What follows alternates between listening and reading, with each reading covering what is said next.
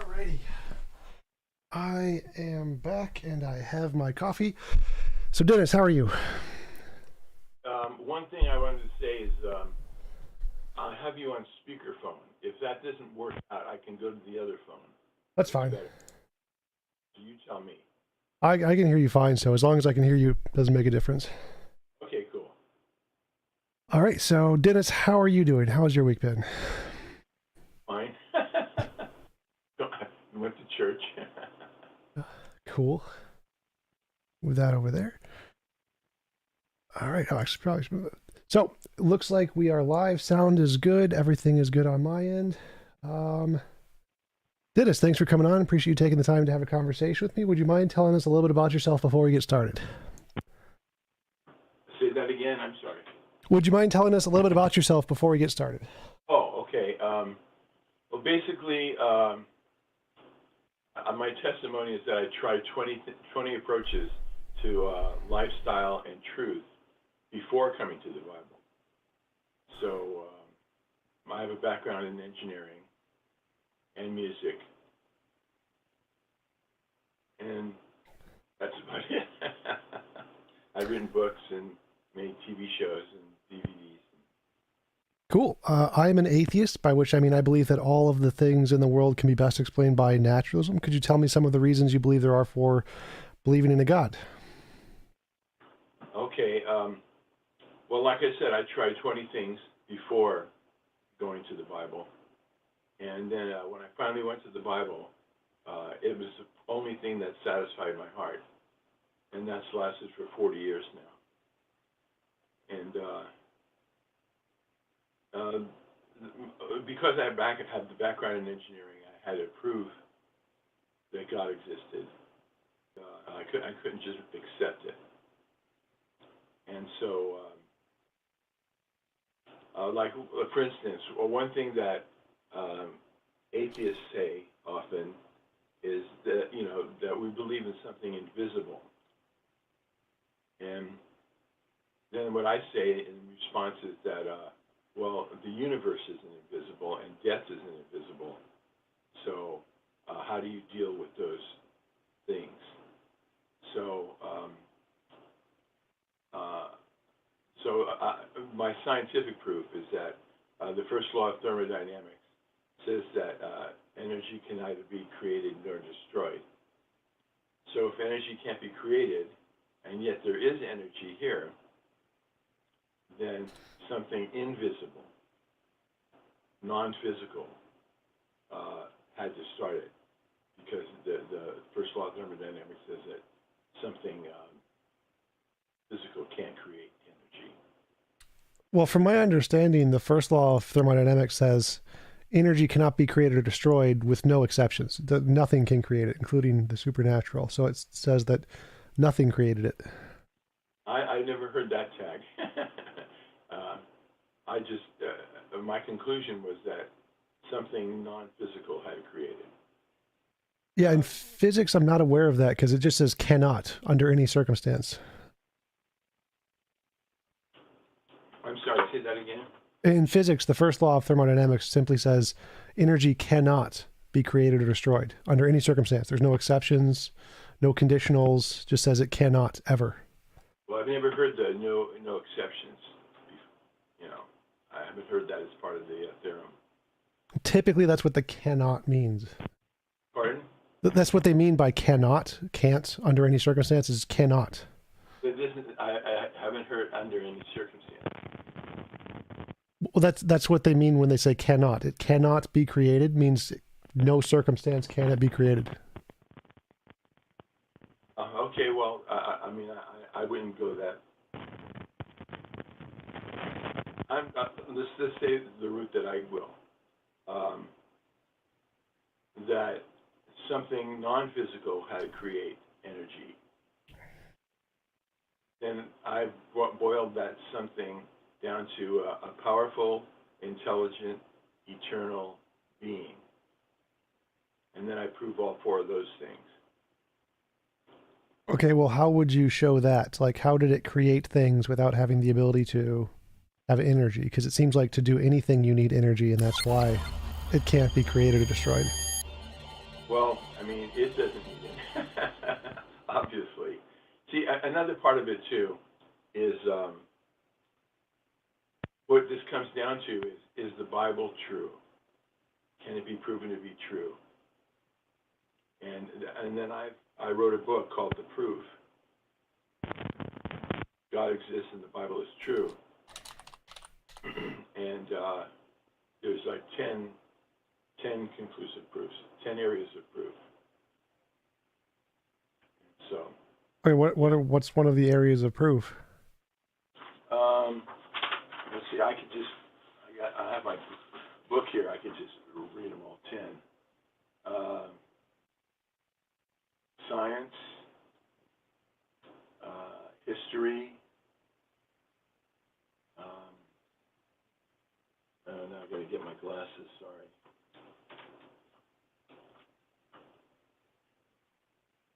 Okay. Science, history. The Bible is the only source in history that records 100% accuracy in foretelling the future. And let's see. All modern scientifically proven supernatural occurrences are tied to Christianity. The Bible is the only perfect psychology document. And I have a strong history in psychology. When groups of people submit to biblical standards, their statistics improve. So that's a social proof. The original language Bible is without error. Science taken to the nth degree ends with God exists and the Bible is true. Logic taken to the nth degree ends with God exists and the Bible is true. And then of the many beliefs about the ultimate questions of life, only one has been proven. Those are the 10 proofs. Okay, to the best of my knowledge, none of those indicate a God. How does any one of those, like, give me an example of which one you want to talk about? Let's see if that indicates a God. Well, like I said, the science of logic, let's see. No, laws of science prove the existence of God. Well, that's the first law of thermodynamics, again. Historical and archaeological evidence validates what's in the Bible, and there's no evidence that it invalidates what's in it. So Well, there's tons of evidence that disproves the Bible. Like, all of the evidence indicates Moses didn't exist. There was no Exodus. Cain and Abel didn't exist. Abraham didn't exist. None of the matriarchs or patriarchs in the Old Testament existed. All of the archaeological evidence seems to disprove pretty much everything in the Bible. World global flood didn't happen. Dinosaurs existed before humans did. So pretty much everything about biblical archaeology has been proven false. That's why most archaeologists, including the archaeologists in Israel, have concluded that the Bible is not an accurate description of historical truths. Yeah, I totally disagree with that, with what you're saying. That all those things did exist and were proven. There's in Brooklyn, there's this woman, Mrs. Nussbaum, and her son came up to her and said, "Ma, Moses didn't part the Red Sea." And Mrs. Nussbaum says, "You were there?" You know, I mean, we're talking about things that we have to get secondary proofs. Well, I'm just talking about the archaeology. Like, if we do archaeology in the land where they were supposed to have walked, there's nothing there. There's no pots, no skeletons, no human remains, no buildings, nothing related to humans whatsoever. Also, given the population of the time period, the number of slaves that were supposed to have left Egypt would have been over half of the entire population of Egypt, which it would have been impossible to give them food as slaves. Like, the Egyptians did not have enough food to feed that many people anyway. So it's physically impossible for that to have been the case. So I don't know how you can come to the conclusion that that's just literally not possible. Well, I heard just the opposite. See, all the things that I hear said there are proofs. Like what? Because I've seen all the archaeological evidence, and all of the archaeologists agree there is no evidence. I see archaeological evidence that there is evidence.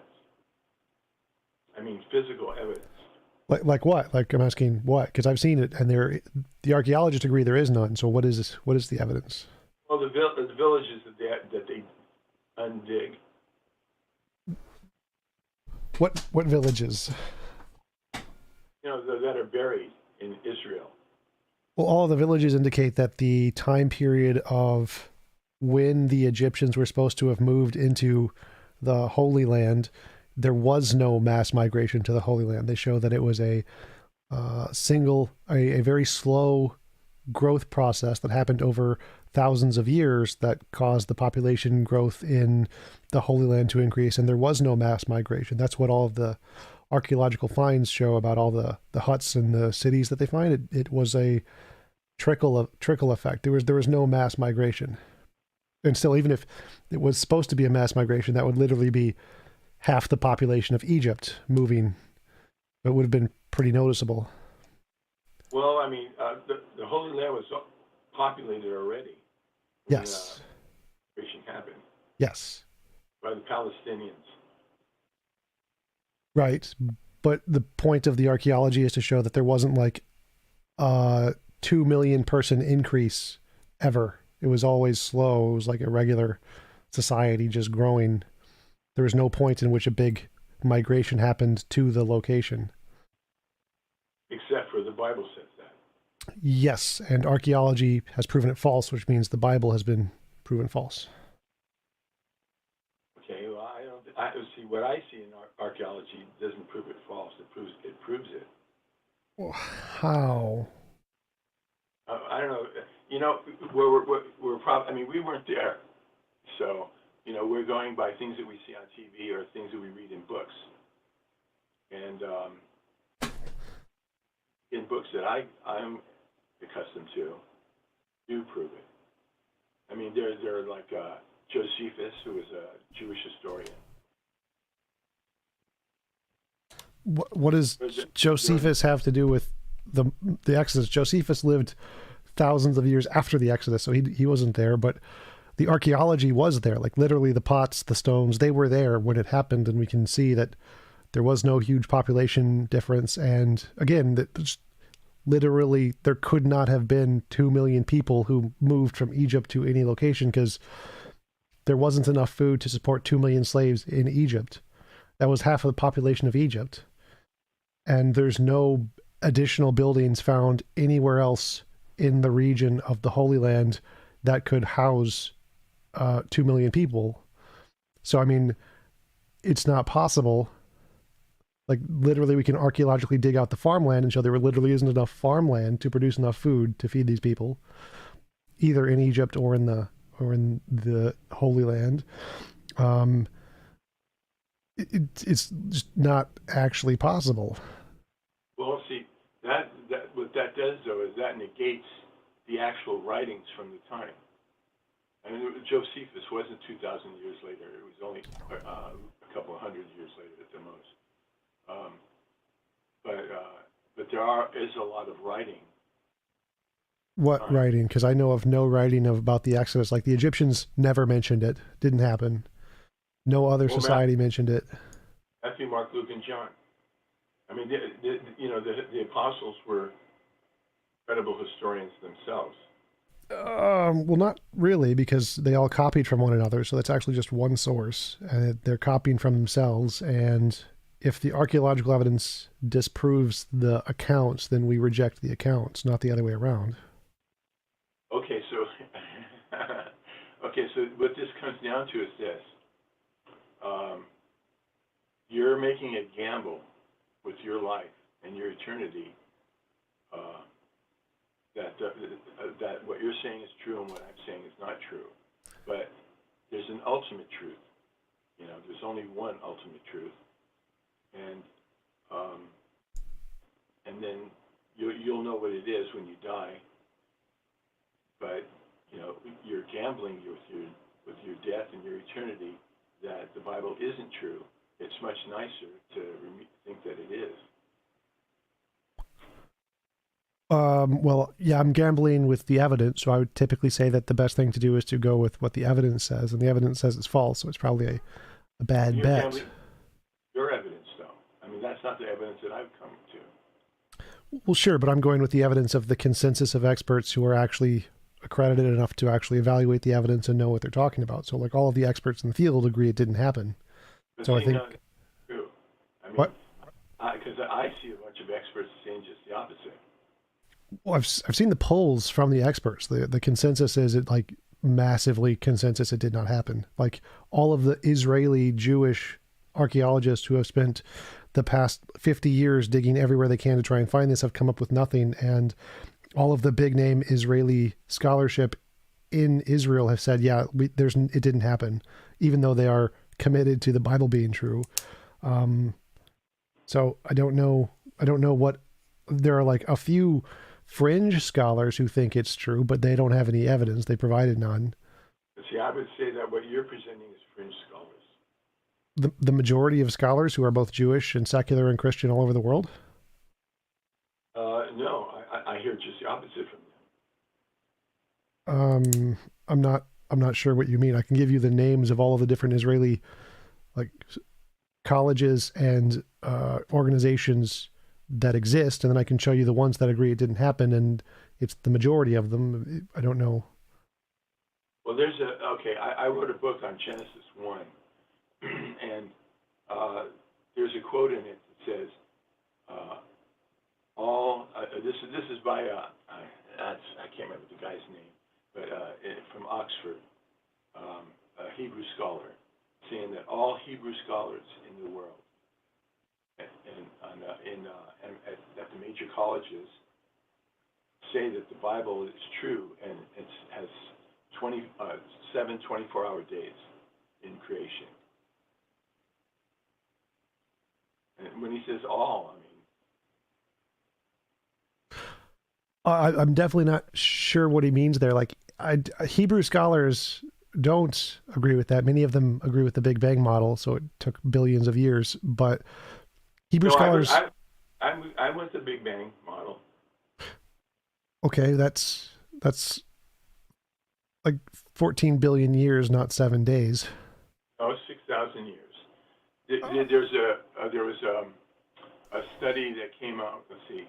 Oh, even I think you're in Minnesota. Yep. It's at the University of Minnesota, but from Stanford and a number of other places that says that Big Bang, the explosion was so fast, 10 times 10 to the 10th power, the speed of light, and so that's how the universe happened in 6 days. So things can't travel faster than the speed of light. That's also one of the laws of physics. True. And That's absolutely true. That's been proven many times. yeah, and so the consensus in pretty much every field is that it definitely was 14 billion years ago. That's like the consensus of everything in physics. There's 6,000 is just provably wrong in every possible way.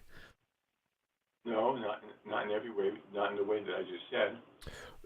Yes, in the way you just said, because that's not a thing. Well, I mean, that's a bunch of top universities back that up. Well, they've included that the expansion rate of the universe at the Big Bang was much faster than it is now, which is true, but it was never faster than the speed of light, and it was never, it wasn't 6,000 years ago, it was 14 billion years ago. I mean, the scholars that I've read say that it is faster. I'm talking about secular scholars or Jewish scholars. You know, I'm not talking about just Christians.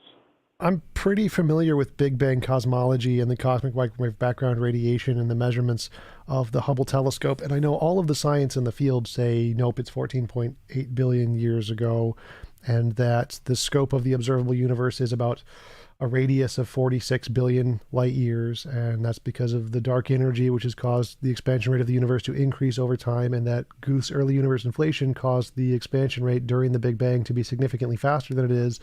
Absolutely none of the science indicates 6,000 years. Not a single thing ever in any of the papers, in any of the physics say that. And I read just the opposite. Where? Can you give me a citation? Yeah, I wish I had had that. I wish I had my book in front of me. Um, I could tell you exactly. You want me to go get the book really quick? Yeah, go for it.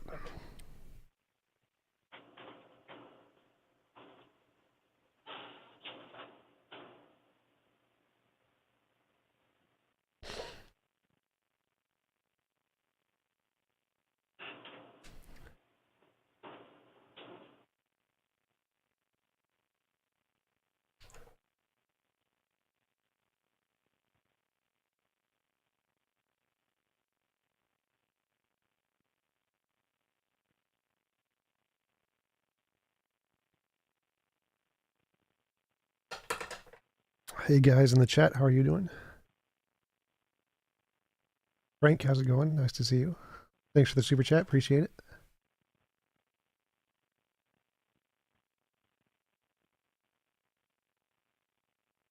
Mm.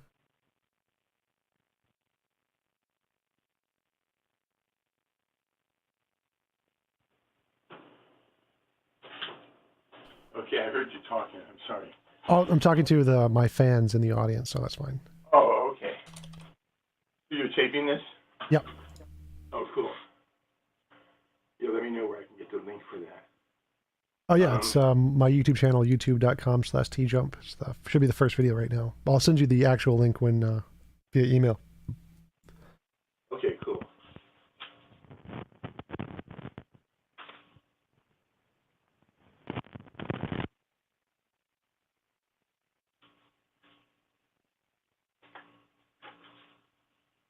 Okay, I'm sorry. I got the book in front of me. Sure, no problem.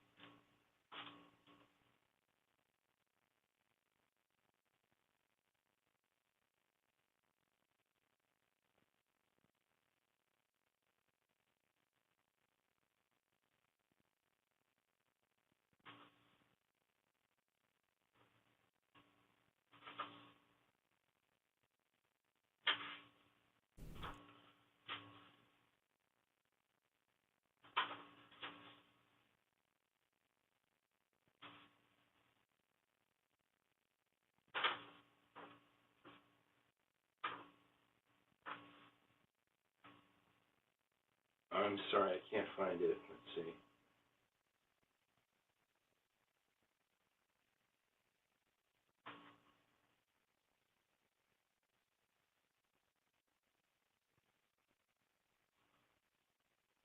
That's all right. We can move on to the one of the other 10 that you listed. Okay. Now, you mentioned logic. How does logic indicate a god? Hang on. See, I haven't done this in a while, so I'll have to go to the other book. Let's see. Okay, page 239.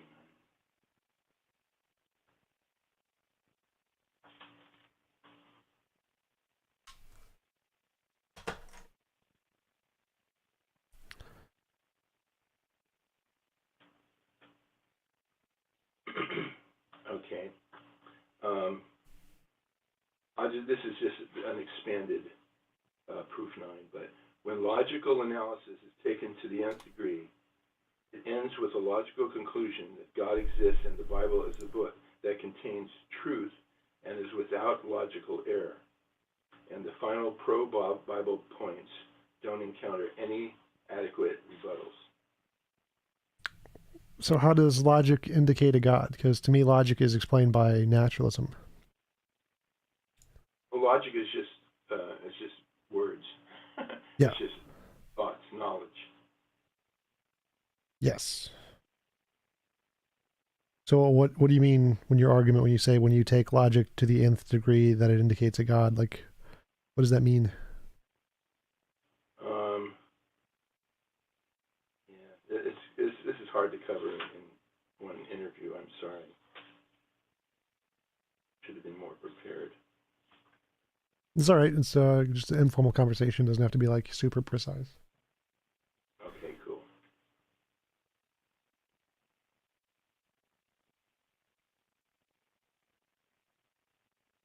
And see, there's a whole chapter just on that one point.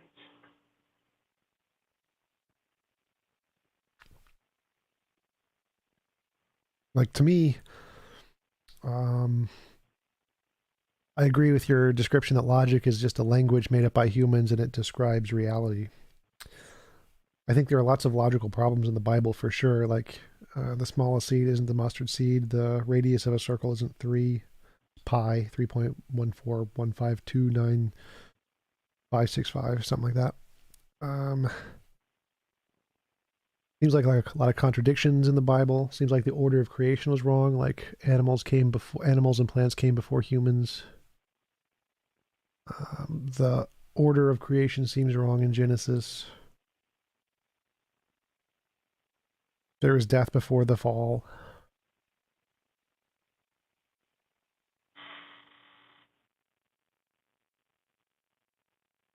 Yeah, when you say animals came before plants, I don't think so.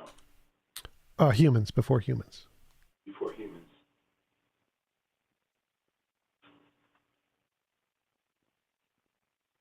I mean, and animals, if I don't know what you would classify as like bacteria and those kinds of organisms. I don't, I think those would be animals, but I'm not sure. Single celled organisms, eukaryotes, prokaryotes. I don't, because they're not plants. Maybe some plants.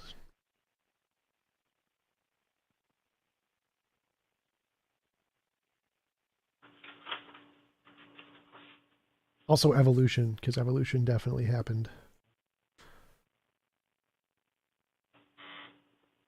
I don't agree with that. Because I have a have a whole DVD on proof that the that evolution didn't happen. Well, not the type of evolution we're talking about. I mean, microevolution happened, but not macroevolution. What Micro, is the difference exactly? Because from my understanding, microevolution is just a bunch of macroevolution added together. no, Macro. macroevolution is jumping from one species, what do you call it, species, to another. It's making these leaps, macro leaps, whereas microevolution is like the changes within a species. Sort of, I agree with that. So, like, I think that microevolution is changes in allele frequency in DNA. So, like, different patterns in DNA. And if you change them a lot, like over millions of years or millions of times, then it'll go from one species to a different species because that's all species are is just different patterns in DNA. Like, frogs are made of DNA, trees are made of DNA, humans are made of DNA, and they're all just different patterns of ATCG. So if there's a bunch of small changes in ATCG patterns, eventually you're going to go from um, 10 changes to 100 to 1,000 to 10,000 to 10 million, and you're going to get a new species eventually. Of course, you're talking millions of years. I'm only talking 6,000 years.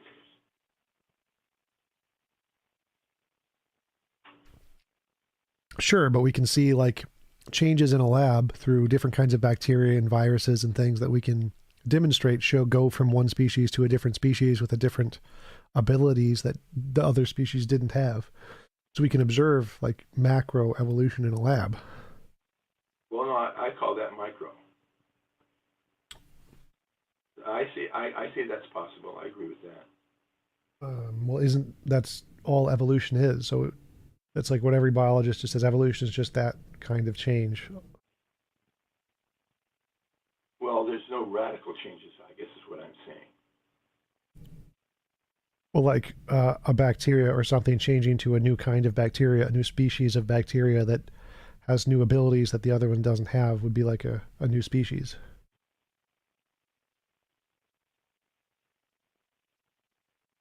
Well, I don't know. Bacteria to bacteria is microevolution, I think. So like a single-celled organism evolving into a different kind of organism that becomes multicellular. That's something we've seen in a lab where we started with just a bunch of organisms that had one cell, and then they evolved to an organism that survived with many different cells and combined together and fused. That seems to be evolution because they're not the same species anymore. One only has one cell and they all have one cell. And then this other one groups together and multiplies as a combined cellular mass. It seems to be a new species. I wouldn't say that.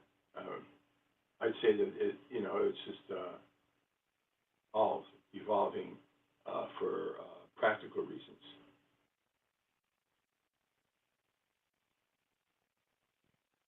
But then, see, what you have is you have a human being in the ultimate end of that cell breakdown, and the human being has many different cells. They all come together. How did they all uh, decide Uh, to form, to form a being that has a brain and a liver? well, different areas of the cells mutate differently. And if the area mutates in a way that is beneficial to survival, then that area will be kept via I forget what it's called. It starts with an H. There's a specific type of gene that starts with an H, and it causes certain areas of your body to mutate differently than other areas of your body, and it maintains those. And so if you have a mutation like a fin or something gets added on and that makes you more likely to survive, then you'll pass on those genes that produces the fin, which was just a result of random mutation, and that's what we see in nature. Right, but you're saying your body. I mean, why is there even a your body in the first place? Because evolution, starting with single cellular organisms, caused a random mutation that had other multicellular organisms get formed, and they were better at surviving, and so they reproduced more. And that created a body with multiple cells, and then that body with multiple cells had a mutation where it had a different part, like a brain or an organ or whatever, and that thing was better at reproduction than the previous thing that was only just a mass of cells. And then another organ was added, and another one, and another one, and they continue to become better and better at surviving and reproducing. And so that's how we got bodies with all these different organs. Or why even specialize in the first place? Better because it's better for survival. Really? Then why does the inferior forms still stay in existence? Inferior, I'm not sure what you mean. They don't. Well, sure, bacteria, single cell, amoeba. Uh, because they can still survive in other different areas of the environment. So, like, different organisms survive differently in different parts of the environment. And so, the ones that survive the best in different parts of the environment are the ones that reproduce. And so, the multicellular organisms were better at surviving in larger scale environments than bacteria are.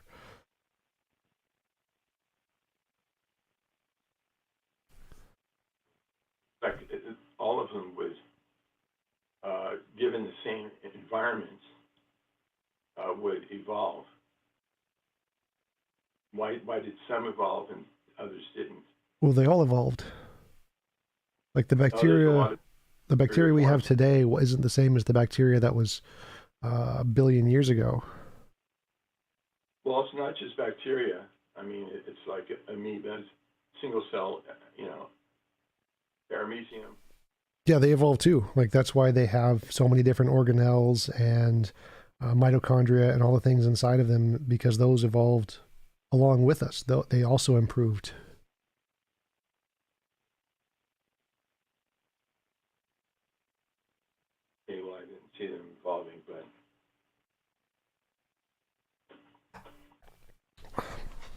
Well, that was the example I gave you about in the lab, where we can literally show them evolving and gaining new functions, new parts. No, I mean, I'm talking about the original. Well, why are they still in existence? Why didn't they evolve? Original ones, like I don't. There are no original ones. Like the bacteria, none of the bacteria we see today anywhere on the planet are the same as the bacteria that existed, like the Well, we have original single bacteria. cell animals. I mean, single cell entities. You know, and they stayed. They didn't evolve.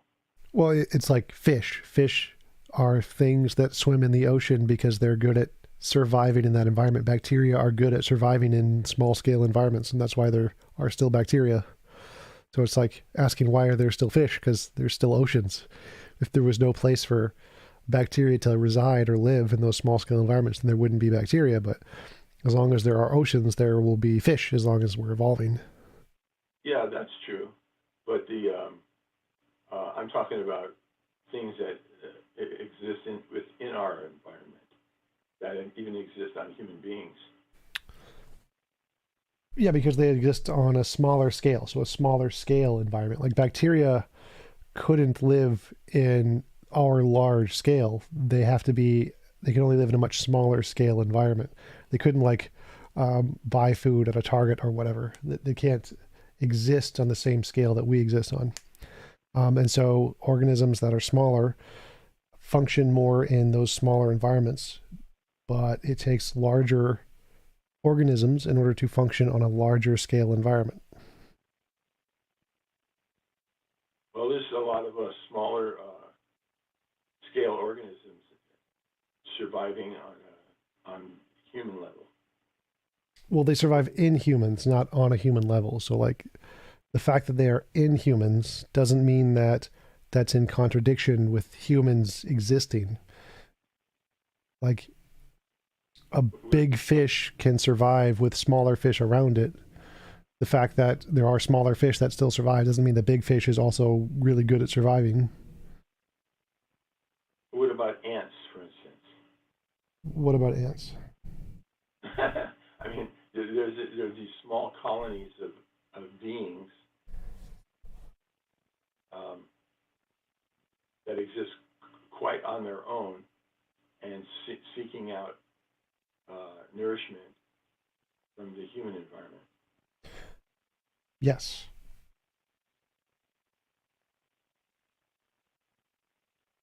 I'm not seeing your point. Like, yes, there are lots of animals that survive on humans, like mosquitoes, flies, dogs, cows, chickens. The fact that they evolved in different environments and were able to survive in the current environment seems like obvious to me. Like, yeah,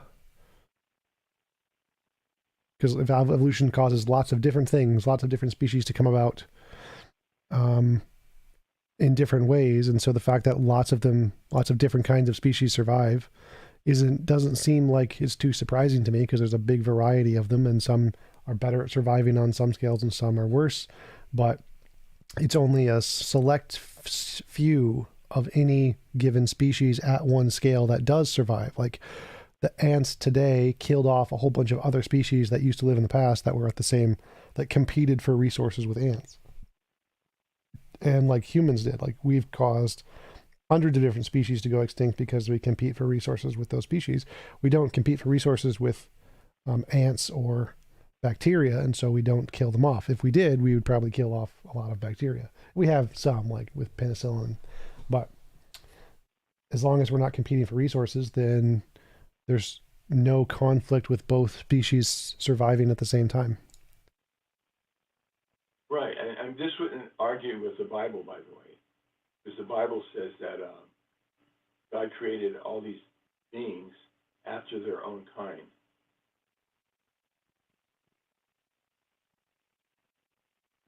Well, that's the part I'm not following, because I don't see any kinds. To me, it just seems like there's DNA, and the DNA that's changed from one species to another. I don't see any kinds. Sure, chickens, people, birds, whales, ants. own kind and they're that way for as far as we know. How do you identify them as a kind? Like, where is the barrier between? Because to me, it seems like if ants keep evolving, they will evolve into a new kind, a new species. I don't see a barrier that's stopping them from changing to a different species. It just takes more time. Same with every species. Yeah, I don't see any ants evolving. Well, I see it every day. I see it in their genetic mutations, and if they have enough of them, they will change. So again, to me, microevolution is the only kind of evolution, and macroevolution is just micro plus micro plus micro plus micro. And so if the changes keep happening in ants or humans or any species, then eventually they're going to change into a new species. They're going to get more parts to their body. They're going to get bigger or faster or stronger or have a different organ that develops, have a different reproductive system. Anything that could potentially help them to do better seems to be like a change that could happen, and there could be lots of changes that could sequentially happen to make them better, and that would lead to a new species. So I don't see how, with the microevolution, which you agreed is a thing, if there is microevolution, how is it going to stop changing an animal before it like crosses the barrier onto a new species? Because to me, it seems like if the changes keep happening, then it will necessarily get to a new species. Well, see, that's what we have a difference there as far as your millions of years and my 6,000 years, because all these kinds were in the Bible, way back when. So they didn't evolve. So if we did have millions of years, then you're saying evolution would happen. They would actually evolve into new species. We just don't have enough time yet. Yeah, and why, okay, if there is a God, why would God create millions of years? I don't know why not. Seems like if there was a God, he could choose to do anything. The reason why not is because he made this creation for humans ultimately that he could have a relationship with. So why would he waste time evolving things? Yeah, I understand your point. To me, I would agree that it wouldn't make sense for like the Christian God to create billions of years with nothing for like just the past several thousand years or whatever. But it seems like that's good evidence of why it didn't happen. It seems like that would be the fact that the universe is 14.8 billion years old and that we can see stars that are significantly farther away than 6,000 years and trees that are older than 6,000 years. That's good evidence that the Christian God is not true. Well, I don't know about trees, but I know stars because of the speed at the Big Bang could be further than 6,000 years away.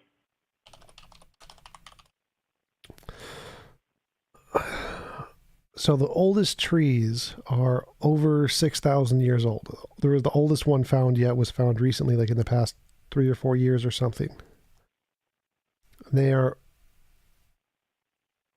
very old, older than the world flood, which doesn't make sense because if there was a global flood, they should have drowned all the trees. But also the fact that there's literally not enough water on the planet to have a global flood. That's also a problem. Well, they said the fountains of the deep brought forth the waters. Well, if we like take all of the water on the entire planet and we just put it on the surface, it wouldn't drown everything. There would like most of the mountains would still be above water. No, there's also the thing where it says the clouds. I can't remember how it says it, but the waters in the heavens. Well, did it like go back? Like where did it go? Because if the water is still here on Earth, there's not enough water. The water gets used up. Gets used up? Yeah. Where does it go? Like to the atmosphere, to the ground, ice caps? Drink it, and the atmosphere.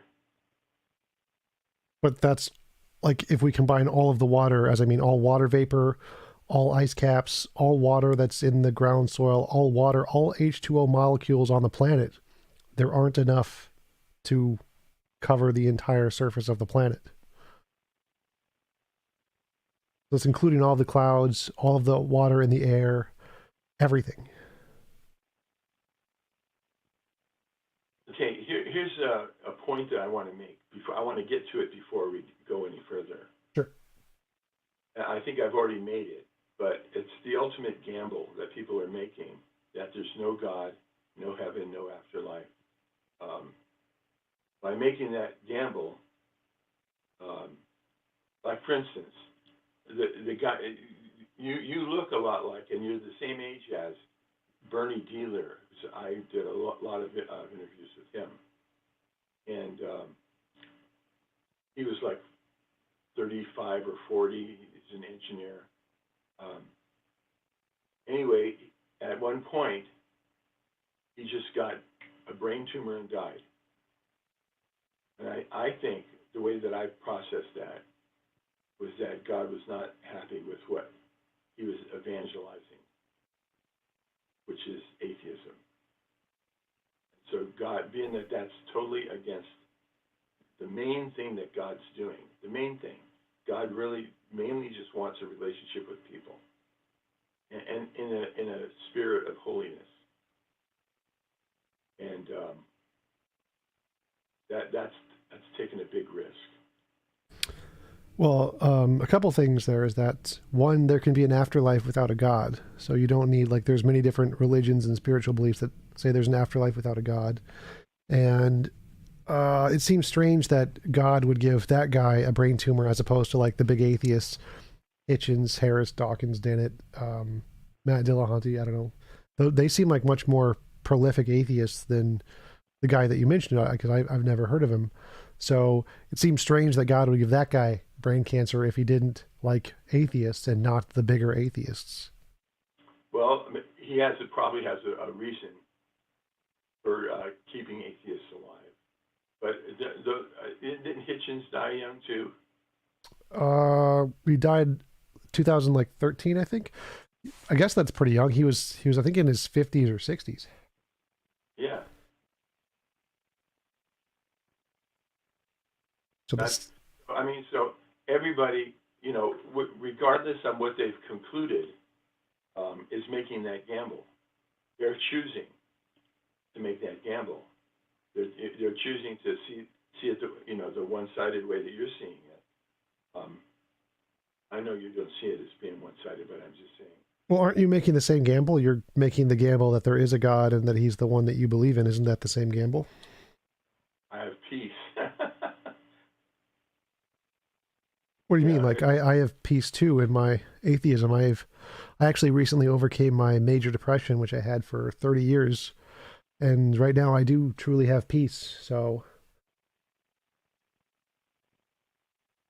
well, yeah, I mean, why did you have the depression? um, for me, it's because I have high functioning autism, and people with high functioning autism have a special interest, which means that their brain only values that one thing above all else. And if you don't get that thing, it causes you a lot of emotional pain. And once you do, it gives you a lot of emotional joy and comfort and peace. And so I didn't get it until like 6 months ago. Okay, hopefully it'll last, but I mean, it's possible that it won't. Yep. I just think it's a gamble on your side. I mean, I went through 14 years of searching, and I tried everything out.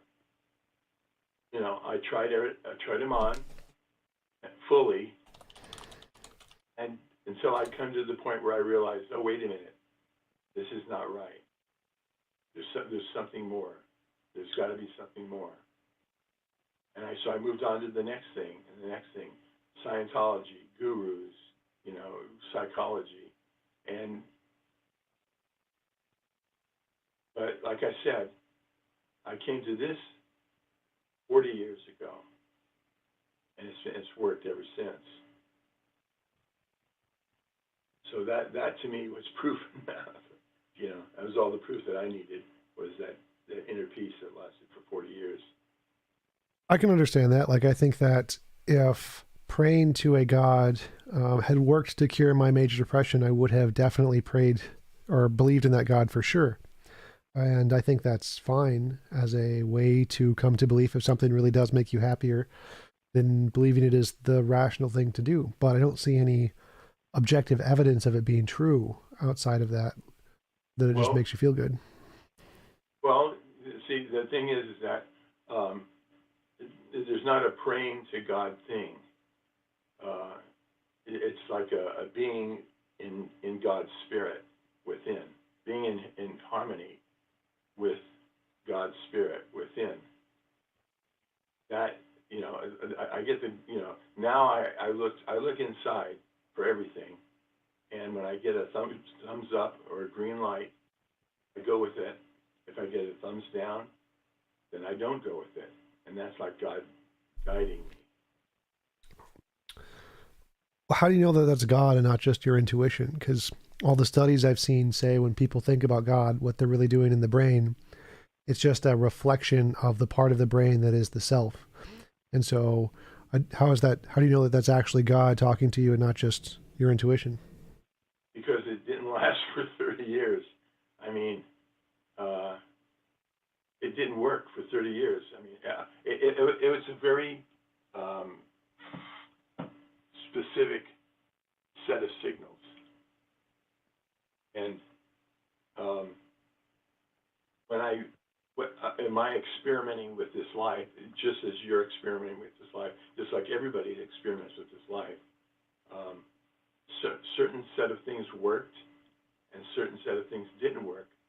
And it came to the point where I realized there is an absolute. There is a one set of absolute good and evil.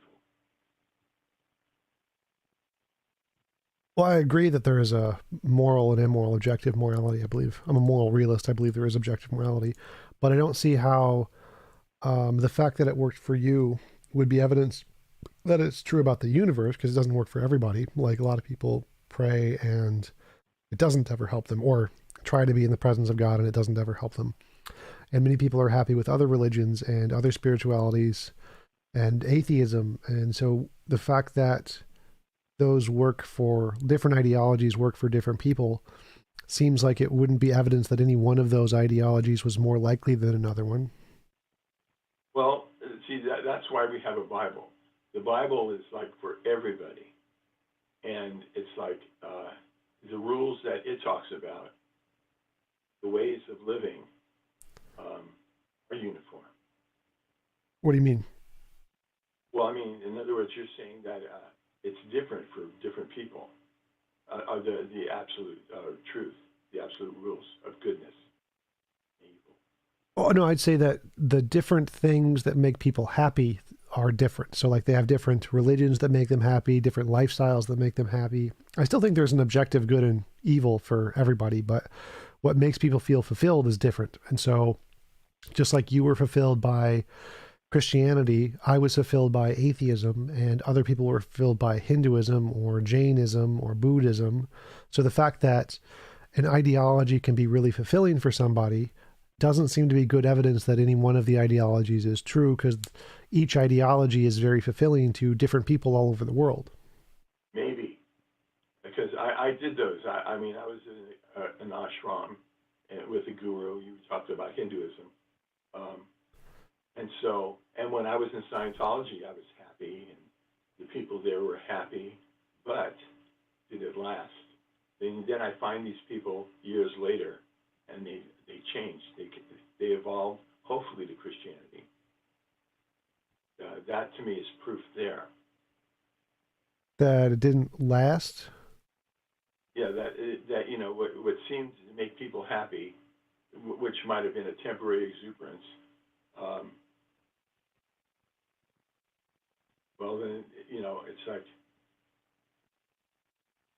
they weren't truly, deeply happy all that time. There was a thing inside, a searching thing. Christianity describes this as a God void, that our hearts are restless until they rest in Thee, as Saint Augustine said. So, what about So people who were more fulfilled for you for longer than you? Would that be evidence that whatever ideology, like there are Hindu monks and Buddhist monks who have been monks for 60, 70 years and they're very fulfilled. Wouldn't that be more evidence that they're true? Well, I don't know if that is true. I mean, I don't know if there are any monks that are that have that kind of sedentary lifestyle and are really happy. I know. I think we're not made to be sedentary. We're made to be productive and creative, as God is. We're made in God's image. God is creative. He's relational, and so therefore, that's where fulfillment is. Well, I see like a bunch of the top Buddhist monks seem very happy and fulfilled to me. Like um, Thich Nhat Hanh, he seems very fulfilled. The Dalai Lama seems very fulfilled. Santi Sai Baba seemed very fulfilled. I don't like they were lifelong of different religions, but they seemed all very fulfilled, had very fulfilling lives, very happy people. Alan Watts seemed very fulfilled. Well, they might be in process. I mean, all those people you named, I can reflect on them and see flaws. You know, and I lived amongst them. I lived in an ashram. I'm not sure what you mean by flaws versus like having fulfilling lives. You can have flaws and still have a very fulfilling life, right? No, No. no. See, the thing is because God made us to seek Him, to have a relationship with Him, then there's always going to be some a person like people. When I was in a lot of those things, we would kid ourselves, thinking that we were happy. We want so much so that we could almost put ourselves into it, and then finally, that Augustine's phrase, "Our hearts are restless until they rest in Thee." So are you saying you have no flaws?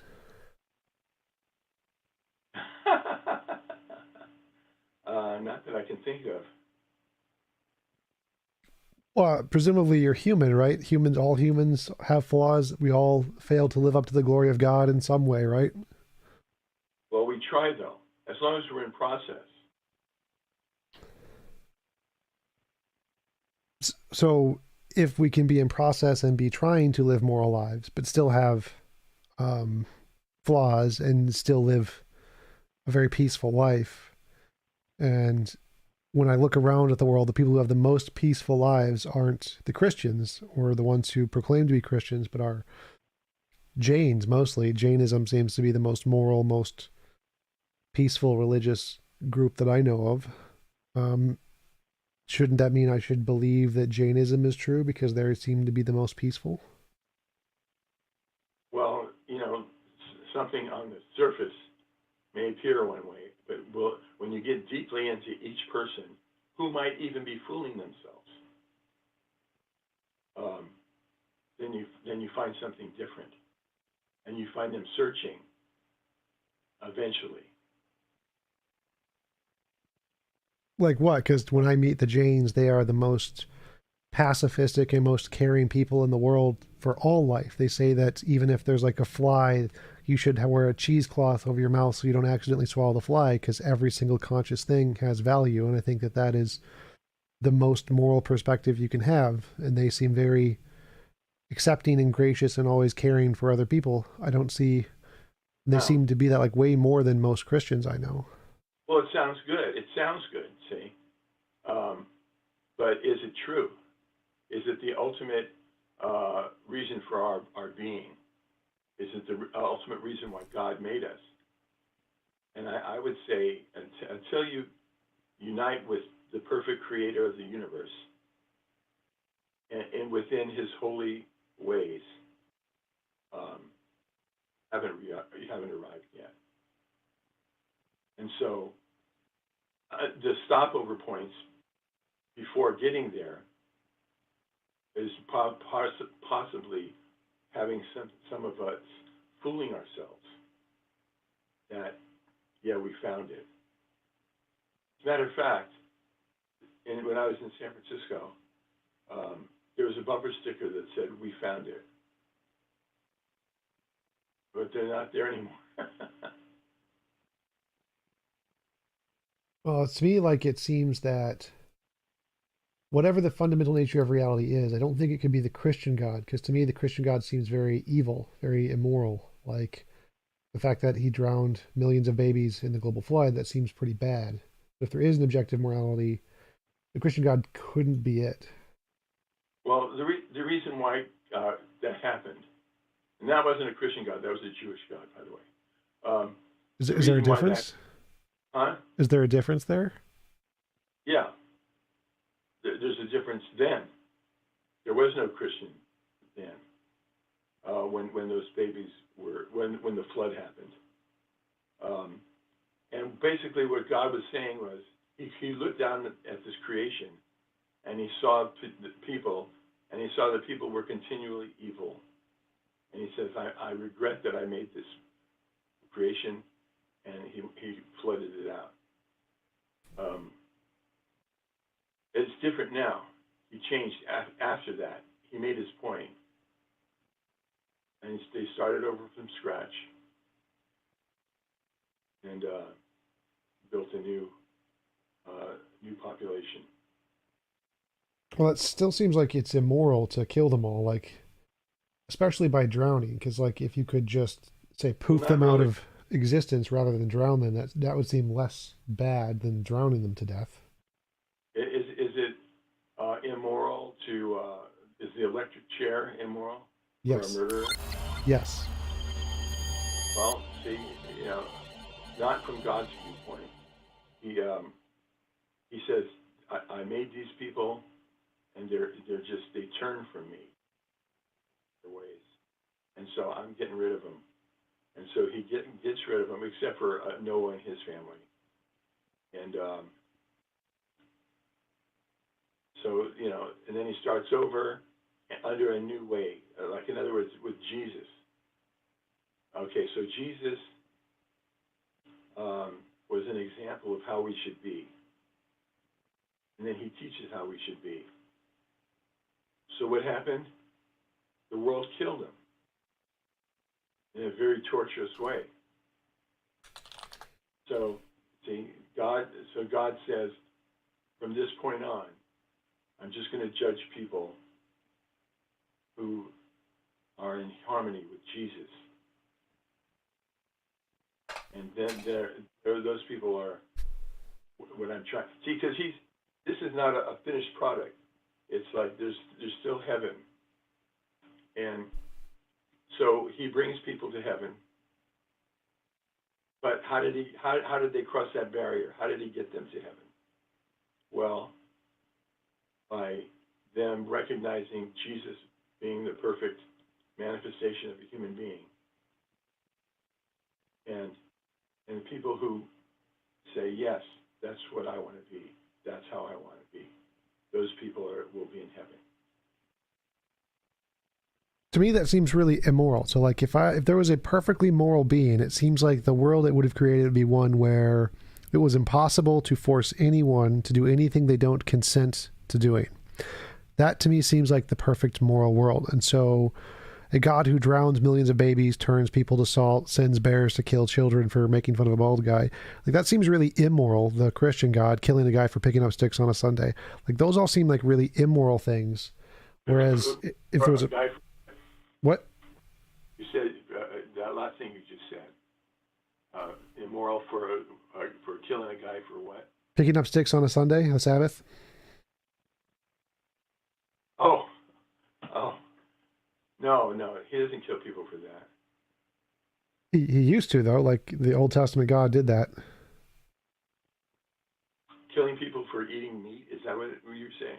No, picking up sticks. A guy who was working on the Sabbath. Killing, one of the punishments in the Old Testament for working on the Sabbath was to be stoned to death. And there was a guy who was picking up sticks working, and he was stoned to death in the Old Testament for picking up sticks. I don't know that story, no. Do you know the one, 2 Kings 2:24, where kids were making fun of a bald man and God sent 2 mother bears to maul the children for making fun of a bald man? No, I don't know that one either. What You know, about, God's serious. I mean, he's serious about holiness and holy standards. He's trying to make a perfect world. Is what it is. A perfectly holy, loving, peaceful world. And so then he's had to deal with people along the way who have violated that. And if he killed somebody, it's to show how serious he was about that. Now you say it's immoral, but you know we don't know what's happening to those people on the other side. Maybe he said that he just wanted to make an example of them, and but they're okay in heaven. well, to me, that seems immoral. It seems like a better way to do that would be to create a world where it's impossible to force anyone to do anything they don't consent to doing. If God had done that, he would have made a more moral world. So even to me, it seems like a doctor. Like if we had a doctor in the 1800s, if he cuts your leg off when you get shot or something, he needs to do that because if he doesn't cut your leg off, you're going to get sepsis and die. And they didn't have any like penicillin or anything back then. So the best the doctor could do would cut your leg off. But if a doctor did that today, he'd be really immoral. You'd sue him for malpractice because today they can do something much less harmful, which is just give you penicillin. The same thing applies to God. If God has the power to do something less immoral than cut your leg off, if he chooses to cut your leg off, God has done something immoral, just like the doctor. So it seems to me God could have done a better thing, which would be just create the world in such a way that all individuals, it's impossible to force them to do anything they don't consent to doing. That would be a better world.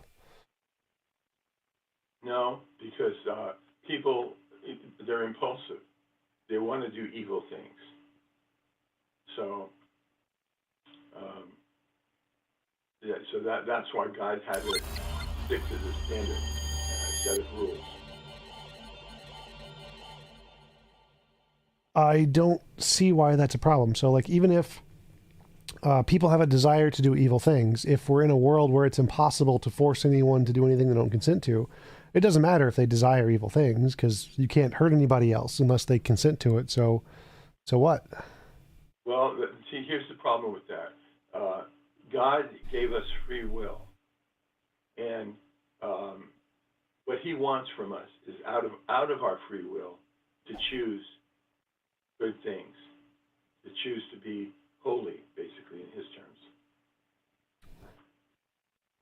Sure, but why we could do that in this world I'm describing. So, like in this world, it's like if we added one extra law of physics that it's impossible to force people to do anything they don't consent to doing. You can still covet your neighbor's wife, you can still lie, you can still desire to harm somebody. It's kind of like a paraplegic. Stephen Hawking was a paraplegic. He couldn't hurt anybody. He literally couldn't use his arms or legs to hurt anybody, but he could still sin. He could still think about hurting people. And so it seems like in this world, you can still have free will and you can still desire to do evil. The only difference is that it's impossible to actually force anyone to do anything they don't consent to, and that is a morally better world where we still have free will. And so we can have free will in this world that I'm describing. Well, then, if that's the case, then there would never be any sin. There would never be any reason for Jesus or reparations for sin. No, what God wants is He wants people made in His image, which is having the possession of free will, creativity, and so. Well, we can still sin in this world. Like you can still covet your neighbor's wife. That's one of the commandments. You can still lie. You can still say the Lord's name in vain. You can still not respect or love the Lord greater than all others. You can still worship idols. So all of the things, most of the commandments you can still break. You just can't murder, can't steal, can't rape. But all of the other commands you can still do or break. And so you can still do evil. You can still be immoral and you still have free will here. It's just some of them you can't. Like you can't fly. You can't choose to fly right now. Likewise, in this world, you wouldn't be able to choose to kill somebody. You still desire it. But it seems like that would be a better way to do things, and you still have free will and you still have evil.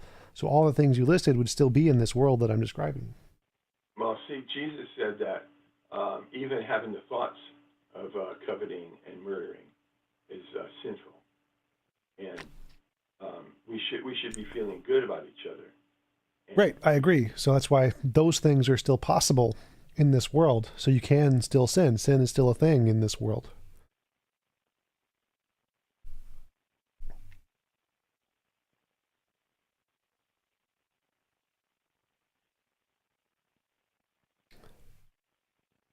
yeah, well, see, what it comes down to is there an ultimate good? Is there an ultimate standards for good? And those include what we think and what we feel and our attitudes towards other people. Right, I agree. You know something? You're pretty close. I know you don't want to hear this, but you're actually pretty close. You're actually about Christianity, and all you got to do is just make that one leap. Want to be in harmony with the God who created everything based on His standards. Well, I think his standards aren't very good. I think I have better standards because I think that the world I described, the one where it's not possible to force anyone to do anything they don't consent to, like I want to create that world or do whatever I can to create that world. And that world would be a better world than whatever God designed because I think Then that you're world is the perfect world. so then you're God. Because No. well, no, I mean, you rationalized um, why you've come to the conclusion that you've come to, Yeah. but uh, it may not be perfect. How so? Well, by making robots out of people, they're suppressing their inner workings and putting a gate on their free will. Well, remember we said we didn't do that. They still have free will. Like you agree paraplegics have free will, right? Yeah. So the fact that they can't physically act on their free will doesn't mean they don't have free will. They still have free will. So even if you can't act on your desire to harm someone, you can still have the desire. You still have the free will. So I haven't put any gates on free will at all. All I've done is add an extra law of physics, kind of like how you can't fly. You won't be able to punch somebody unless they consent to it. So to me, it seems like I haven't limited free will at all. You still have exactly the same level of free will, but you just can't act on it without someone else's consent to harm someone else. Boy, you have something going against you there. The defund the police. The police are the things that keep us acting. I mean, keep people acting, not acting. I mean, on their evil desires. And yet there's a whole movement now that says, "Oh, in Minneapolis, you're close." That says defund the police. So people are trying to eliminate. They're trying to go opposite of what you're trying to do. Huh? Like, my view doesn't have anything to do with the police or defund the police. My view is like to add an extra law of physics that like makes it impossible to like hurt people without their consent. Well, the thing is that what the police are is people who do hurt people without their consent. And so, Yep, please do that. yeah, and the movement in the society right now is to, well, part of the society is to move away from that, to take away any restraints at all. You know, I don't think any of them said that. Like, I think you should still have constraints. Most of the people who say defund the police think you should have a social, like militia that does the policing, not an organized thing of the government. They still think you should have something like the police, but they're not doing it. that's because nobody's ever defunded the police. Like, it's not a thing that's happened, so they haven't had to replace Here in it. Portland, where I live. I think the police are still there. They haven't like gotten rid of them. They haven't abolished the police. Yeah, they fired him. So all of them. They fired literally every policeman in the entire city. No, most of them though. Right. And the ones who are still here, they're very apologetic while crime is happening. Right. It's really They still have police. It's just they're just not as many. But I'm not following how that is relating to what I said about a world where you can't physically do something to someone without their consent. Like that has nothing to do with the police. right. But even to have that desire is evil. Right, and I'm fine with that. You can still have that desire. So in my world, you still have the desire. Right. See, that's to me that's evil. That desires have to lead to actions. I desire to fly, but I can't fly. Well, that's different. I'm talking about sin. Well, how is that different? So, like, if I desired to nuke a country, I couldn't do that because I have no nukes. I have no nuclear weapons, so I can't nuke a country. How is that different? How about sex? That's a strong desire. Yes, and there's many people who can't have sex. Like, they don't have the sexual organs. They're paraplegic. They're impotent. So Fair. there's What about cases. all who do? Well, what about them? Like, because you said there's some difference between immoral desires that you can't fulfill. Like you said, you should be able to act on desires. Yet all over the world, we see people who have evil desires, but they can't act on them because they're paraplegic, they're impotent, they don't have nuclear weapons, they don't have any So way to act on those desires. So it seems like it's the same. you would do that to every person? Yes, I would make it so that they can have desires to harm, but they can't actually enact them without consent of the person they're about. Yes, I would definitely do that. And I think that would be the moral thing to do. Okay. Yeah, well, it's better than what we have now, that's for sure. I totally agree. I also think it'd be better than anything God ever did. Well, no. See, God, not only did He give us all these rules in the Bible and stuff, but He empowers us in our heart to do right, and not to do wrong. See, so for me, it's like sinning. It's like something that's totally abhorrent to me now. Whereas I used to go by my impulses, and that wasn't the case. So, And I'm not following. Like it still seems like the world I describe would be better than that. What you're describing is still possible in my world, so I don't see why that would be a thing my world is missing. well, it's just like I wouldn't want to have those feelings. You could Like, you could turn them off if you wanted to. You could literally just say I don't want to have these feelings, and that would be because you but don't consent to those feelings. You wouldn't have to have them. well, that's how I live. I mean, that's true. That's what a Christian does. Right, and so since that's also possible in my best world, then my world would have that, and it would be impossible to force people to do things they don't consent to. Therefore, it seems like mine has more good things and less bad things. Well, see, though, if you come to the point of the end result of what you're trying to achieve, um, you can do that by having a relationship with God and not wanting to offend Him.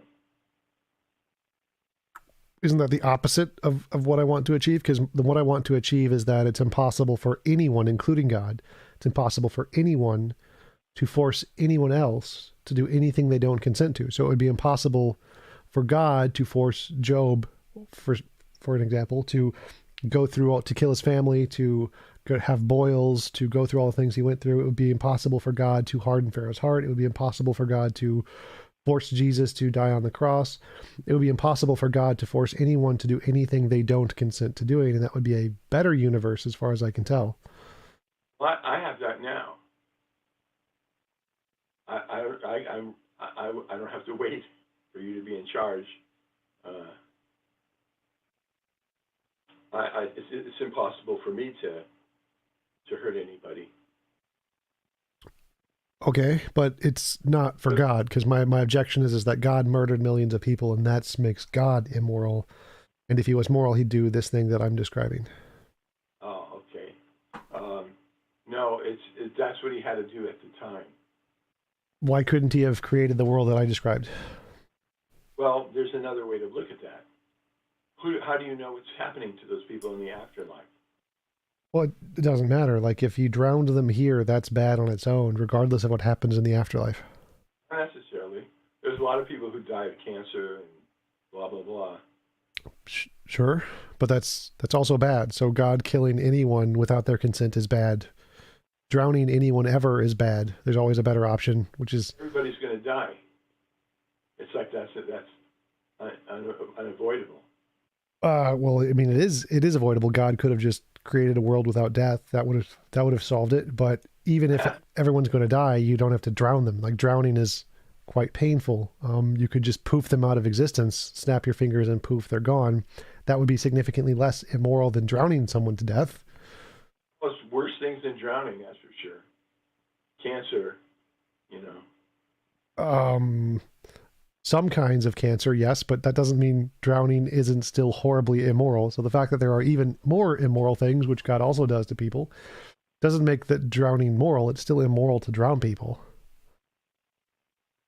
Yeah, well, see, what you have to see is now you're talking about now. I mean, all these examples that you give are like way past in the past, but now you got to see that God is working with everybody to try to achieve something, to try to achieve for them to come to the point where they, they don't harm anybody or they don't have any evil inside of them, or they become very good at turning off anything that might be impulsive and wrong.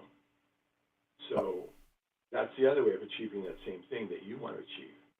I'm not sure I'm following. So, like, if Hitler killed millions of Jews in the past, but today he's not killing anybody, that doesn't mean it's not immoral that he killed millions of Jews. He still did a lot of immoral things. The fact that he's not doing it today doesn't make him not immoral. So even if God drowned millions of people in the past and he's not doing it today, it was still immoral. He's still an immoral being for doing that ever. No, you're seeing it only right in the microcosm of the time. It's like what I'm saying is that every human being has a thing that they're evolving to, and there's things that they have to learn, and there's lessons that they have to go through, and so God's working with people. He's not expecting people to be perfect right from the bat. Um, he says, okay, you'll go through your little stealing period or your little immoral period, but now see that those things are bad and wrong, and now I just care how you end up. And if you end up having the attitude like what you're saying, then that works. I'm not following. So because what I was saying was, if God drowned anyone ever, God is immoral. No, what if all those drowned people are in heaven? Was still immoral. So if God forced people to have water fill their lungs and cause them to suffer without their consent, even if after they died they went to heaven, forcing them to go through that suffering for any amount of time without their consent is immoral. Kind of like a doctor who decides to cut your leg off instead of giving you an antibacterial because he's causing you more pain than is what is required. So the fact that God chose to drown them and cause them a significant amount of pain without their consent rather than just like snapping his fingers and poofing them out of existence would be an immoral action, just like a doctor today cutting your leg off instead of giving you antibacterial would be an immoral action. Right, but from God's perspective, it's like, is something that you go through? Is He evolving the person? Number one, that's one thing. Number two, um, the Bible says that in Genesis 6:6 that I regret that I ever made man. I regret it, and then He wiped them all out. So it's just like He's God. This is His creation. He can do whatever He wants to do, and um, He says there's just evil in their heart all the time. And so He says, I regret that I ever made man. So he wiped them all out, and that was the flood. But to me, that seems like the doctor who's cutting the patient's leg off, because there's an easier way to do it that doesn't hurt anybody, which is just one, you could just poof them out of existence, so no drowning. Or two, you could just create the world I described, where it's impossible to force anyone to do anything they don't consent to, and you could teleport people into this world and not kill them. And both of those options seem to be less bad, less evil than drowning millions of people to death. Well, that was his conclusion. That's what he decided that he needed to do. And who is people to say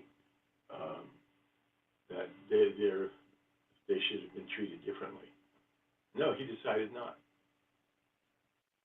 Well, right, I agree. He decided not to in the Bible, but that seems like anyone who decides not to do the thing that's less immoral is by definition evil. Well, I mean, I don't see any people who are really suffering without cause, is what you're kind of getting at. It's like, from God's perspective, there is a cause for all these people. You've got to remember, too, not everybody's going to make it to heaven. Matter of fact, few. The Bible says few are going to make it to heaven. And so that's, that's part of the process.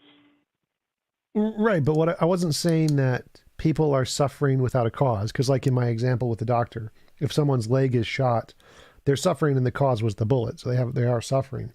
The problem is that if you choose to try to address the suffering by doing something that causes excess pain that doesn't need to be caused, that's evil. So if you're addressing or trying to solve the problem by doing something that causes more suffering unnecessarily, that's evil.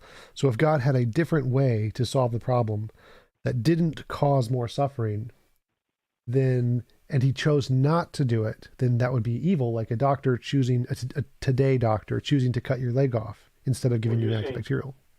You're interjecting choose, but no, maybe you couldn't. Maybe there wasn't a better way.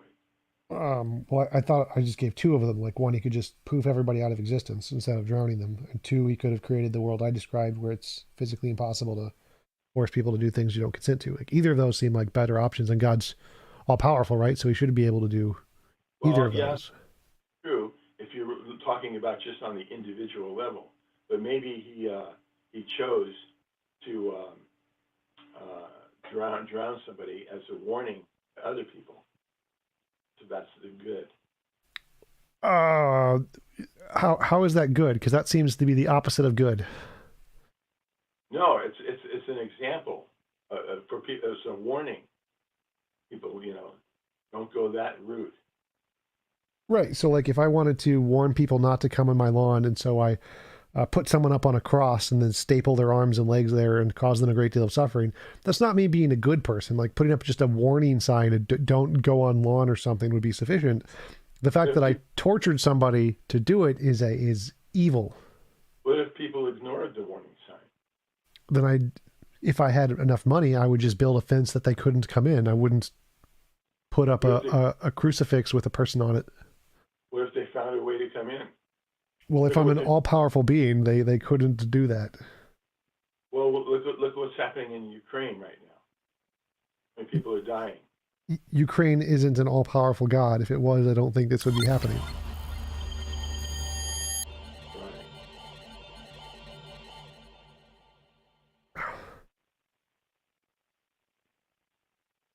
Atheist Velociraptor asks, why would an all-loving God create billions upon billions of people if only a select few of them would end up in heaven?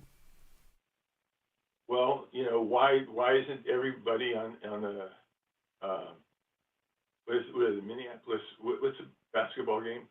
Timberwolves. Timberwolves.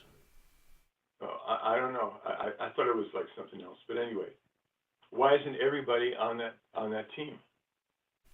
Why is it only just a few? Because life is unfair and people aren't all given the opportunity to be on a professional basketball team. Oh, yeah, no, they should all have the opportunity, and they do. But maybe that wasn't a great example.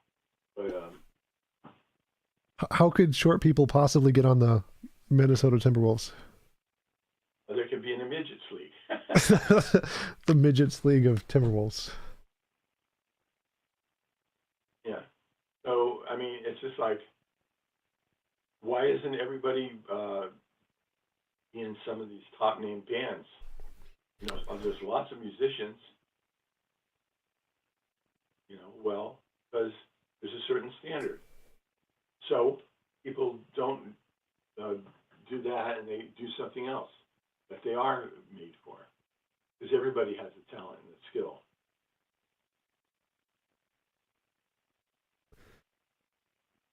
Wouldn't it be more moral to give people the option? Like, if they wanted to be good at being a band, they should just have that, be able to choose that skill? No, because No. you know the reason why is because everything is so good in this world is people are diversified, uh, different skills. So you can't be on the basketball team, but maybe if that's even a skill to begin with, uh, you know, maybe you could be a farmer. What if you But don't want to whatever, be a farmer? huh? What if you don't want to be a farmer? If you don't like farming? Then don't do it. Do what you're made to. Okay, wait a minute. Here's a line from a song that I used to really like. Wonderful is what you feel in you when you do the things you're made to do. So everybody has to find that fish uh, or what they're made to do, what's going to be fulfilling to them. That's how they're going to know it. I mean, who's making that feeling of fulfill inside of them? God made it, because God designed them with this special skill. You know, so therefore, they fish in life until they find what it gives them that satisfaction. That's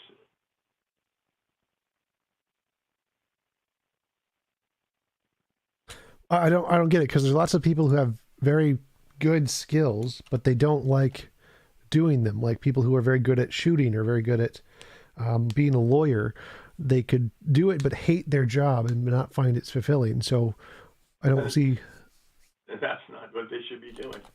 I know lawyers who are, you know, um, inspired.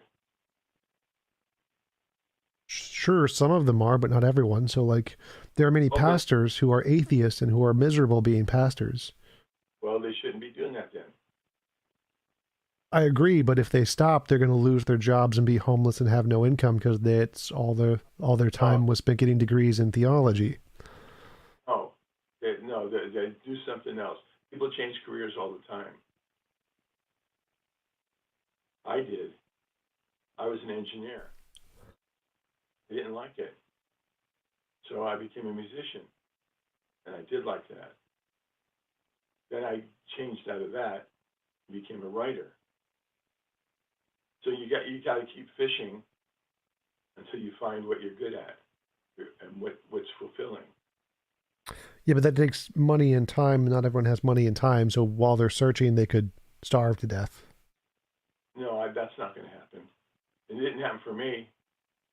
I mean, it's just you know, it's just you know, God would empower people. Well, it happens to millions of people all over the world and has throughout all time. I don't know. I don't know what you mean. It won't happen. Well, because you know they have to. Well, are you saying that there are millions of starving people in the world? Is that what you're saying? Yeah, they starve to death before they actually are able to capitalize on their passions. Okay, well that's part of the society that they live in. Fault of that society. The earth That's why. that God created. Yeah. Well, no, God didn't create societies. There's leaders who run the societies, and they and they're like Putin. They're selfish people. Sure, but I mean, like, food has always been a problem for humanity. We have always not had enough food. Like, it's never been something we've had enough of until recently in human history. I don't know. Like starvations and plagues and things are happened all over the world. Like the potato famine in Ireland, they didn't have enough food and they starved to death because they had no food because all the potatoes were had a bacterial that killed them all. I know you don't want to hear this, but there's reasons for that.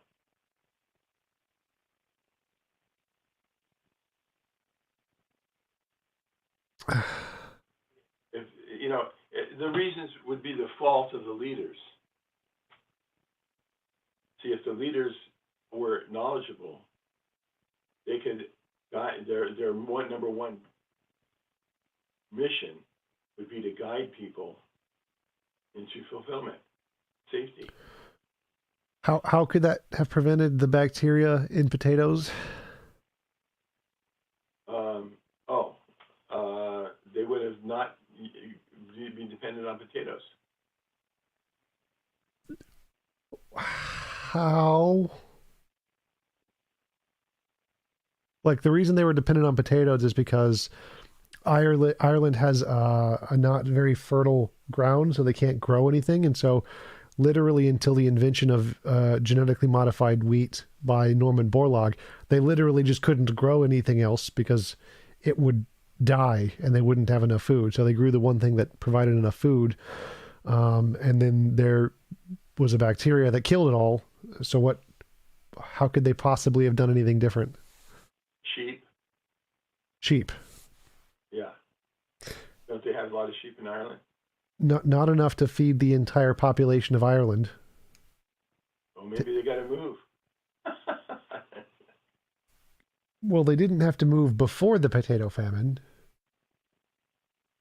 Well, once it happened, they did. Yeah, and they did. They moved all over the place, but because moving takes time and money, a lot of them starved while they were trying to move because they didn't have enough food. Yeah, I don't know. I don't know how much. I know there's a lot of Irish people in the United States. Yes, that's true. I'll just check really quick. I think potato famine deaths.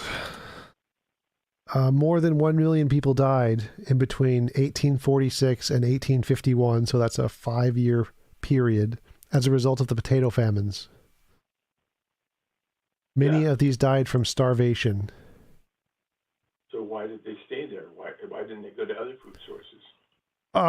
Because they couldn't. So they tried leaving, but it took time because they had to like walk to the boats and then take the boats to another place, and they had to have money and food for the travel, but there wasn't any because they didn't have any money because all of their crops had died, and they didn't have any food because all of their crops had died. So they literally couldn't make it to other places with other places of food because they were dying. See, but that's not God's fault. That's the fault of their leaders. How could their leaders have prevented the bacteria that caused the potato famine? Mass migrations to finding fertile places. Well, like they couldn't have known the potato famine was coming. Well, they had to get some kind of incremental, admission of it. Well, it happened in 5 years. It was a 5-year period. They didn't have a lot of time. That's a long time, 5 years. That's 1,500 days or days. Yeah, in politics, it's kind of hard to get things done in a short period of time. It's not easy. Well, that's what I'm saying. Leaders can make that happen.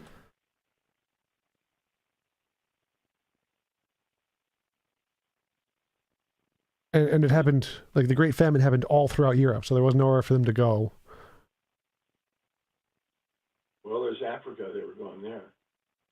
The British were going there. So you're saying they should have migrated 50 million people. How? Because they literally didn't have any way to move 50 million people or more, 200 million people. Then they just migrate 2 million people out of Ukraine in one day. Well, it's because today we have technology like cars and stuff. They didn't have cars back then. The trains, Yeah, they didn't have a massive train network back in the 1800s. And Ireland is an island, so they couldn't have trained people over the sea.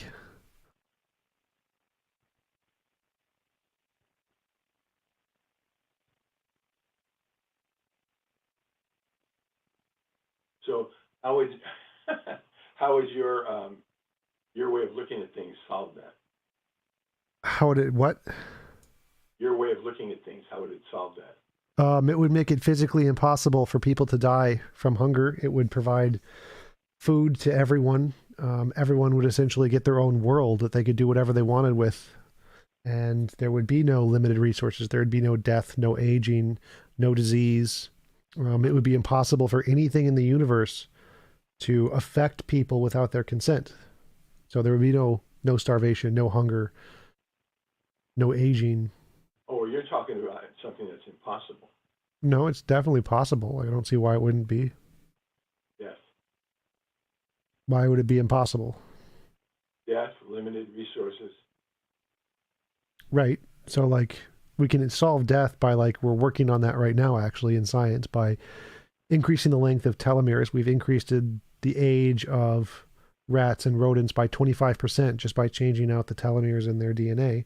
So it seems like we're actually going to solve death with technology within the next like 500 years. So there will be no aging anymore.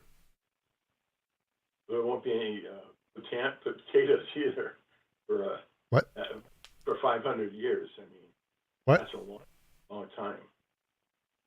I didn't understand you. What do you mean won't be potatoes in 500 years? That was a bad example.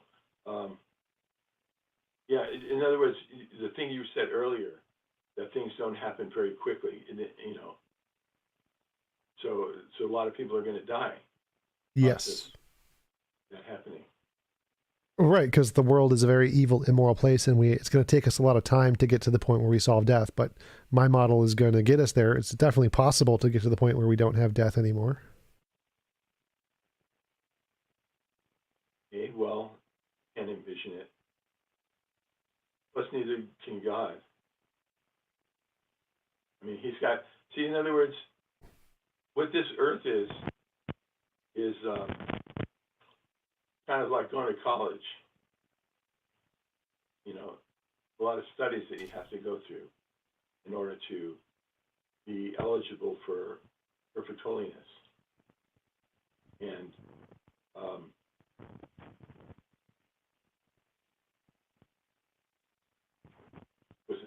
what wouldn't be possible in your scenario there? What wouldn't be possible? Death being eradicated quickly. Well, yeah, it wouldn't be quickly eradicated, but it will be eradicated by technology eventually. Like in my world, it would never have been there in the first place.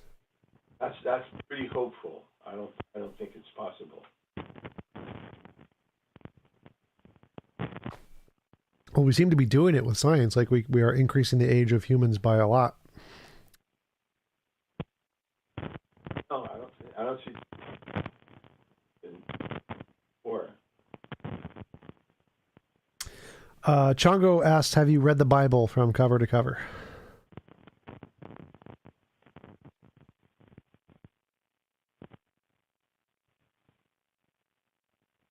Did you hear me? huh? One of my viewers asked if you had read the Bible cover to cover. Yeah, I have. And I love it. That's my way of getting high. is realizing that such wisdom is there. I don't see a lot of wisdom. Like there's a part where Jesus says not to wash your hands, and that seemed to be like that would have been great advice for people if to wash your hands. Would have saved a lot of lives back then. Yeah, I haven't seen that. Let me give you one example. This is. Um, I was living with this woman, and I went and visited my cousins, and they were just getting into Christianity, and I wasn't a Christian yet, and so the woman goes, the wife goes, so how's it going with Jane? I go, nagging me all the time, you know. I mean, to keep the closet door closed all the time, keep it open all the time. I can't keep up with her. So the wife got up and left the room. But then she came back in the room, opened Bible, and she said, "Read this." And it was in Proverbs. It said, "It's better to live on the edge of a roof than with a nagging woman." You know, Is that that might be, actually in Proverbs? yeah. Oh, the Jesus not washing his hands is Luke 11, 38, I believe. Check that out. Better to live on the edge of a roof. Than to live with a nagging woman. By the way, while you look that one up, let me get my Bible. I want to look at that other one you're talking about.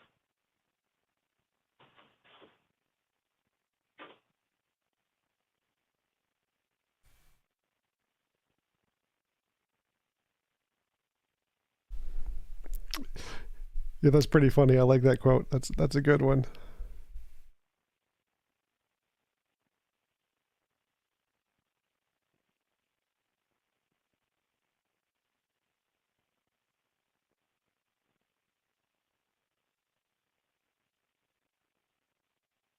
Okay, I went and got the Bible. What's the one that you were saying now? Luke 11? 38. Luke 11:38.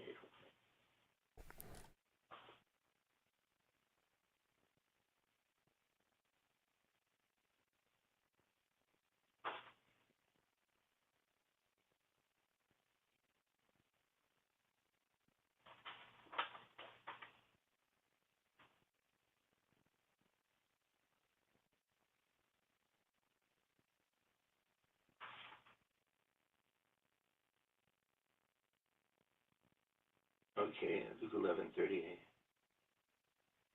See, as he was speaking, a Pharisee invited him to dine at his and reclined at the table. Seeing this, the Pharisee was surprised that he had not first performed prescribed for eating. The Lord said to him, "You Pharisees cleanse the outside of the cup and the dish, but within you are filled with hatred." Oh, see, he was making a point,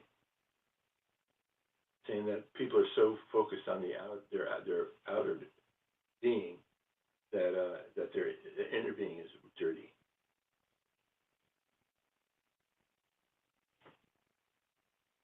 Don't you think it would have saved a lot of lives if Jesus had said, "Wash your hands before you eat"? That's a good thing. No, because it was something more important: the filthiness of their spirit. And so he just wanted to get right to that. As a matter of fact, that's what his whole life was about: was getting right to the evil within people. Whereas people were, he made that point with the Pharisees a lot. He says, "You're like, let's see,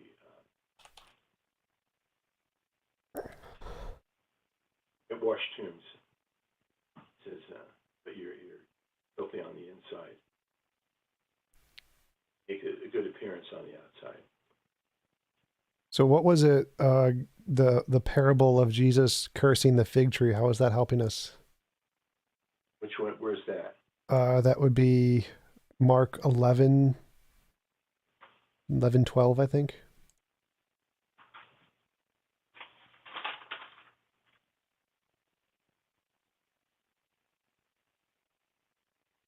The next day, when they were leaving Bethany, he felt hungry. Observing a fig tree some distance off, covered with foliage, he went over to see if he could find anything on it. When he reached it, he found nothing but leaves. It was not the time for figs. Then addressing, he said, "Never again shall anyone eat of your fruit." Shackles heard this. What are you trying to say there? Yeah, because it seems like the fig tree did nothing wrong. Like it wasn't the time of year to produce figs. Yet Jesus was angry at it for not producing figs. Like clearly, it wasn't the tree's fault. Why did he curse the tree? He didn't say he was angry.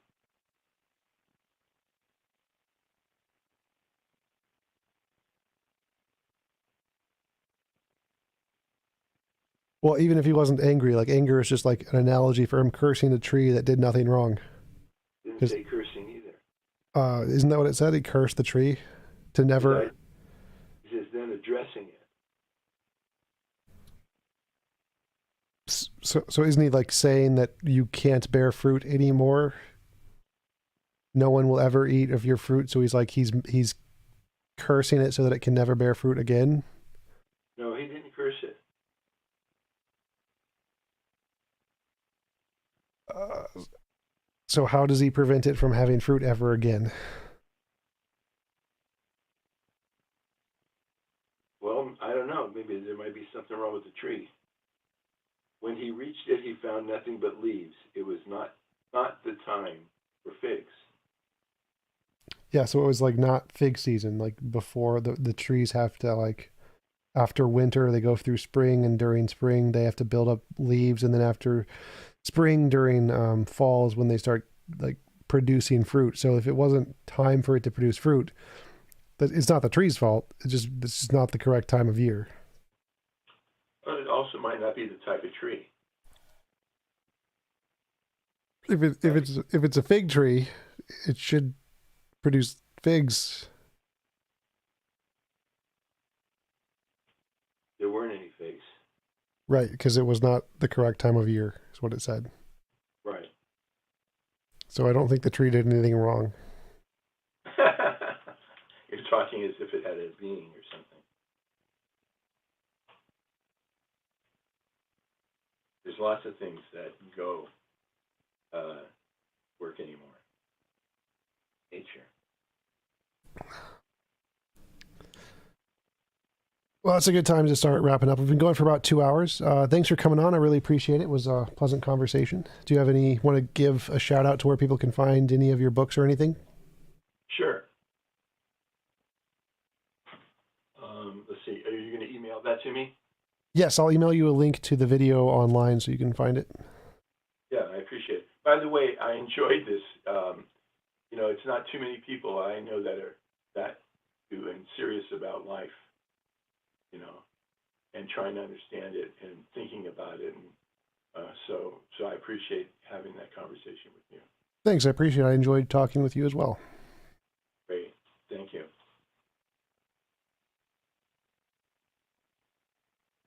So do you want to tell people where they can find your books and before we sign off? I'm sorry, say that again. Tell people where they can find your books if they want to look up more information before we sign off. So, like, where can they buy your books or whatever? www.lighthousebooksandmusic.com. All right, perfect. Thanks again for coming on. I really appreciate it. And I'm going to start the after so I'm going to keep talking with my audience, but you can hang up whenever you're ready. Thanks again for coming on. Thank you. Talk to you later. Bye-bye.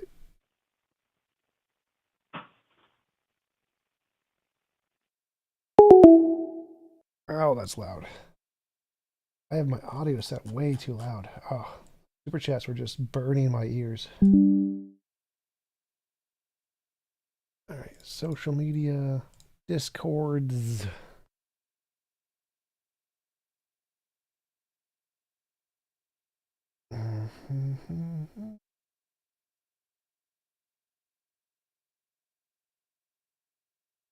Let's see if there are any good conversations going on.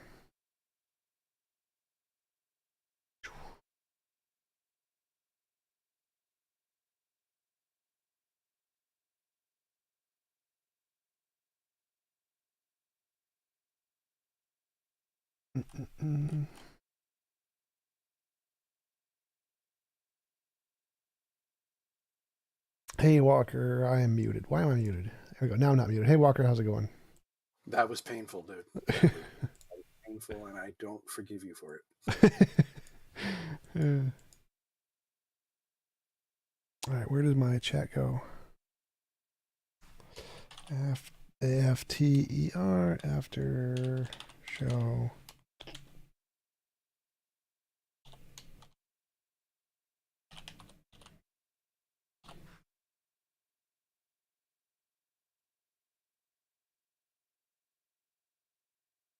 Replace pin message. All right.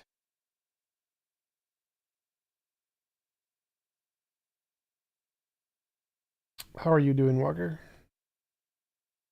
I am doing okay, and I just want to say, as a member of the Clergy Project, that guy was a dumbass.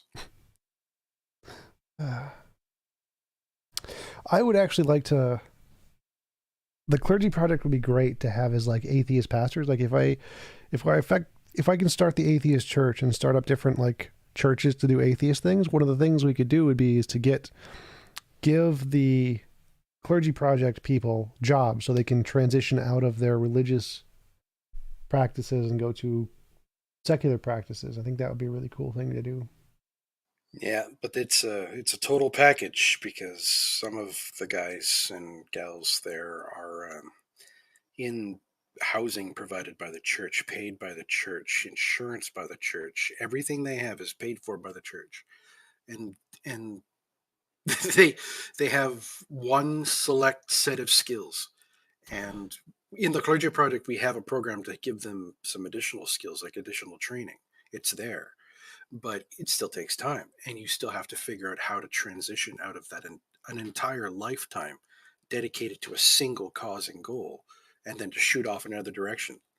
Well, that's what I was thinking. Like, if we start the atheist churches, we can just hire them as pastors. They can just be pastors for the atheist church and do the same thing, just be giving sermons, but rather than about Christianity, about atheism or science or whatever. And so they can literally do the exact same job they're doing. And because we're going to be a church, they get the same benefits. The housing is paid for pastors, same with the insurance and all that stuff. So we can literally just take their same job and just apply it to the atheist church, where they're pastors for the atheist church.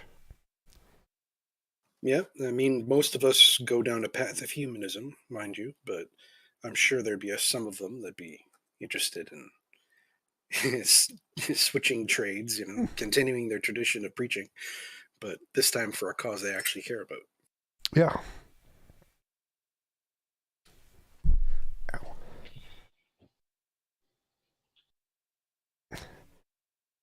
How are you other guys doing? Twisted, Mind Wanderer, Destiny? You good? Sick of winter. How cold is it there? It was really cold a few days ago. It was at like -4, but it's been getting warmer the past few days. The snow is melting a little bit, which is good. Cold here. I went to Vegas How much money did last you week. lose? I didn't lose any. I lost a little. Well, maybe about $100. I didn't gamble much. We went to shows and all kinds of shit like that. Oh, gotcha. Yeah, I It went was to freaking Vegas. cold the whole time. Oh, really? It was cold? Yeah, just when we were there, and then it warmed up when we left. I've heard you say that goal a few times about the atheist church thing. Is that a serious goal of yours? Yes, 100%. I do actually genuinely want to create an atheist church nonprofit, and the goal would be it'd be based on my objective morality. So the goal would be to create a world it's impossible to force anyone to do something they don't consent to doing. And the best way to try to do that pragmatically is to lower the cost of living for as many people by as much as possible in the pragmatic sense of today. So we would create a church where we do the same thing as like regular churches do, sermons about our ideology and about science and stuff. And then we'd also try to get an apartment building or an apartment complex where we can lower the cost of rent as much as possible. And since it's not it's tax free, since it's a church, we could definitely lower it significantly for people. And that would be the goal and the driving point of the church, is that we're going to do this for as many people as possible, for our entire congregation if possible.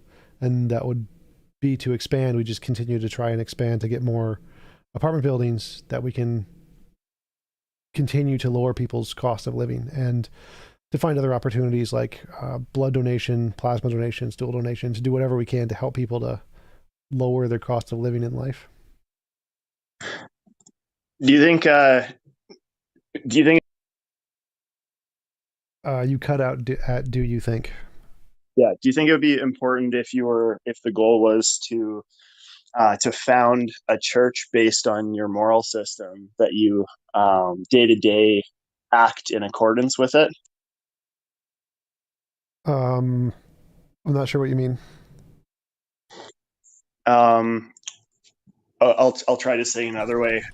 So you said your goal is to create this atheist church based on your objective moral system. Yes. I'm asking if that's your goal, do you think it's important that you, the future founder of this church, act in a way that's consistent with those values in your life?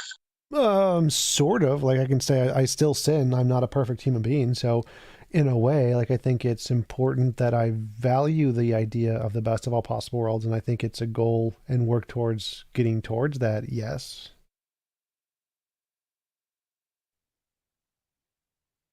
Yeah, okay. I've heard you say a few times that you think like veganism, for example, is the morally correct thing to do, Yep. and but you 100%. just but you like hamburgers too much or whatever. Which like Yep. yeah, I get that. Is that something that you would consider changing as you work towards that?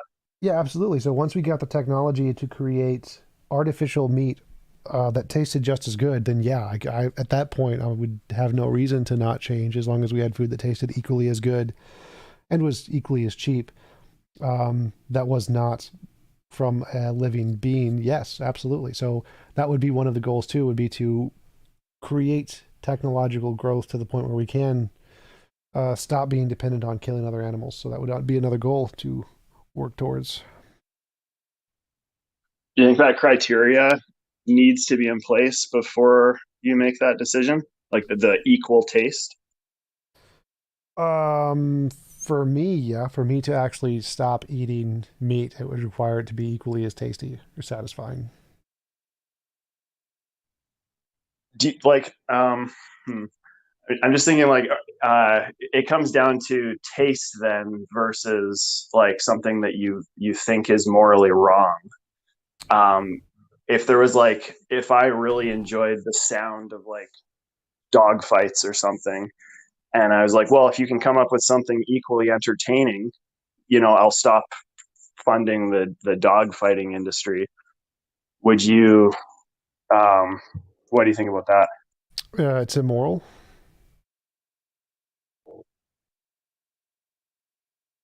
Sorry. So if I was founding this church on your behalf, then and I like participated in those dog fights, would you say, yeah, it's okay to wait until you find something, with technological advances that's equally as entertaining as those dog fights until you switch over to the other more moral activity? No, it's immoral. So I'm saying that me choosing to eat meat is immoral. I'm just still doing it. So I'm not saying it's all right. I'm saying it's literally immoral, but I'm doing it anyway.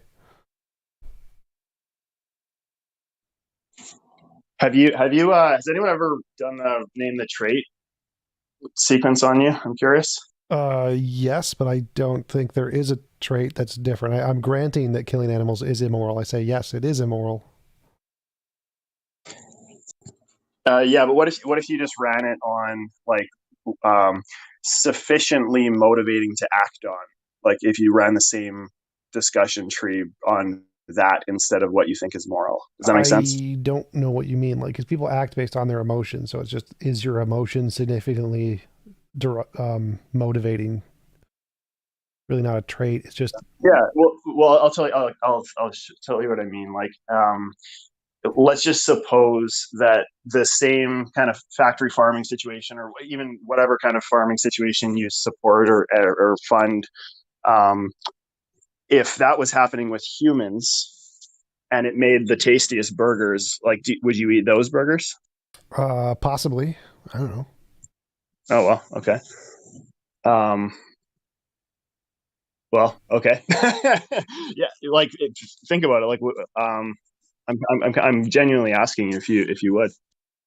I'm pretty sure it would depend on the culture because cannibalism is a thing in many cultures. So, given that I was brought up in this culture where it was not taught or seen as bad, and therefore that has been ingrained in me, probably not. But if I was brought up in a different culture, then probably I would.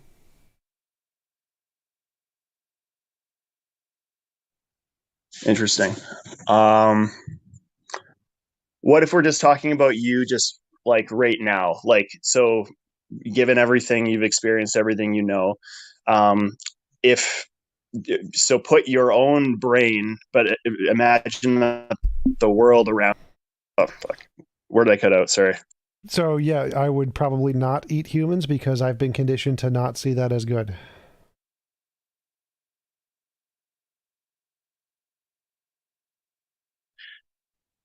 Sorry. Okay, so you would not eat humans because you've been conditioned to see it as not good. Yeah. Um, Okay. Uh, I gotta think about that. What about laboratory grown meat? I would absolutely think that is perfectly moral. About hunting. Not so moral.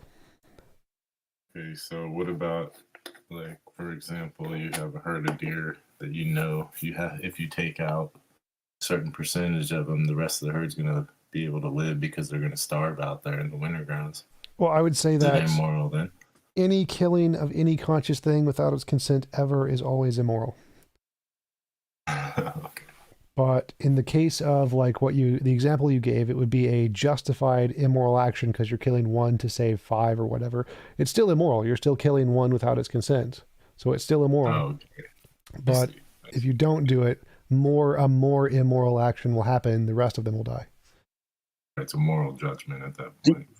TJump, do you think like is eating animals sort of uniquely, do you make an exception for it, do you think? Like I'm just thinking, do you think that other things are as wrong as it that you have as much indifference to? Yes, stoplights are, I don't know if as immoral, so like prisons. Um, prisons are immoral, taxes are immoral, stoplights are immoral. I don't know like as immoral. I don't know how to gauge that. But yeah, there's Yeah, lots I of just mean immoral like things that things that we you, tolerate. Yes. I'm asking about you though, like what you would like do, like if like an immoral action that you would do and kind of be sort of indifferent about doing, such that it, you're going against, like knowingly going against your own moral values, but you do it anyway. I'm just wondering if there's Yeah, any yeah. So like other. all the ones I listed. So like stoplights, they're immoral. I know they're immoral, but I would still have stoplights and taxes and make people pay some rent. That would also be immoral to force them to pay any rent. But there are lots of immoral things I would do because they're necessary, um, given our current society, and there isn't a way to overcome them yet. Do you think animal agriculture is necessary part of our society? Yes. Or really? Yes, I don't think that if we just abolished all farms that millions of people would not starve to death. Well, I'm asking about you though. Like, But um, so what you would do yourself? I'm I asking don't about your own actions. I don't understand the question. So animal farms are necessary So because if we didn't have them, people would starve. We don't have enough yeah, but corn to feed like everyone. okay, so let's take two potential. Sorry, let's take two potential actions that we're evaluating.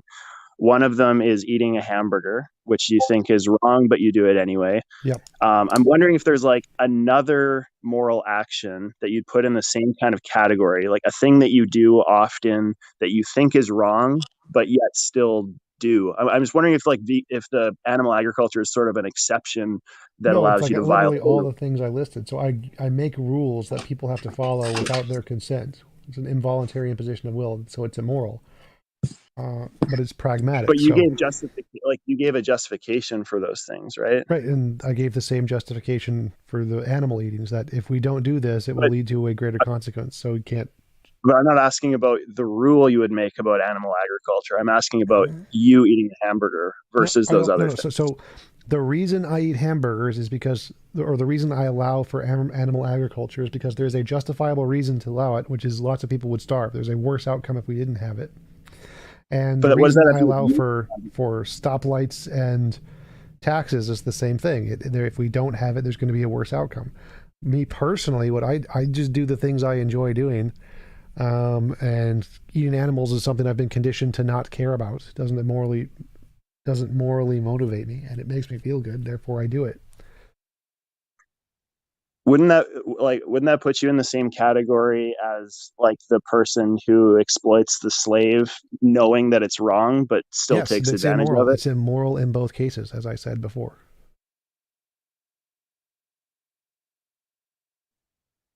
Yeah. I know you said it's immoral. I'm just like it That's the seems. same category in both. So if you're doing something you know is immoral, and you're just doing it for pleasurable reasons, yes, that is immoral. So yes, it is the same in both cases. Right, but but you still What are do you it. having such a hard time with, dude? Maybe you need to consider asking a different question.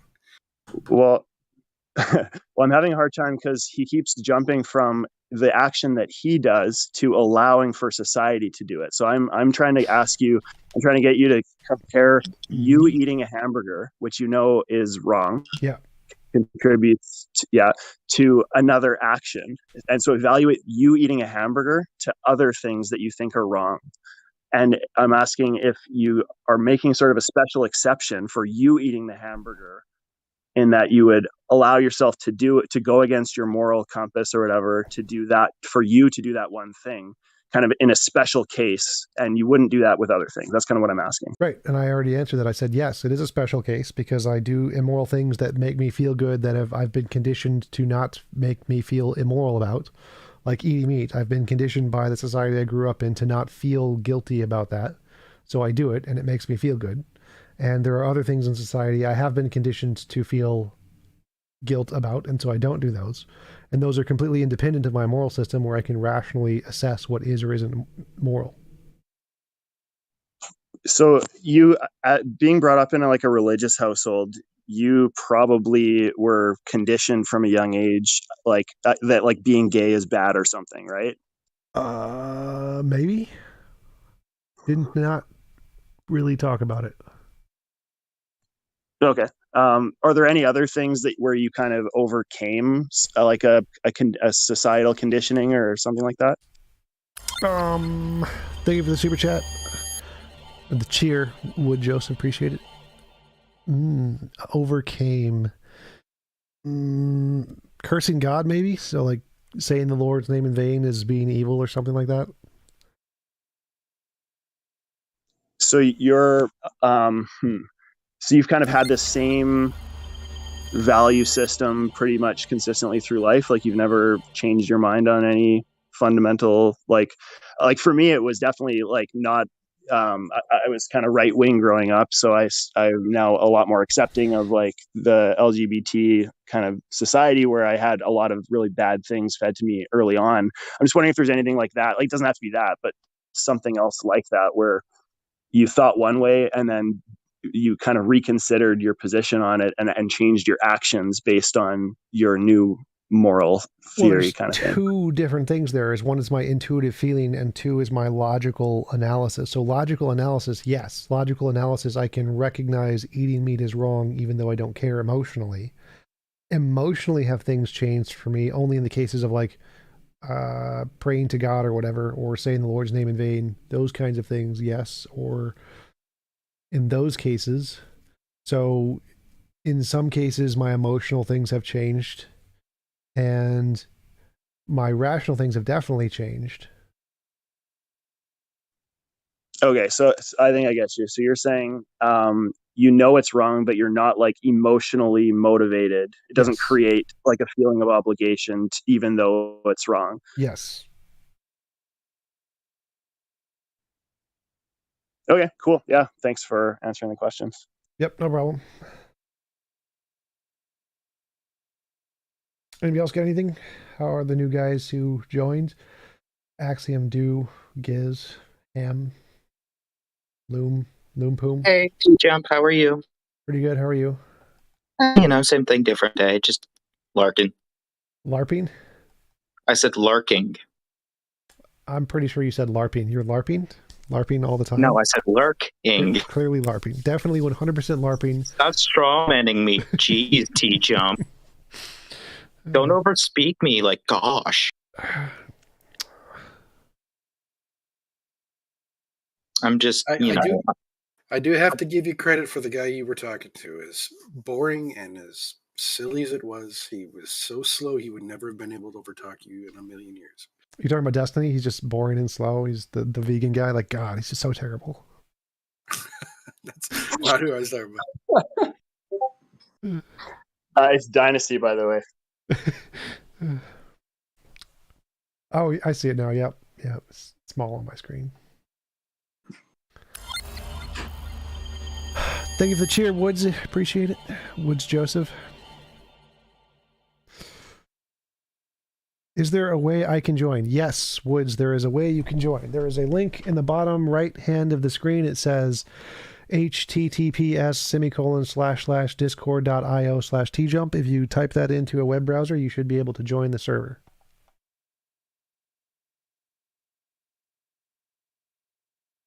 Let me know if you can't find it. Nice I help from should be able to. What? Go ahead. I said nice. I said nice plug there, TJump. Gonna Okay. put the rest of your stuff. What? I don't understand what's. Like, he asked for it literally. He's like, "Is there a way to join?" He sent me I'm a just super messing chat. with you, bud. I'm just messing with you.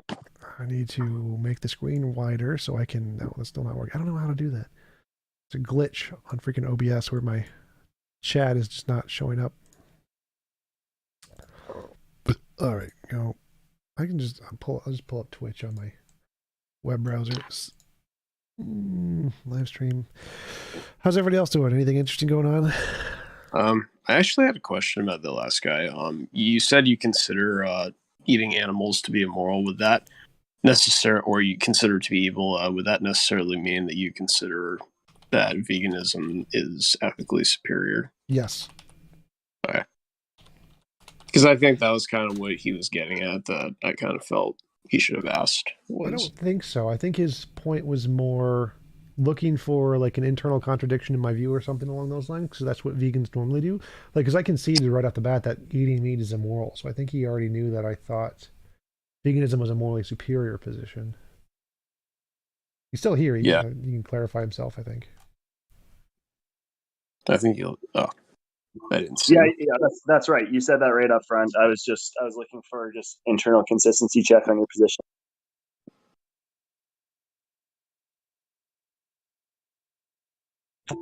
And I mean, like, I'd love to get you to think about it more too. So exactly. Yeah, I mean, I'm a vegetarian, but I consider veganism, to be ethically superior. And I mean, that's been acknowledged by even Dawkins and Sam Harris. They've said that there's no way that they can defend eating meat logically. Yeah, I don't know if thinking about it more is going to change anything. I fully grant that yes, veganism is the morally correct position, and eating meat is just immoral. But I don't care enough. I like meat more than I like being moral. I just love the way you said that.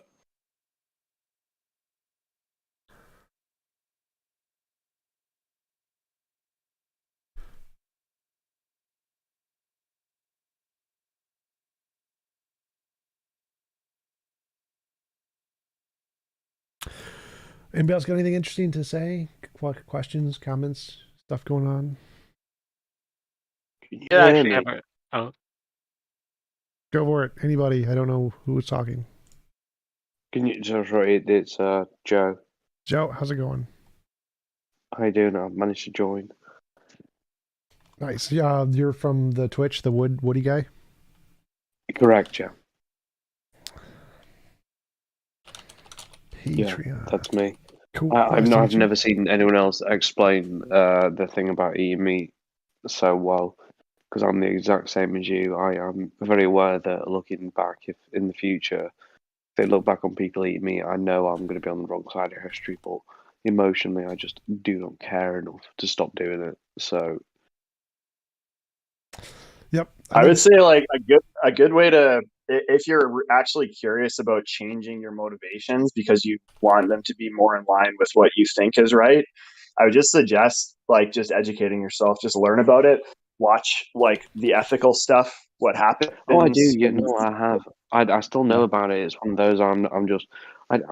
I still. I try to eat less. So I eat a decent bit of vegan, like fake chicken and stuff. But it's still. I'm still not bothered enough to just completely stop eating meat.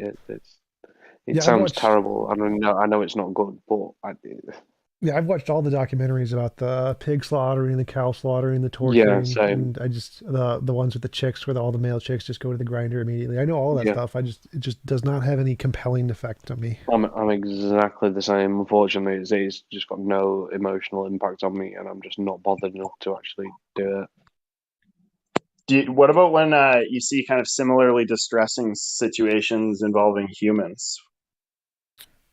What do you mean? Like, am I compelled to not eat humans then? No, not eat, but just like, does it evoke an emotional feeling? Not necessarily. No, it varies. To be honest, no, probably not. Most of the time, probably not for myself. I know a lot of stuff is terrible, and I will fight against different stuff. But if I'm being completely 100% honest, morally and emotionally, it doesn't really affect me emotionally, regardless of what I'm seeing. The one thing Are we all in agreement that eating humans is a good thing if you're on the edge of death, like the people who got 100%. trapped in the Alps and they had to eat the dead? Yeah, yeah, of course, yeah. That's survival, obviously. I So as long clearly as there's think a survival component, so as long as there's a zombies survival are component, we completely can eat meat? morally justified in eating people. They're completely moral to eat all people.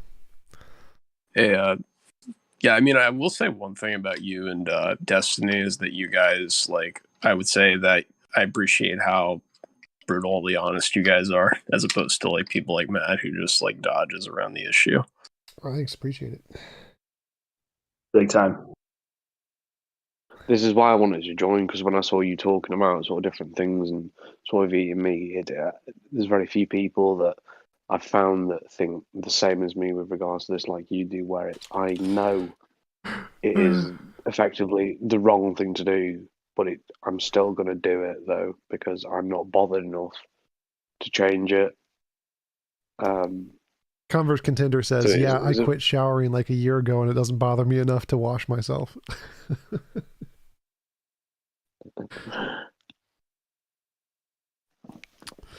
What were you initially debating? Were you debating religion to start with, or? Yep.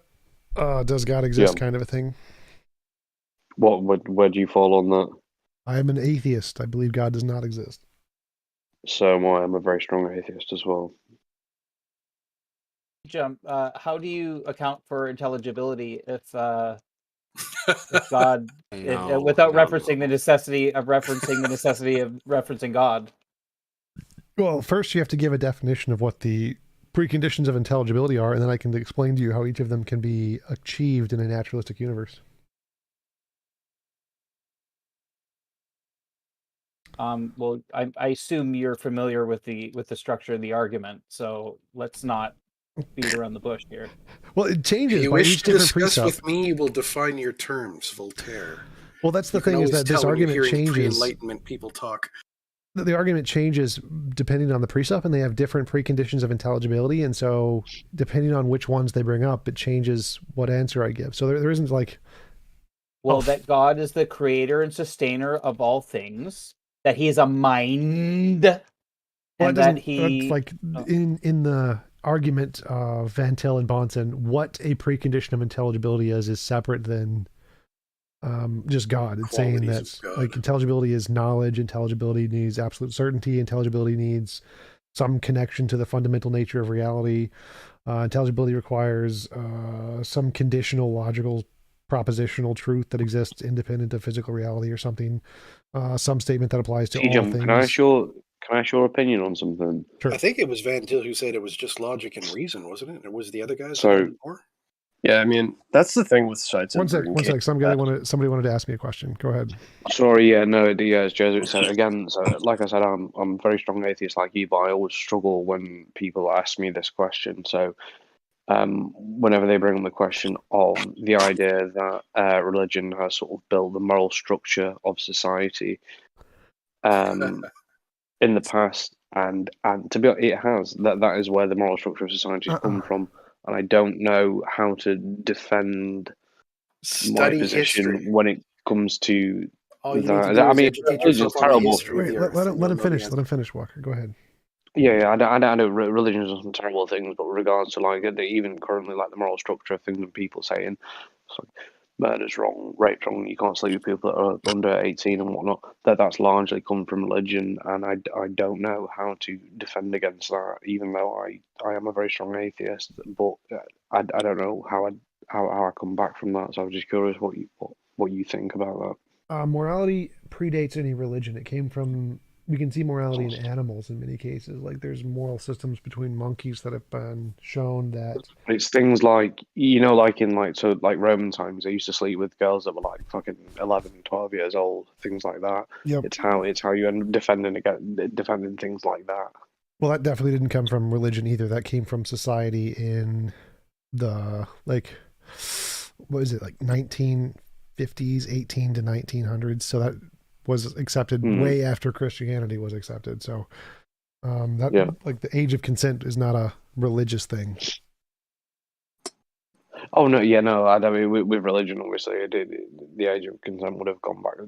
If it was religion choice, I'm sure it'd be like about fucking 12 years old or some nonsense. But yeah, I think that was about the age of Mary. Yes, it was. Yeah, no, it used to be. So yeah, our moral structures don't come from religion at all. They come from moral progress, which seems to be a result of evolution, and I think there's an objective morality behind the universe, but it's a different topic. No, yeah, no, I don't. Yeah, see, that's what I always say. It's like an innate thing. You sort of, if you don't know to not murder, kill, and rape people, then I think you're just a bad person in general. You should just know that. Even if it's an emergent property that eventually happens, that would still be objective, right? Yeah. So like it could be a strongly emergent thing. Yo, TJump, do you hate niggers, bro? Oh God. Man. Yo, nigger. Fuck niggers. TJump doesn't like you if you have the wrong skin color. TJump, what was that guy's name? I think it was the guy server muted Za. It's faggots. TJump hates faggots. I'll get rid of him real quick. Go ahead. I don't know.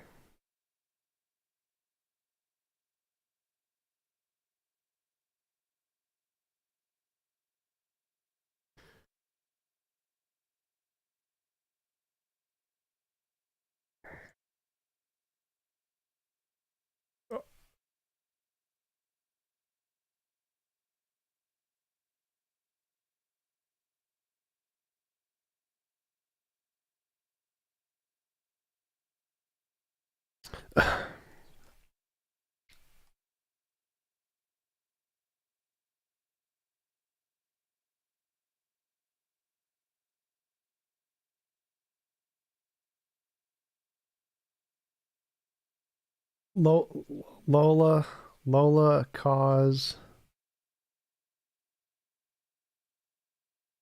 Where is the? Oh, there it is.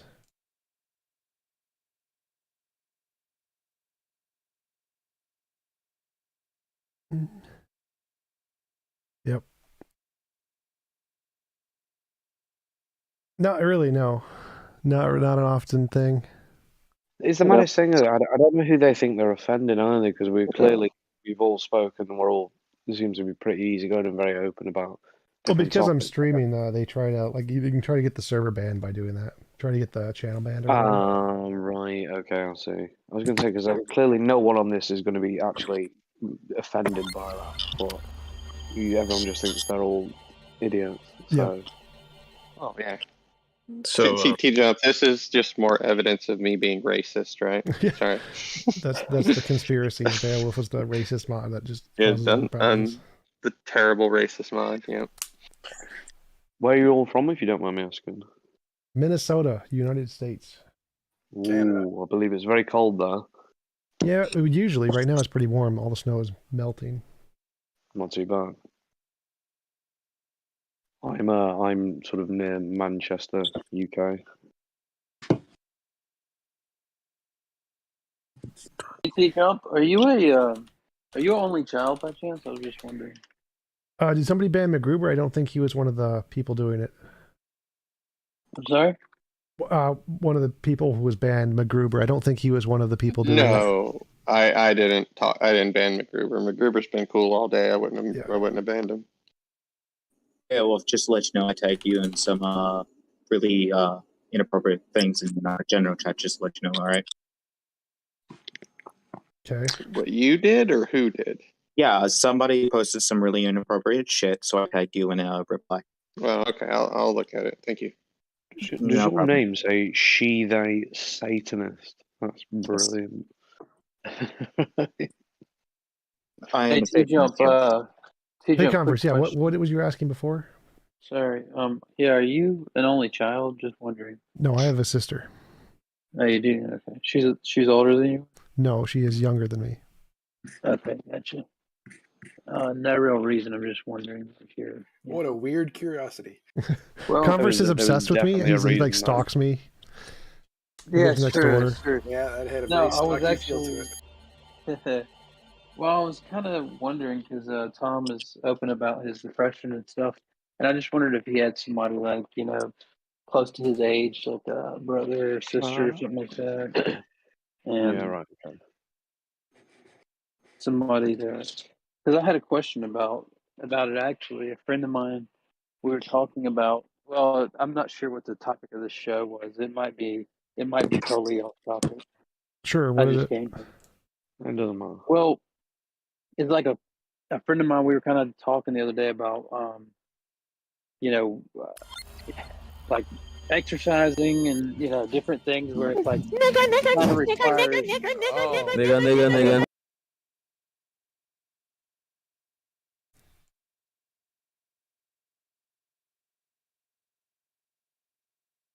Yeah. Comes first thing. It's like, do you lack motivation and because you're depressed and so you can't do these things, or because you do some of these, because you don't do some of these things like exercise and get out and be social and things like that, does it contribute to it? You know what I mean? Like, so it's kind of like Look, I think it's a mixture of both, to be honest with you. Well, no. So for me, both when I was exercising and when I was not exercising, it had no effect. Like I went from 340 pounds to 160 pounds, and my depression was the same the entire time. So it didn't affect me at all. Oh, really? It didn't change at all? No. Oh, wow. So for me, it was because I have high functioning autism. High functioning autism have a special interest, and if you don't have that special interest, you're in a lot of emotional pain. So TJump. Can I ask what your special interest is? I have autism, by the way. So my special interest is attractive women, unironically. So it's sex. My special interest is sex. That is what my special interest is. Necro, you're also hot micing every now and then. Well, the reason why I asked is because I feel like there's a lot of things like this, and that it's like which comes first kind of thing. Because there have been people who have said, that their depression was kind of almost cured because they started spending all their time exercising and doing these things. But then other people say no, because I've done that and it didn't, do anything for me. So I'm wondering, like, well, does the other person not have depression and it's something else, or I don't is there think it's just the same flavor for everyone is a thing. It's going to be one. So, like, personally, so I take antidepressants, but it's not. For me, it's not anything. Well, I'm not specifically depressed, but it was like you were saying. I used to have just no motivation to do anything at all. But some people exercise can cure that. But for some people, if they're slightly more depressed, I always think even if they exercise, it's not necessarily going to help. There's different causes, I think, and they're not all solved by the same thing. Is probably the best way of putting it. Yeah, because I do think there are different things like that it may not work with depression, but it's Yeah. like with, like, for example, my wife's a nurse, and when she tells me we do this automatically on the sixth day somebody's in the hospital or something like that when they have these Yeah. certain symptoms, I'm like, well, what if they don't need that drug on that day? Yeah. And they're like, well, no, it's protocol to do it. And it's like, I'm like, well, because, like, for example, my dad was in the hospital and he was really bad, like about to die, and he had like a Yeah. punctured lung and stuff. And then they said, well, because he drinks alcohol, on like the fourth day he's in here or something like that, we got to give him this certain medicine, or he'll start having these huge withdrawals and like get really bad. Well, on the fourth day, he was like better than he had ever been, walking around the entire floor like without assistance. And then, Was your dad an alcoholic or? oh, basically, yeah. I mean, well, he I goes was going home to and say if they're giving it for withdrawal, then it's yeah. you've got to So be what I drinking a was, decent bit, obviously. yeah. I mean, probably I'd say 5 beers a night or something like that. Or so. I mean, he's just 5 beers a night. Yeah. Mate, I fucking do that. I do that now. Wow. Okay. So, but that's not much in England. That's like a regular. That's like a regular thing over here. What?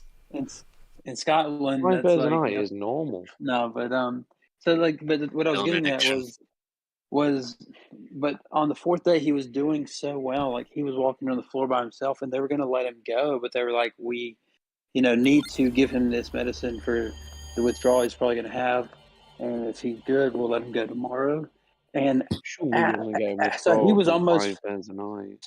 So he was almost perfectly like ready to go the next day, and then after they gave him the medicine and they moved him to a different room, he totally it took like a complete reverse, and he went back into the ICU and got like almost as bad as he was before, and stayed like an additional 2 weeks.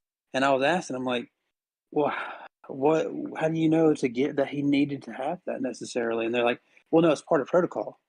Because look what happened. Didn't need to have that. If he's drinking 5 bears a night, he did not need withdrawal medication. That's nonsense.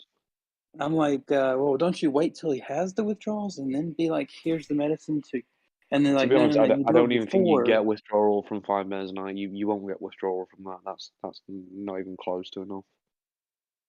Yeah, I'm not. That's what they were saying. But anyway, and then I started learning a little bit more about it. I'm like, oh, it seems that they just have these protocols where it's like, even if you don't necessarily know that somebody's going to have withdrawals, but if they fall in within this range, they get the just do medicine everyone anyway, the same. preemptively. Yeah. And so I'm like, well, how do you? It seemed like it made him way worse. And they're like, no, they were like, no, that was the withdrawals that made him like that. And it's that's like nonsense. I know it sounds like I was taking a piss before, but 5 bears a night is that is not enough to be an 5 bears a night. And this sounds ridiculous, but like let's say over here in the UK, I know literally most people who will go out after work and they'll have 3, 4, 5 bears every single day, and that's like half the people I know. How do they act when they don't get to do that though? See, that's what I'm trying to think. Like what I'm saying is that when you have the activity that like he got way worse the next day. Yeah. Or really the middle of the we got an morning. echo. Somebody has an echo. Later. Fucking hell, that's terrible. Yeah, I hear now. But then I'm like, well, they're like, well, he got bad because it's the withdrawals, and I'm like, well, how do you know it wasn't the medicine that he hadn't been taking that maybe put him back? And they're like, no, it wasn't. It was the withdrawals. And like they don't have any think you get withdrawals from that. I genuinely don't think you get withdrawals from 5 bears a night. Yeah, I mean that was kind of the thing. Is like, is it the cause or the effect? So it was the same thing with the depression thing. I'm like, is it that you don't work out because you're depressed, or you're depressed because you don't work out? But I think with that it's going to be different probably, because Tom said, he had the same depression all the way throughout his exercising, so that didn't really change anything. Yeah, it's different person for person. Different people are cured from different things, and different things affect different people's mentality. There's different flavors for different people. It's one of those. Right. So. That makes sense. That's fucking mad that they told him he was withdrawing on 5 bears. No, that's genuinely properly blown. That's properly surprised me. That's absolutely mad.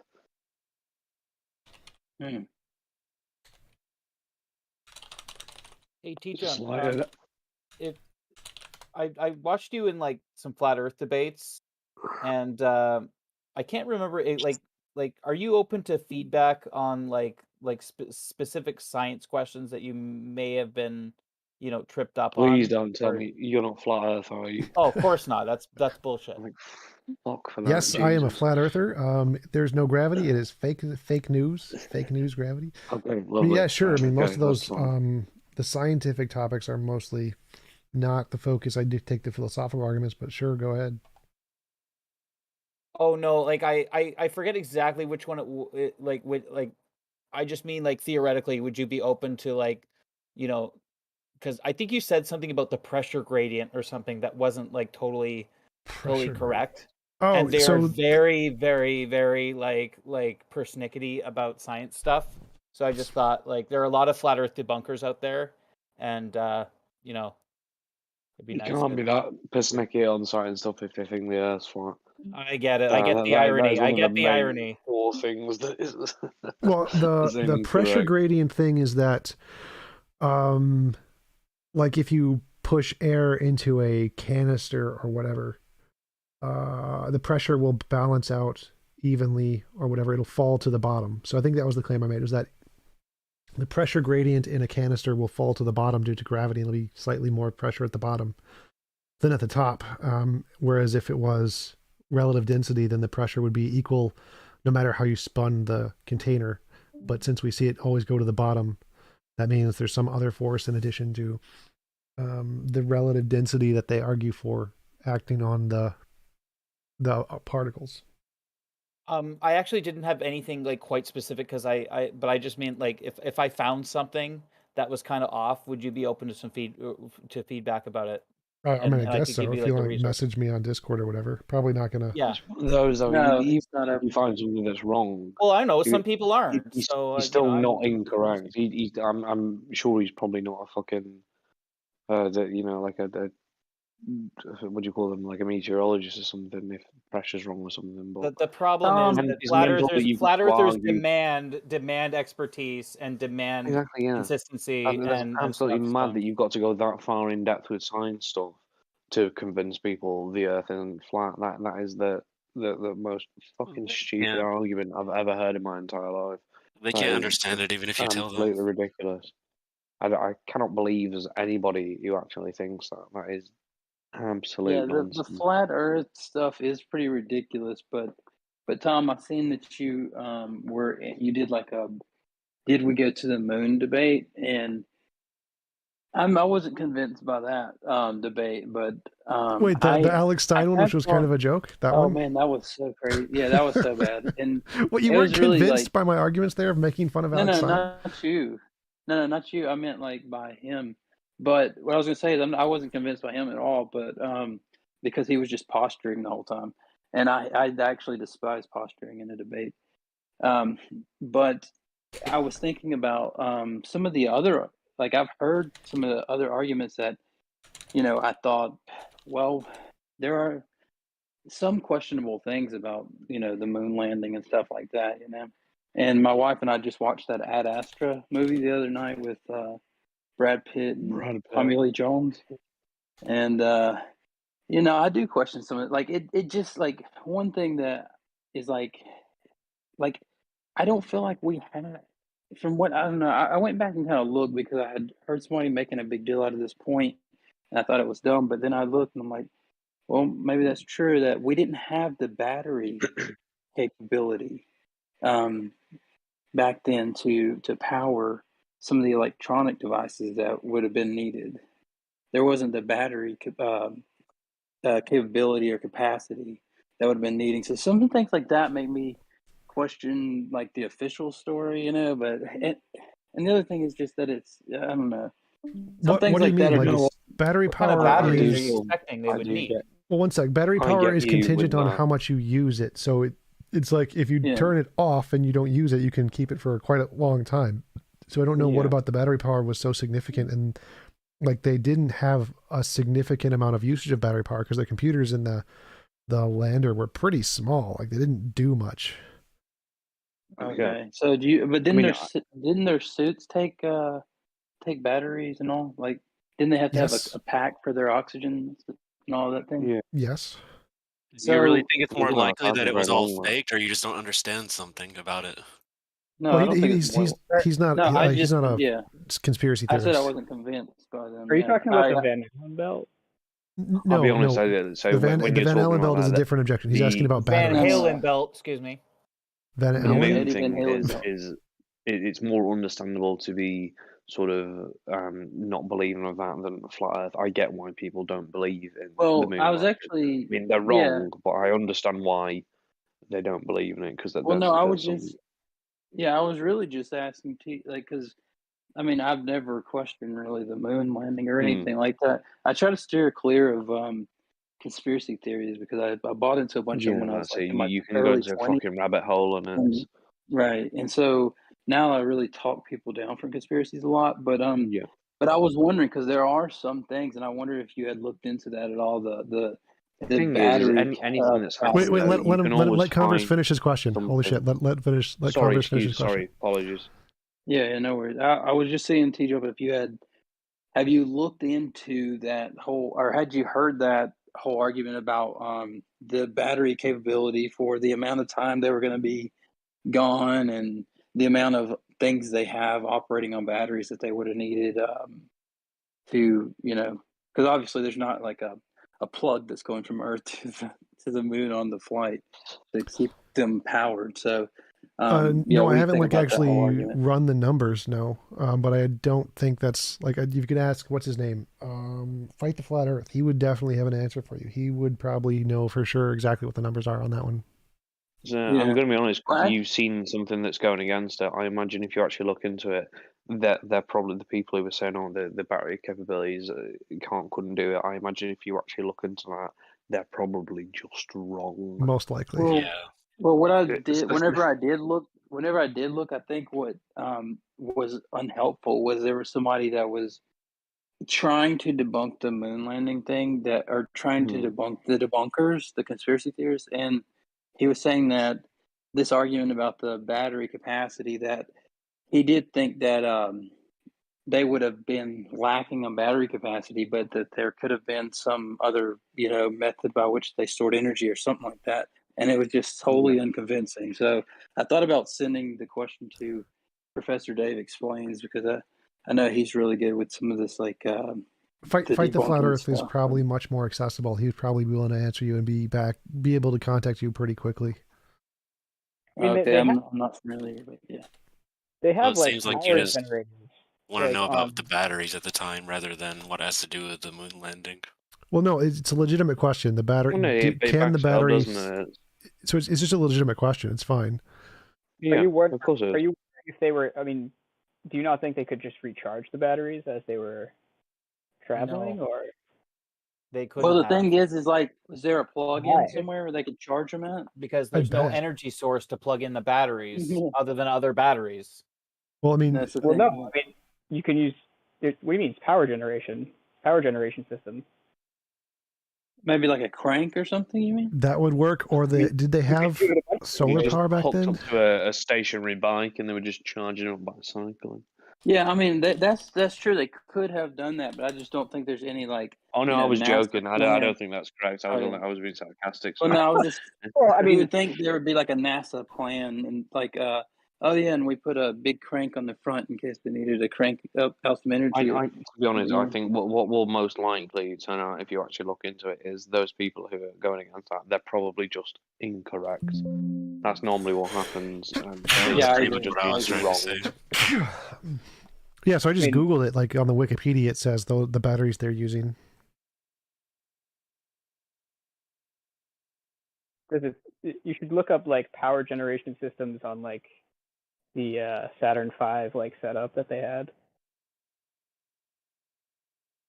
Yeah, well, when I just watched this, I don't know if y'all seen that Ad Astra movie, but I watched it the other day, and like it's pretty.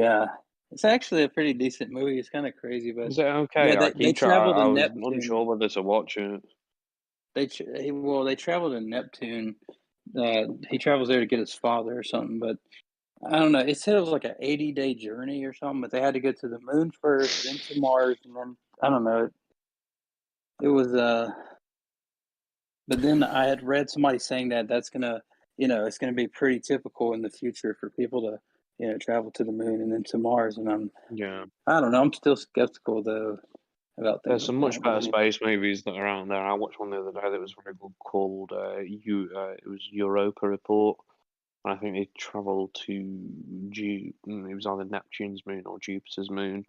And it's a similar thing, but it's a bit more scientifically correct. Yeah. Yeah. You got any debates coming up?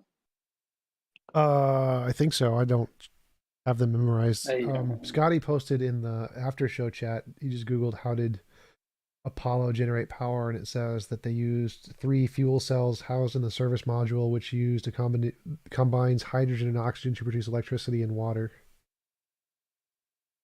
Also, I mean, they also had solar panels.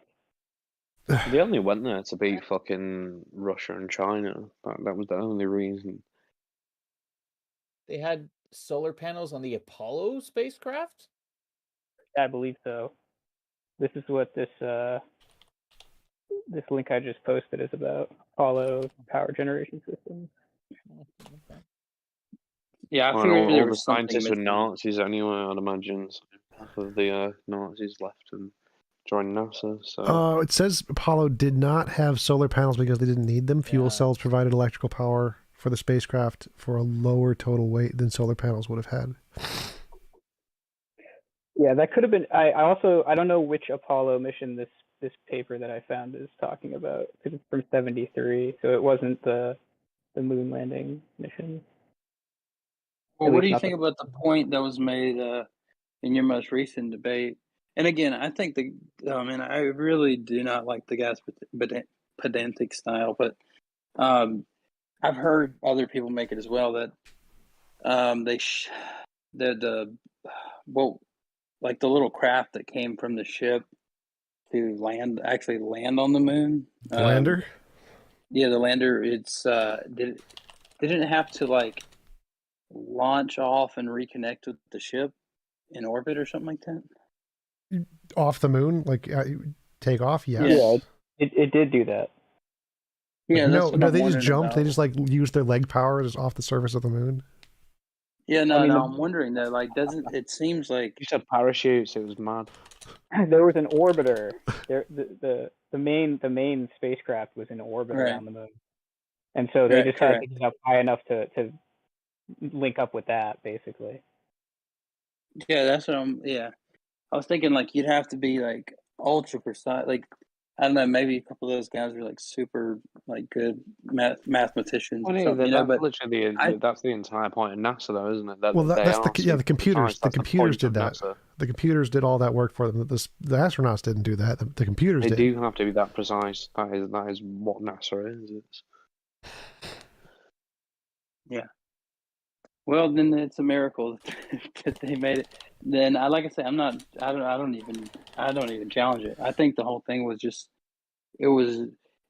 I just say, yeah, it happened because like it seems like I don't know how they could have covered up all this so far. I mean, it just would take so much, but it does seem like a crazy, improbable mission, though. So. Well, I agree with that, but I don't. It seems once you get into space, the math becomes significantly easier than if you're in the atmosphere of Earth. So the fact that we can do it here on Earth with planes is just as hard. That's it, exactly.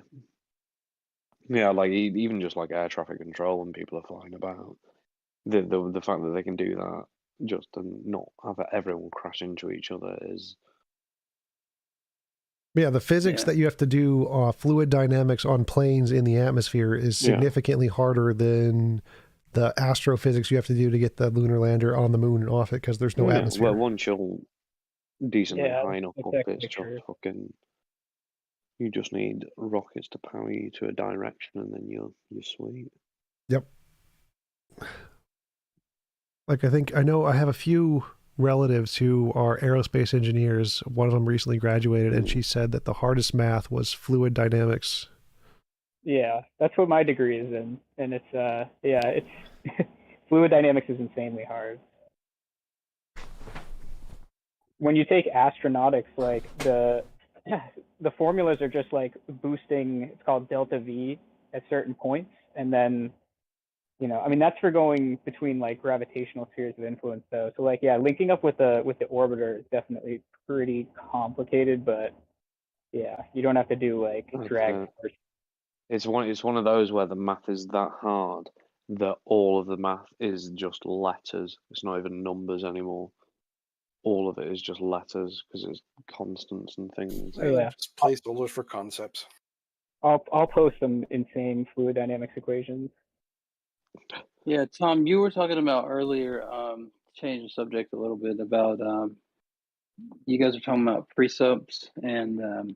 Precepts are stupid? Yes, I agree. Yeah, have you done many debates with precept? Yes, I think at least 10. Have you done much? I think the best dumpster fires are the precepts.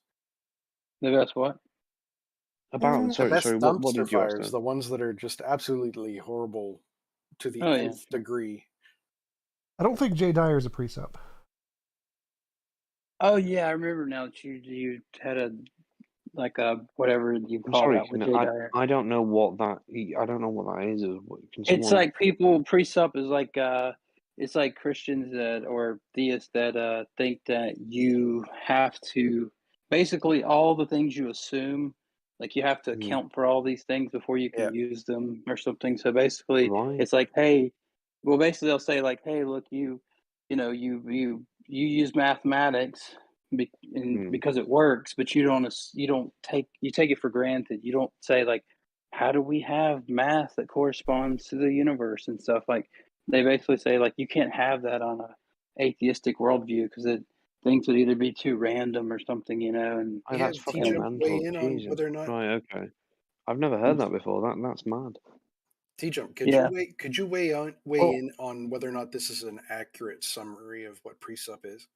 On converses, loosely. So presuppositionalism. Yeah, I was going to give one of my own too, but gotcha. Go ahead. Okay, my understanding, and correct me the moment I get something wrong. My understanding was that there was a debate between two of Plato's ideas way back in the day. He thought that the allegory of the cave indicated that there was some sort of other realm that was what was causing the shadows to be cast on the wall. If you don't know what the cave allegory is, Well, I don't think that's. I think the cave thing was indicating that we perceive the difference between our perception and what the real world is actually like. Not that there's like another realm. that's what I'm talking. No, that was the thing. What we were perceiving were shadows on the back of the wall, and there was the argument being made that that's all we are ever really seeing is just shadows of some other realm, the world outside the cave, and he postulated that there were two possible things in this realm. There were things like ideals, platonic ideals was what they became to call, or forms like. The reason you see a desk is because in another realm there is the perfect desk that is reflecting its essence into this realm. How are you tying that into presuppositionalism? The idea of there being another realm and a perfect being and like the ultimate of everything, and that is where the perfect. This gets very philosophic, doesn't it? I know exactly where you're going. Well, no, that's not. So presuppositionalism was created recently by Van Til and Bahnsen, like within the past 50 years. And their position is that latching onto Platonism, right?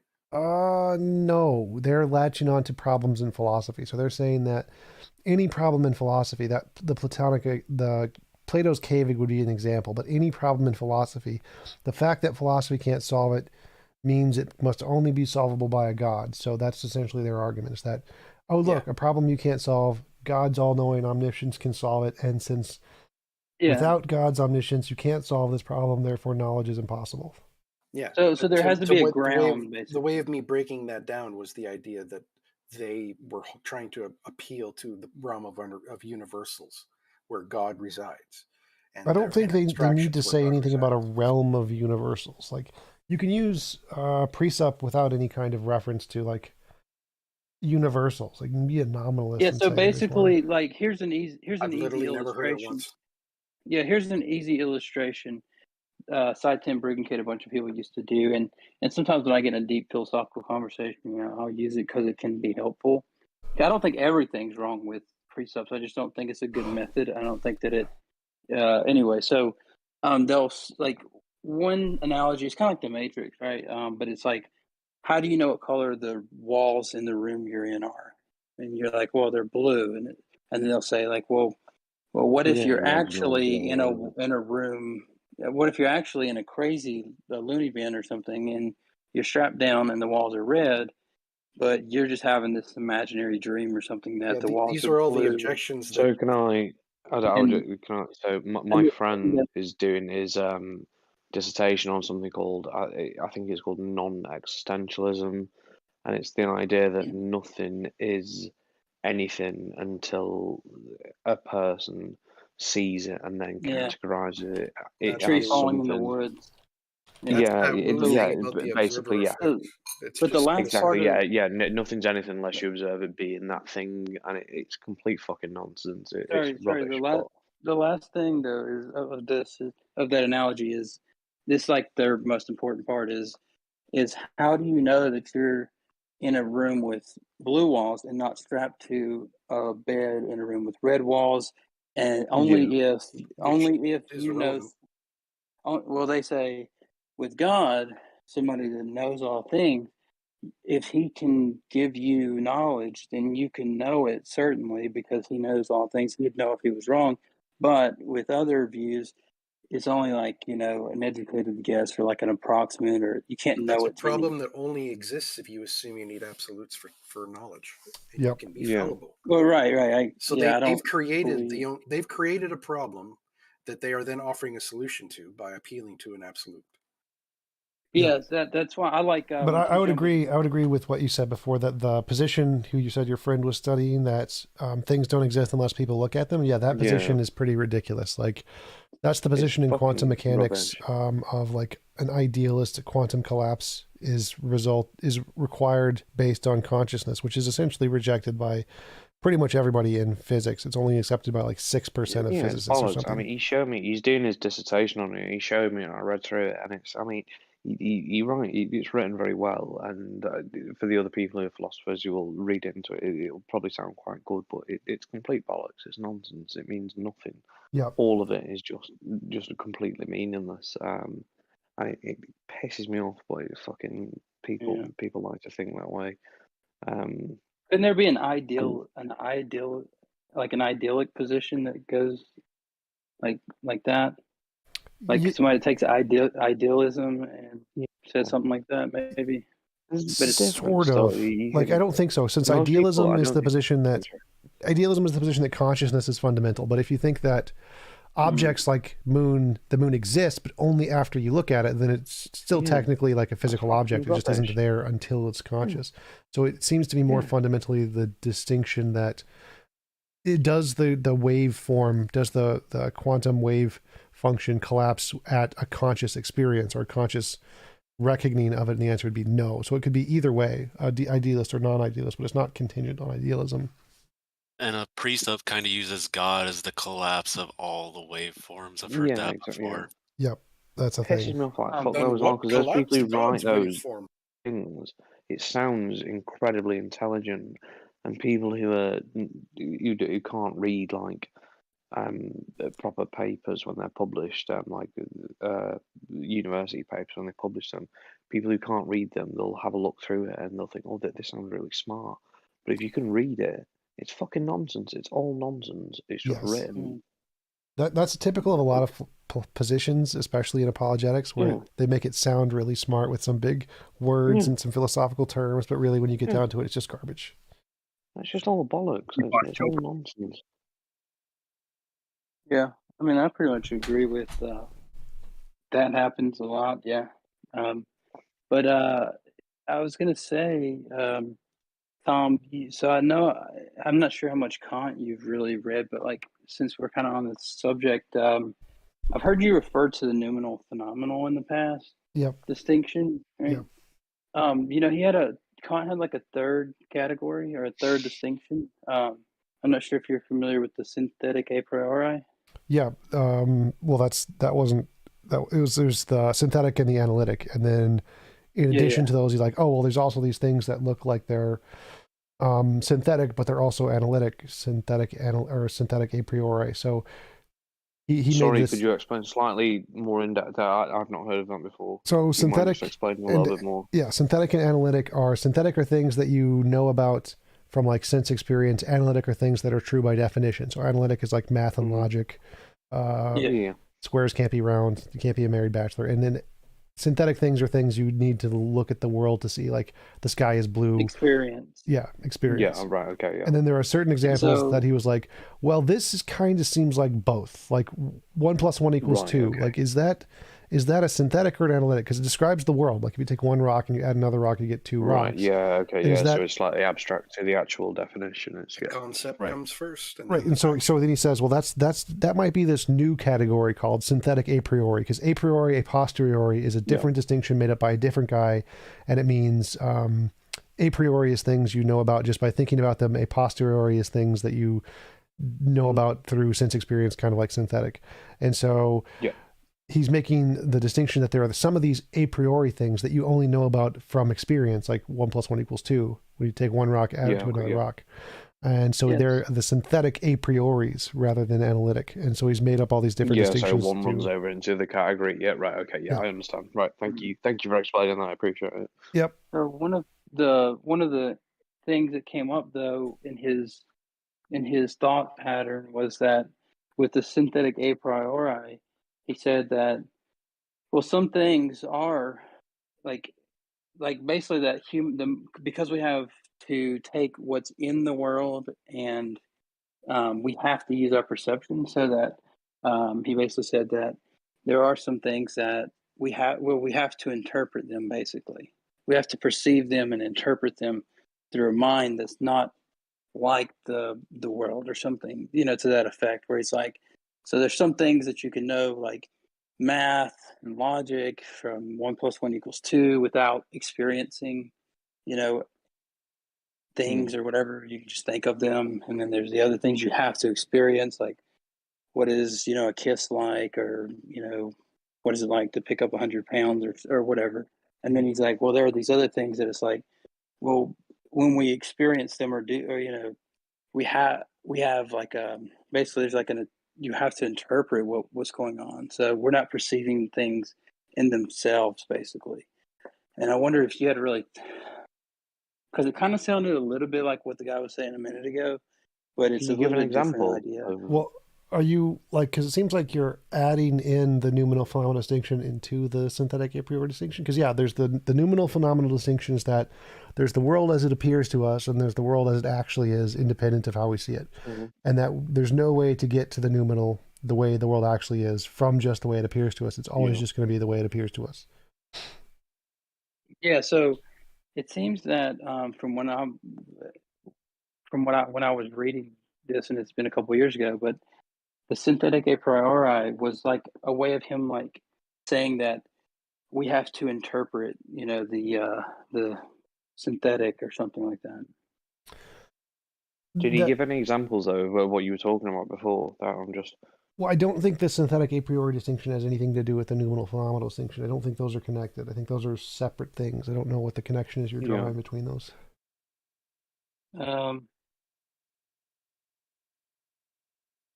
I mean, I guess it could be. I guess it could be misremembered. But I was thinking that. Because I'm pretty sure the synthetic a priori was his new category to the fact that there are some things that seem like analytic truths, but you can't know them just by thinking about them. So there are things about the world, like a triangle has 3 sides or something, that you can't know just by thinking about it, and you have to actually see them in the world first. See it, yeah. Okay.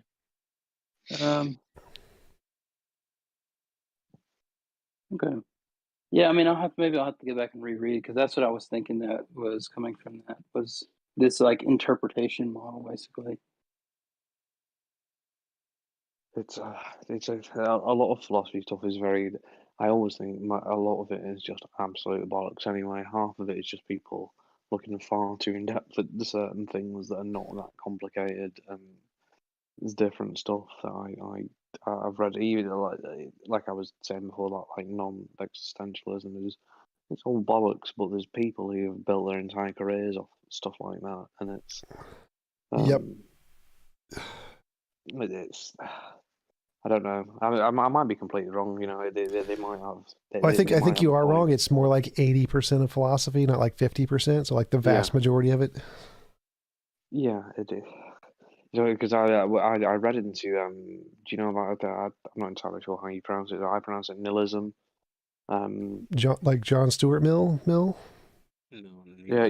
Nihilism. Yeah, there you go. Sorry, yeah, I know people pronounce it that. So I had a look into that maybe last year, and that's surprisingly resonated quite well with myself. But even stuff like that is, I don't think a lot of people can or should categorize themselves in one specific band. I think a lot of people are just slightly sort of spread out between different ideologies and things. I don't think you should sort of tie yourself down with one guy and right, well, I'm this, or I'm that.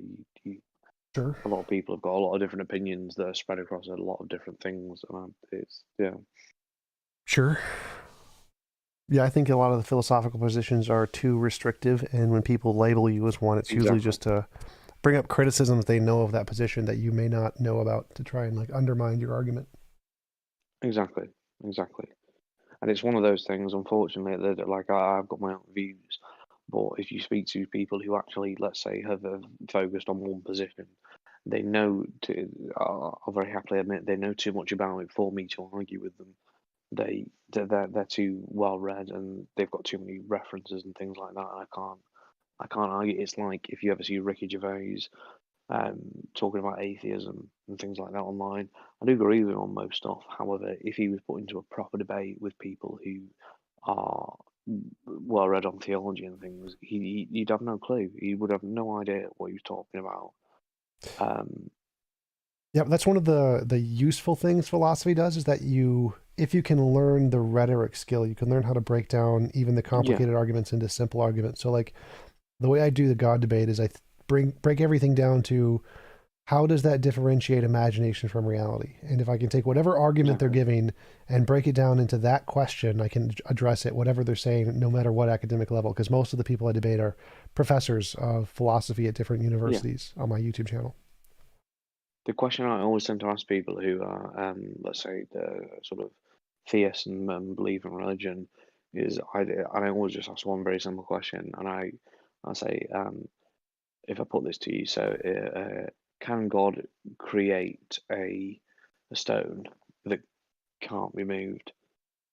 So that ends up being a paradox, because if he can create a stone that can't be moved, then he's not all powerful because he can't move it.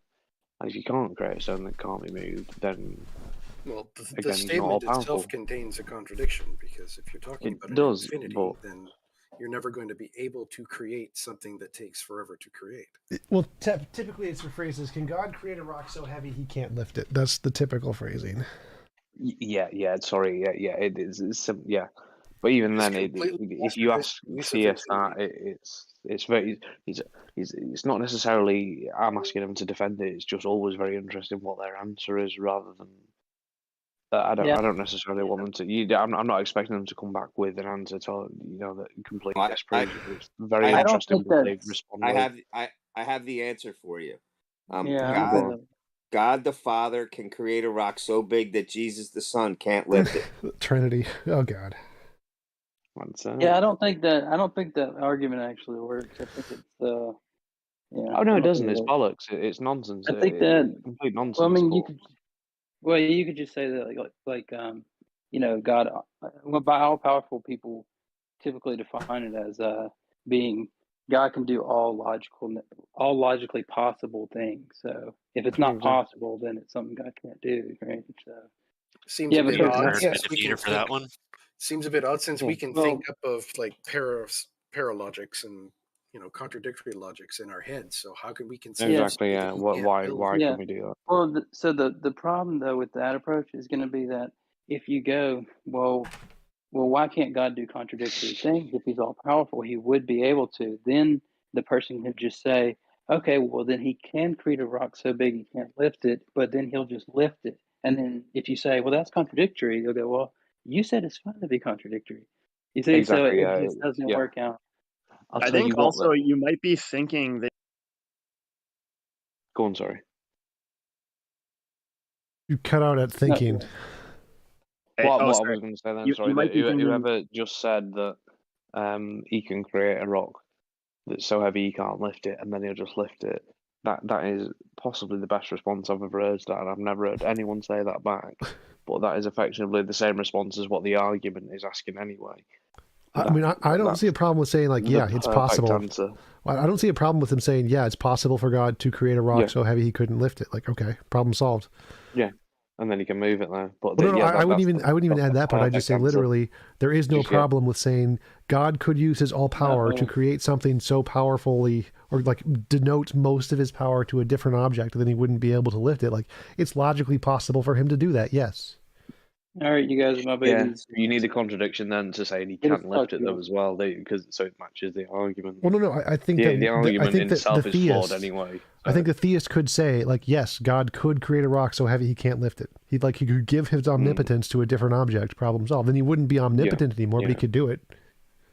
Yeah. It's always very interesting though. It's more just interesting what the answer is rather than trying to actually get, because you don't get a fucking correct answer. Obviously, there's not something you can have a correct answer for, but it's always just very interesting to see what the answer is. The argument's just to remove omnipotence. That's the Yeah, only goal. yeah, exactly. Well, again, I don't think it works because you can still have an omnipotent God and just say, well, he can limit himself. So he could make himself not omnipotent in the future. He won't. And so no problem. So all he has to do is say he gives his omnipotence to a different object. Or you're clearly very, very smarter than anyone I've ever spoken to about that who's a theist. So no one's ever come up with anything like that. So they normally just get very flustered. It's I thought you said if he created it, he wouldn't be omnipotent anymore. Right. So he could give up his omnipotence. So that would be my argument, is that God could give up his omnipotence. He could make something else omnipotent. Okay. And then so he would then thereby be creating a rock. flawed. The question doesn't really make sense anyway in itself. It's just. I don't know. I think it makes sense. I think it's fine. It's one of the It's he one could, of those. but he chooses Again, it not depends on to. your beliefs, obviously. Yeah, he could, but he chooses not to. All right. Yeah, the question completely depends on what you actually believe to how you actually perceive the question. It's one of those. It's.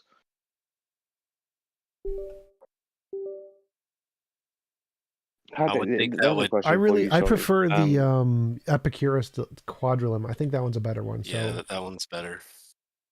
Go on, explain. I've not heard of that. So, if God is, what is it? I forget what the actual phrase is. The actual phrase is better, but it says shows a paradox between God being all powerful and all good. So Epicurus dilemma. Epicurus dilemma. There it is. I want to find just the phrasing. Problem of evil. Epicurus dilemma. I think you could tie in the could, but chooses not to with a different omni property, and they wouldn't work. Then you'd be kind of objecting to another one rather than the one you're trying to debunk, though. Trilemma, that's what it is. Where is it?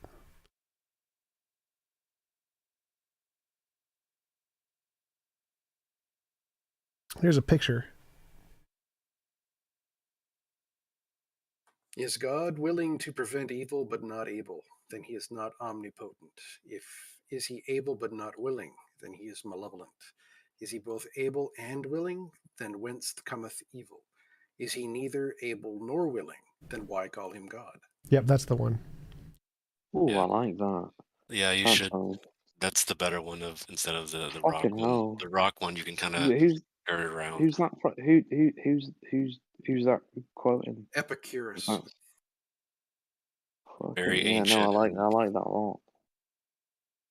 Very ancient and no good kind of arguments blows against out it. a lot of arguments out of the water, doesn't it? And it's thousands of Oh years yeah, old. most. I've never heard that before. That's brilliant. There's another good quote that kind of pairs with this from Marcus Aurelius about living a good life. That's a good one to look up. Go on. Yeah, which one is that? If you could find it. Oh, he just says, live a good life. If there are gods and they are just, then they will not care how devout you have been, but will welcome you based on the virtues you have lived by. If there are gods, but unjust, then you should not want to worship them.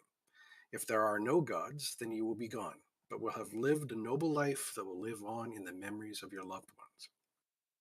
Ties in with Buddhism a little bit. They have similar ideas. Yeah, I like that. It's that's to be honest, that's similar with the same sort of ideas of. I don't know if you've ever seen the Stephen Fry did an interview with an American reporter, and they asked him. The American reporter asked him, if you die and then you actually end up at the pearly gates of heaven, what would you say? Yeah, exactly. Yeah, how dare you?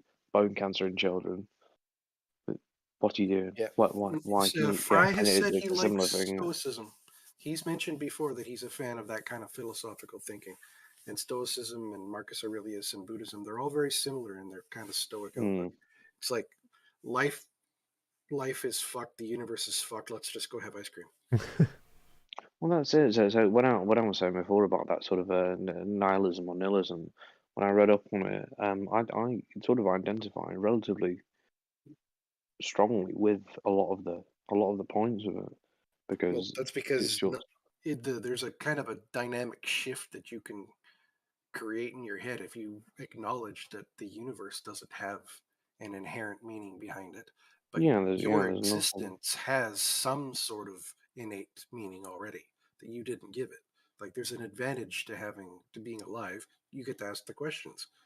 So so if you can wrap your mind around something like existential value, something having a value just because it exists, then, suddenly it's like, okay, sure, your life sucks in every single extent possible, but you are alive.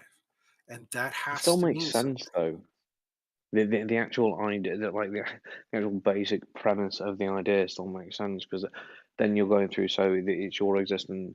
Your existence is meaningful, but then it's just meaningful because other people, let's say, like other people love you and things, but that's not in itself a meaning. That's other people giving it a meaning from their own point of view. And It's we don't not. care It's about not their point of view. inherently having. It's not. Yeah. It's not inherently having a meaning. It's only then got a meaning because they've given it a meaning in their own heads, and you don't. That isn't inherently a meaning in itself. It's Well, I didn't choose to meaning my life to view my life with meaning, but apparently I view it with some sort of value, and I'm not Well, choosing yeah, to do that. that's it. Everyone does, yeah, exactly. Because if you don't, then you might, yeah, if you didn't, you may as well just fucking you'd cross the road without looking and things. You know what I mean? It wouldn't make a difference. So, There's almost a it biological argument involved there because we know that the total cognitive load of a mind under a functional yeah, MRI, 95% of the work going on is your subconscious, basically yeah, driving everything and keeping you alive. Everything that yeah, you think is you is 5% of your cognitive load. You are yeah. literally a passenger in the backseat of a meat suit screaming at the driver periodically to listen to where you're telling it to go. That's it. And I read something the other day that I'd never thought about before, and it was the idea that everything we know about the brain's learned about itself, which is very, very weird because obviously everything anyone has ever learned has come from the brain, and everything we know about the brain we've just learned it from, and it's gone. It's very I can't explain it very well, but it's a very weird concept. We've never had any knowledge downloaded to our brains. Yeah. That ties into what we were talking about earlier with the noumenal and the phenomenal. Yeah. Yeah, everything's either conceptual or factual. I mean, we don't see any other states of reality. So, where whence the universals come? It's like I don't know, if I'm sure you're very aware of this, but it's like that fucking Schrodinger's cat argument. I fucking hate that because it's effectively It's not an nonsense. argument. That was But the problem. yeah, it's nonsense, but you can't really disprove it, but it is bollocks. You can't. It's really really hard Well, to go against there's it. nothing really to disprove there because you're Yeah, describing the exactly. concept of superposition, not Yeah. collapse. You know. But people argue with you do need to, you can't go against it without sort of disproving it. But I completely agree with you. The actual concept of it is just completely meaningless. It's nothing.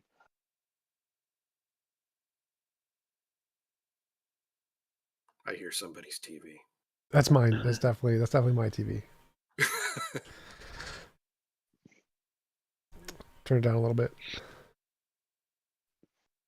It's why Are they recently boring you? I've been watching a decent few horror movies, and so I had like a really specific type that I enjoyed, and I didn't realize there was a name for it, and I only found out maybe 6 weeks ago that there was a name for the specific type of horror that I liked, and it's like Lovecraftian horror, or cosmic horror. So it's the idea of like the fear of the unknown. If you actually search up the films and stuff like that, they're fucking brilliant because it's things that just people have no concept of or can't understand. It's things that are in different dimensions and things, and it's absolutely fantastic. They kind of put these fears we have, like ideas, into a fleshy form and name them like old gods. I think that's kind of the goal of them. Exactly. Yes. Exactly. Yeah. It's stuff that just people just don't understand and things, and I think it's brilliant. That's. I'd say the thing that, to be honest, like the film that scared me most recently, the worst was I watched. Did you ever watch Don't Look Up with DiCaprio on Netflix? I scanned through it. I got the idea of it. Yeah, the ending. What, was of it too scary for you to watch the whole thing through? You said to scan it. It wasn't scary. It was that the ending was absolutely horrible because they're sat there waiting for a comet to hit the Earth, and then it hits the Earth, and you could hear the fucking like land smashing to bits, and they're effectively just sat there round a table waiting to die, and that is horrible. I hate That's what you're doing already. Well, I watched Chernobyl, like that TV show. That one was really good. That was fantastic. Very, very good. It has kind of the same thing though, because they were dying of like. It is, yeah. Well, yeah, cancer. the older people volunteered, didn't they, to fucking go and clean it up? So because they had less life left than the younger people, it was awful stuff. But very interesting. You can go visit actually now. Actually, probably not currently, but Not you currently. could do maybe like a year ago. Not currently, because the fucking Russians have taken it over. But well, yeah, there's still they control it right now. They recently put on the big giant dome around Chernobyl, the cement dome that they've been working on for the past like 10 years. Oh, fucking. But it's still illegal to go into the dome area. I saw a guy called Illegal Freedom, his YouTube channel. He hopped the fence and just walked through Chernobyl and videotaped the whole thing. That was really cool. You used to be able to, so like a couple of years ago, you used to be able to visit. They did tours around there. Well, some of the areas you can visit, but the main areas you can't. Short. Like some of the areas you can. Oh no! Honestly, you can go into all of it. Like you can go into like all the buildings and everything. The half life of the actual sort of nuclear fallout, the nuclear waste that came out at the moment now has gone down that much. Like you obviously can't go into the fucking reactor building and stuff, but you can go literally around the nuclear plant and go into different rooms. And it's absolutely fine. It's not a big issue as long as you don't go like fucking once a week. Then it's absolutely fine. The radiation is not strong enough to actually cause any problems. You should check out the Fukushima cleanup if you've never looked at that. It was massive. Like all they had to clean up. It's yeah, no, I've seen that. The only reason I know about Chernobyl is because there's a lady on YouTube I used to watch who was a radiologist. She was like a nuclear physicist, and she used to go to Chernobyl like on a yearly basis and go and look around. They walk around with like Geiger counters and stuff to check the radiation and stuff. But you can go in most rooms and things. It's just the very, very main reactor cores that you can't go in.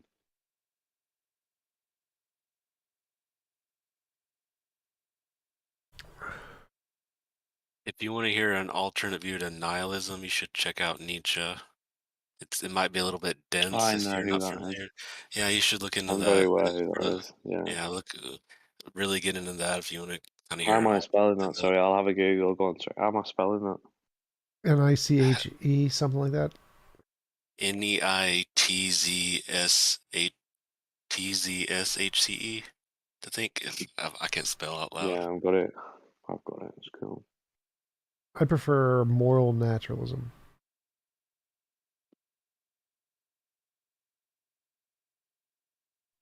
So then they add it. Yeah, there's that many different points of view. It's like I said, I imagine most people aren't specifically tied down to one though. They're probably spread across a few. So.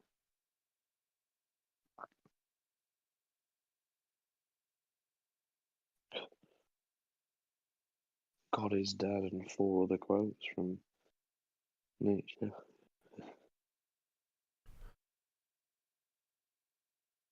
TJump, do you want to give a basic compare and contrast between those two ideas? Well, nihilism is that Moral naturalism. there's no. No, not nihilism. Like Nietzsche's view, the opposite of nihilism, basically. I don't. What he tried to replace it with. I think he is mostly a nihilist. If God is dead, everything is meaningless. He just held to the idea that No. wasn't the end of the story. He felt that was the beginning of it, that you needed nihilism in order to have nothing holding you back from building yourself up to a Ubermensch. You needed nothing, no restrictions. God had to be dead. Mm. The problem he also saw was that he thought that people wouldn't be able to handle a world without that hand-me-down kind of ethics from religion, without something to replace it already established and in place. Yeah, he thought the nihilism was kind of a bad thing, that people did have to have something to replace it with. So he kind of made up his own system, which was the Ubermensch. That was his ideal form, I suppose. He seems to have started as a nihilist, though. From what I'm reading just online, he seems to have actually started as being. So, like, just looking at this, it says summary. Nietzsche is a self-professed nihilist, although, if we are to believe him, it took him until 1887 to admit it. He makes the admission that Nashlas note from the no philosopher's nihilism is more radical than Nietzsche's, and only how the fuck do you say that? Is it Kierkegaard and Sartre are radical?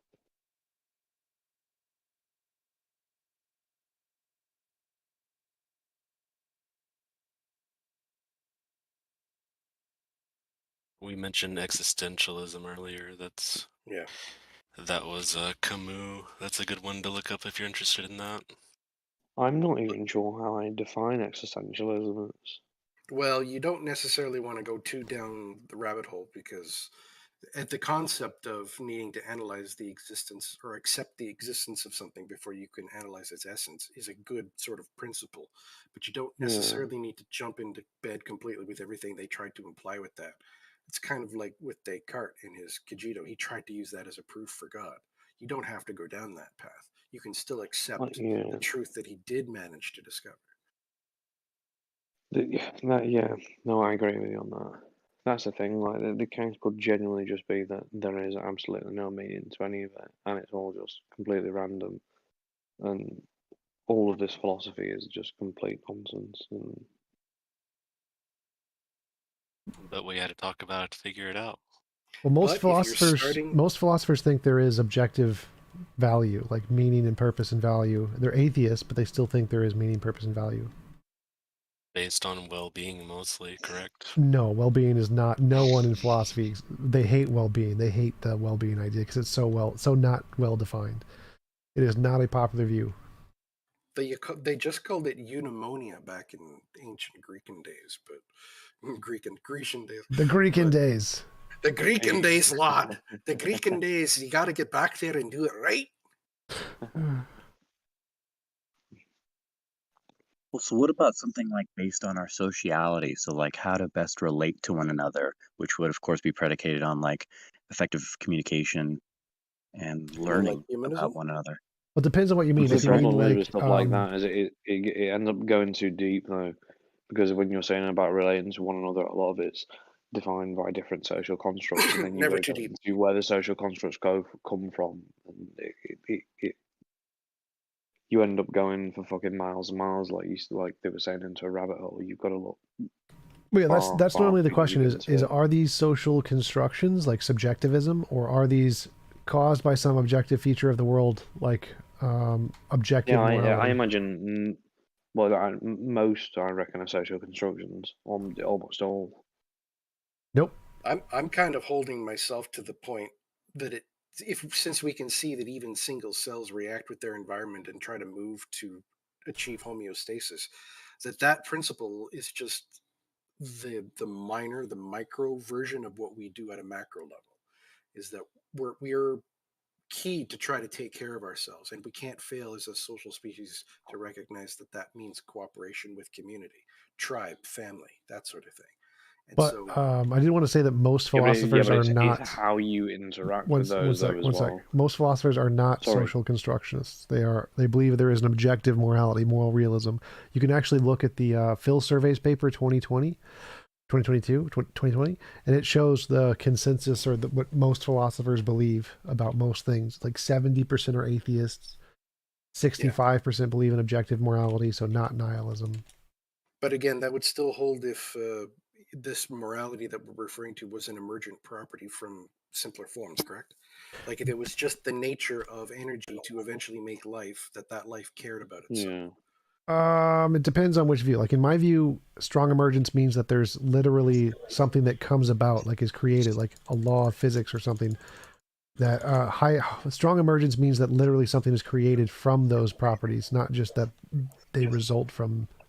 So I would be describing weak emergence, but with that concept. Yeah.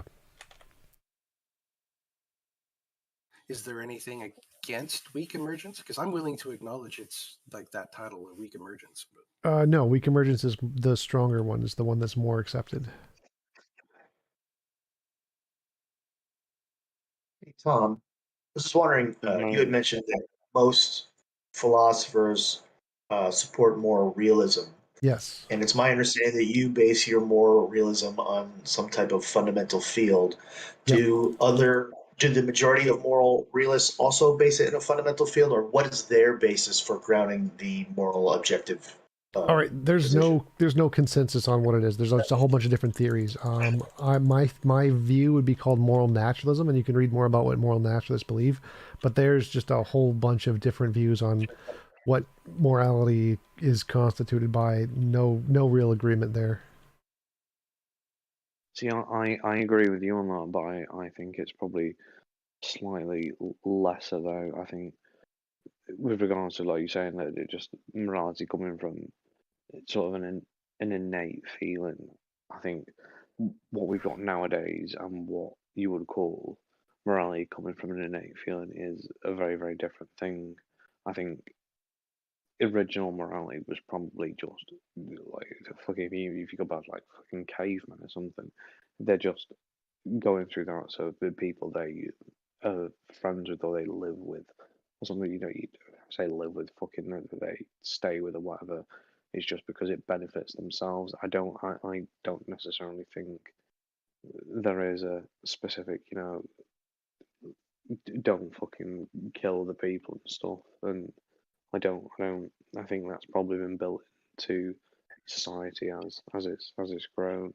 Well, that's where I would disagree. I think that there is a pattern to morality, and if we look at like moral progress, someone's got an echo. But I think if we look at moral progress and how societies change over time, the pattern is the same. So even though morality was different like 1,000 years ago, that's because their rate of intellectual acuity and technology and resources were decreased. But as you increase those things, you get the same pattern everywhere in society. So it seems like the pattern of how morality is changing is the same everywhere you go, and that's what indicates that it's probably more than just a social construction. So this is so this was my issue before what I was asking you about. So I think it's very hard to differentiate between, obviously, like you say, as the sort of technology and things grow, but it's very hard to know if morality would have developed in the same way without the social constructs growing at the same rate, because that obviously just hasn't happened. People have grown with social constructs. So well, that's why when we look at like animals, we can see that moral progress happens in animals too. Animal societies have morality just like human societies do. It's just not as developed. Yeah, that's exactly what I mean. So I don't think human morality would have progressed to the point it's at now without the social constructs that have come in place with humanity. It's like, so that, like, let's say if you look at monkeys or something, if you chuck some fucking rabbits in with some monkeys, most likely they'll kill all those rabbits because you know what I mean. So that's just what they're going to do. Right, because their morality isn't as developed as much because they don't have the same level of intellectual acuity. But if they did, then they wouldn't do that anymore. Exactly, but what I'm saying is I think it's hard to differentiate between if we would have got to the point of increased morality without the social constructs that we've come up with. Well, I think it's the other way around. I think our social constructs follow our morality, not the other way around. Oh, right, okay. So, like, if we look at religion, like Christianity, there's this new thing called progressive Christianity, where they're accepting of the LGBTQ community. Like, that's not from Christianity, definitely. It's something else. It's their ideas have changed due to how everything in our group have changed about what we view as moral, and then they change their social norms, their religious social norms. Yeah. So it seems like social norms are follow our intuitions, not the other way around. I always think that. I keep saying this to people, so I reckon the people who actually probably follow Christianity to the T most closely is probably someone like Westboro Baptist Church. Yep. They're probably the people who actually follow Christianity as closely to the Bible as they can. That's something But Hitch used to say long ago. Well, it's more than that, because even the Westboro Baptist Church. One sec. Even the Westboro Baptist Church is still very, very progressive compared to Christians 100 years ago, 200 years ago, 300 years ago, where they're actually burning witches and actually stoning gay people.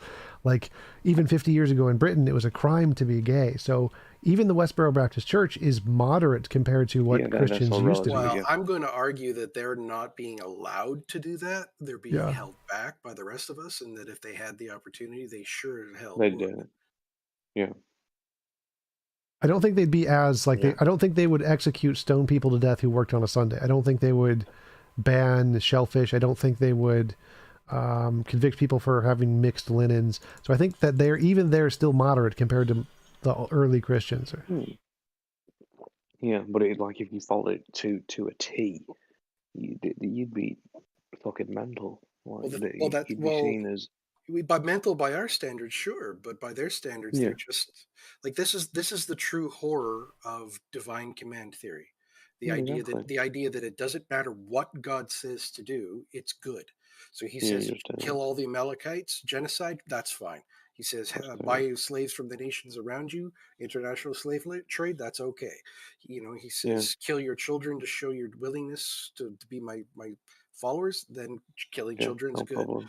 Kidnapping virgins, whatever. All of it's good. And that's the true horror of taking it literally, is that divine command theory is a completely valid theological position that can be used to justify the worst atrocities that mankind has ever experienced. Exactly.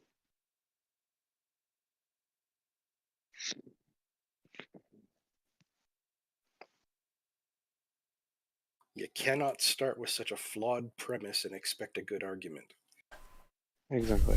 I completely agree. It would seem that would lead a Christian. It would seem that would lead a Christian to actually not have a good, accurate compass on how to actually achieve human well-being. Because, I mean, and I have heard this before. They can justify horrible atrocities and said, well, it was allowed to happen because ultimately it will bring about a greater good. I will even throw you the bone. I will even throw you the bone and fully acknowledge that if a God did exist and he did have a divine plan, and that it truly could compensate for all the horror that he initiated because of how just glorious the reward was going to be, that it wouldn't matter that if you killed every child. Wait, what was he saying? Like, let him finish first, because I don't know if that was his point. Well, okay, go ahead. It just seems to me that when Christians make the argument that God is morally good, it seems to put them in a position where they actually do not have an accurate compass on how to actually reach good. Because if God allows it to happen, he'd allowed it to happen because it brings about a greater good. So when a Christian does say something like, well, yes, you could even give a very strong example. There's a woman right now getting an abortion. Now, they may be anti-abortion, but it doesn't matter because God allowed it to happen. It has to bring about a greater good. So it doesn't seem like they have any foundation for their morality at all. Yeah. Well, divine command theory, technically, they call a kind of morality. But the problem is that you're not actually engaged in any moral reasoning. You're just following orders like a well-trained dog. Well, I understand your point. Yeah. So like if that which is good is that which God allows, and God allows you to get an abortion, well, then you get an abortion is good. And so anything you do would be good because God allowed it. Correct. So you could do anything, including what we would consider the most horrible atrocities on the planet. And actually, a Christian has no way to say that it's wrong. Especially if God is the one giving them the instruction, on the conditional, of course, that he has some way of balancing it out in the future. Right, yeah, but that doesn't even have to be part of it. They don't have to have any direct interaction with God. If evil is allowed to happen under the watchful eye of a God, and even evil brings about a greater good, there's no depravity that you could actually say you're against, because if it was allowed to happen. Yeah. On some level, it's serving God's purpose. It always tends to be the case where in like every single country and every religion, the people that are following religion the closest to as it's actually written are all the extremist groups, like ISIS with Islam. They're following it the closest. Westboro Baptist Church, in America, they're following Christianity the closest. The people who are following it the closest are all extremists. You hear Muslims argue against that and say that they're not following it, but that's just their own issue. The no true Scotsman Submission to God fallacy. is the only thing that matters in those faiths. Submission to God, that's it. You have one duty and responsibility, and that is to be in whole submission to God in all your parts. So anything they do, as long as they think that it's showing their willingness to be in submission to God, is good. Doesn't matter what it is. No jihad is out of question. In my example, they can't actually point to an abortion that they may not like it, but you can just remind them, well, God allowed it to happen. And if evil is allowed to happen and brings about a greater good, then obviously that abortion was good. They'd probably just bring something up about the Bible, and it would go in circles from there. Well, Christianity tries to counter that particular argument by claiming that Jesus gave two commandments. Even the first one was be in whole submission to God, just like any Muslim would be. But the second commandment was love your neighbor as yourself. So the idea being is that you're supposed to walk around looking and judging and evaluating everything around you based off of those two criteria. Can I do this and show my submission to God, or can I do this and help my fellow man? Can I ask you a question? So, for whoever's on the call that lives in America, how is it being atheist in America? Because I realise it's a lot more heavily religious than quite a lot of other countries. It depends on which part. Like if you say you're an atheist in the South, it's gonna make people kind of feel bad for you or look down on you or just preach to you. Oh, right, okay. It depends where you live. It really does. If you live in New England or in California or something like that, most people won't care. But if you live in Texas, Southeast, Georgia, it's going to be, And especially if you live in Utah and you're a Mormon or were born under a Mormon family, you'll be completely ostracized from your family. Oh, fuck, really? Yeah, well, an atheist will never be president, if that tells you anything. Not right now. Not for a while. No, I know that. I'm going to prove that wrong. Look in the I'm UK, going to be at the the first. moment, I'm going to be the first atheist president. It's going to happen. I'd love to see it, no matter who it is. They used to consider deists to be a kind of atheists, and a lot of the founding fathers were deists. I still got a dollar bet that Obama was a atheist. I'd say, do you want to know something? So I've recently just got a new job, and I'm now employed by the Freemasons, which is quite interesting. So you're fighting the Illuminati, trying to eliminate the Illuminati from the planet? I'm not. Yeah, it's very strange. They're Worshipping the architect, the demiurge. they're a weird bunch. It's I don't know much about it. Like I say, I've not obviously not joined or anything, but it's very, very strange. They do The some very, really, really weird stuff. very deep rabbit hole with Hermeticism. Oh yeah, They kind of pull that in. It's very, very odd.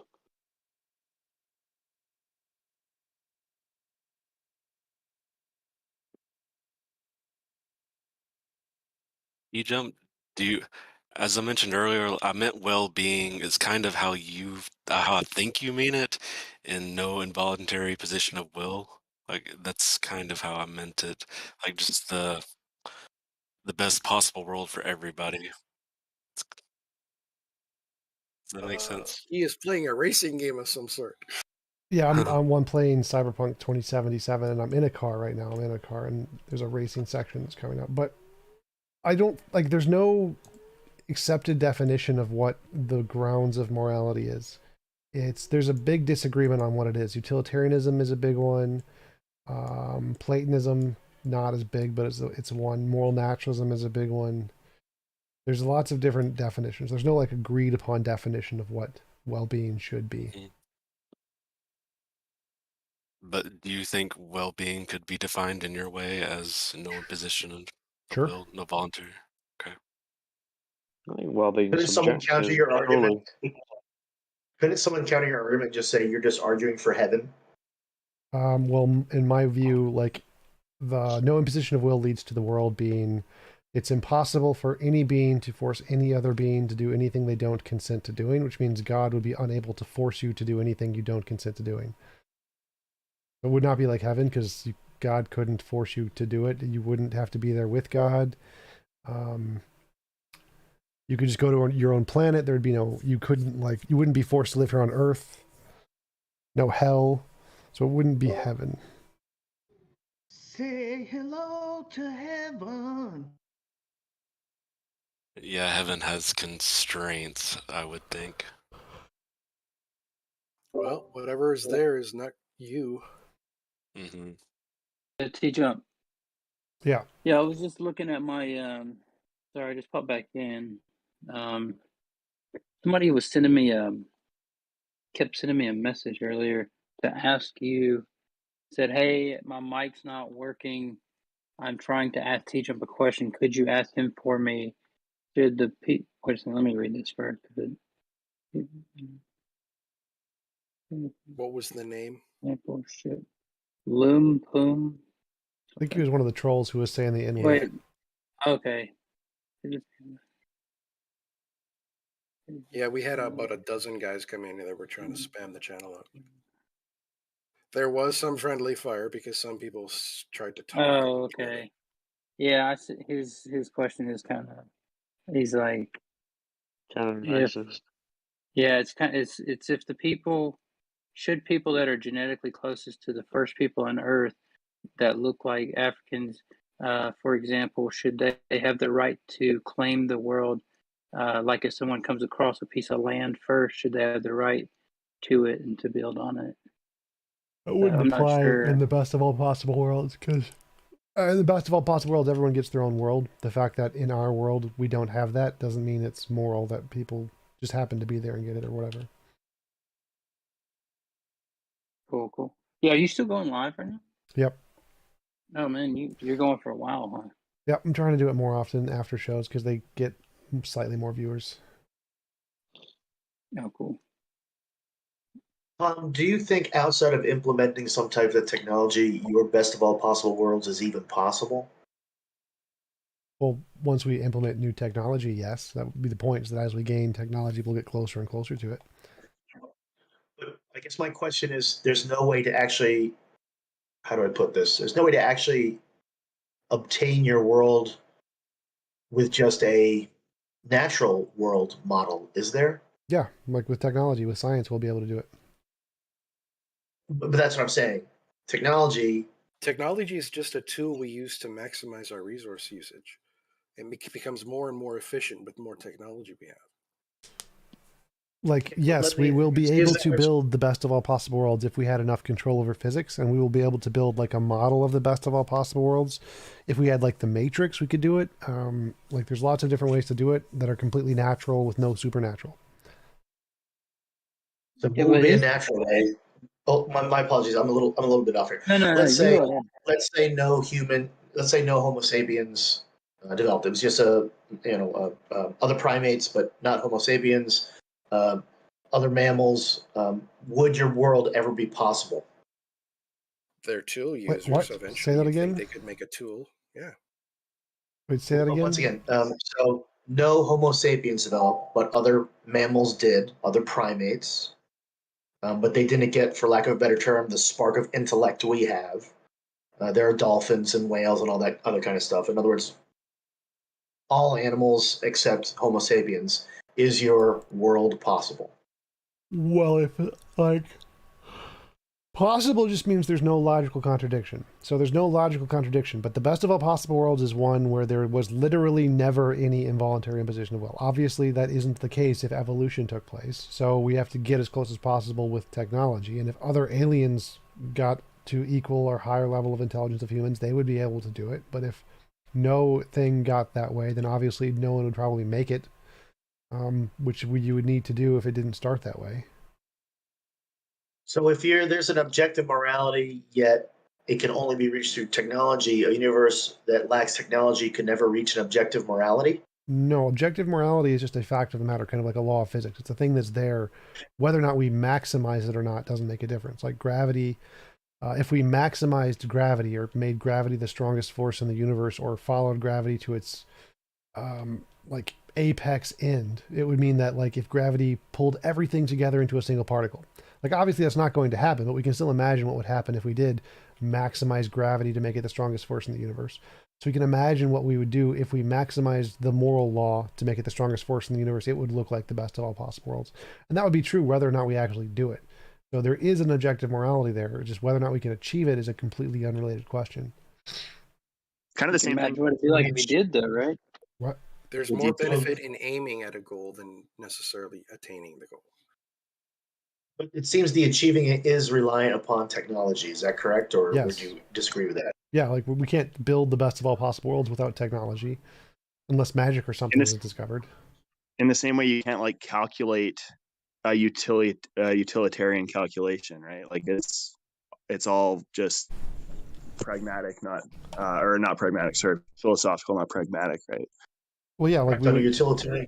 Oh, sorry. Like we would need to literally do something in the world to change it to make it not evil, because right now the world is evil. It kills lots of people, so we're gonna have to do something to change it, and the only way we know how to do that is by using science and technology.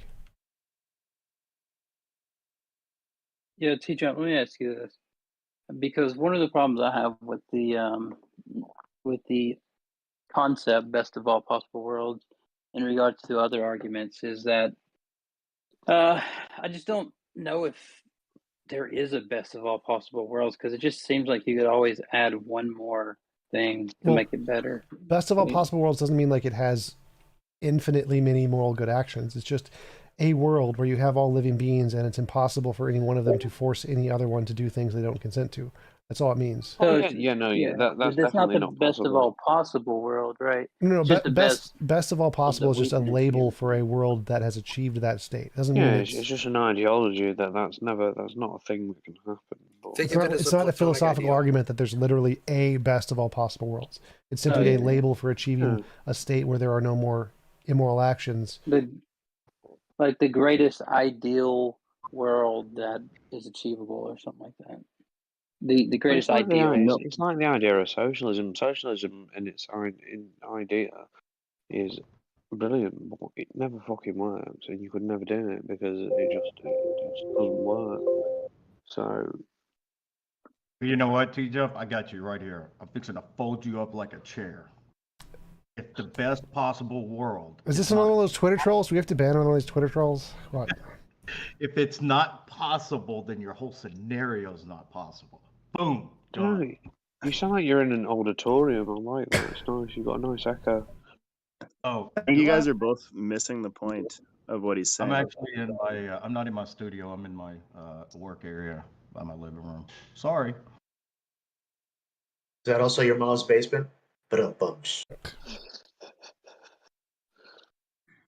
He said like 4 times there's not one possible world. It's a state that's achievable. Mom, make me a sandwich. Wait a second. Good one. TJump, I did have some questions to ask you. I remember making a note about it one time. Sure. I'm gonna find them. And I'm gonna shoot them over to you. All right, TJump. Here's the note for TJump right here. Okay.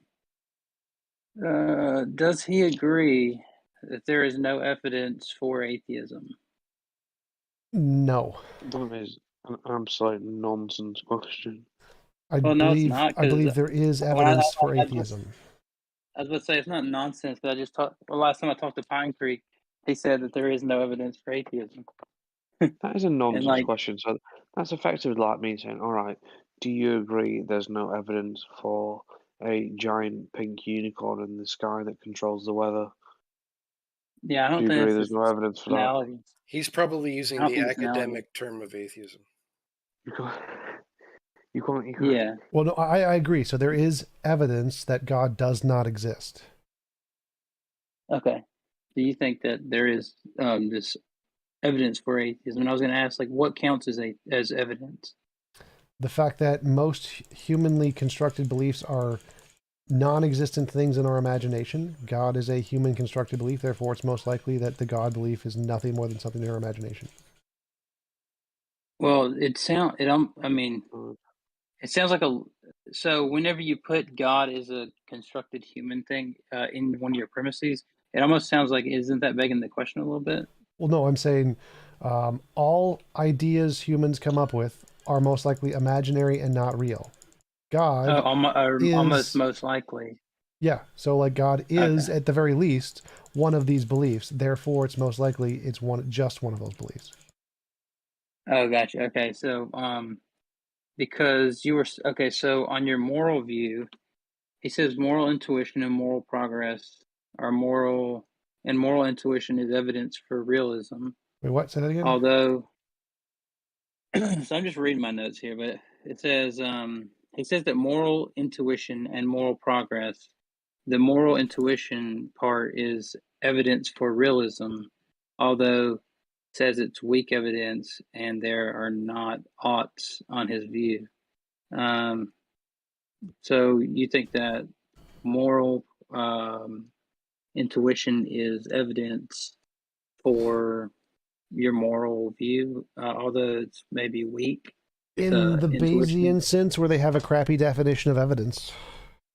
I think it's the phenomenon we're explaining. Crappy? Yeah, like You you think know it's a how crappy people say experience of God is evidence of God, or a gold brick is evidence of a leprechaun. In a Bayesian sense, where you say that anything that can explain the data is evidence, that would be evidence. Since then, I've updated my definition of evidence to mean that you need it needs to be like the most indicative of whatever. So at this point, it's better to say it is the data that we use to build the hypothesis. It isn't evidence; it's data we use to build the hypothesis. Well, hold on a second. This is the data that we use to build the hypothesis. Yes. That's what evidence is. No. So I thought you said you changed your definition of evidence, and that's what it was. Yeah, I did since the first video I made on morality. But the view here is that evidence is something that makes it more probably true than false. It increases the probability of it being. Well, no, that is Bayes' theorem's definition. Sort of. So just the fact that it can explain the data doesn't do that. Yeah. So on Bayes' theorem's definition, it's going to be anything that makes it the proposition more likely, given that, counts as evidence toward it. Wait, that definition fails. That's post hoc ergo propter hoc. So mine is that anything that makes it more likely that the proposition is true. Well, wait a second. That's the definition of proof, by the way. Evidence what'd or you say? argument establishing or helping to establish a fact or the truth of a statement. Wait, This TJump, is a could you different topic. repeat your evidence? Evidence is Could that you which repeat? makes a proposition more likely to be true.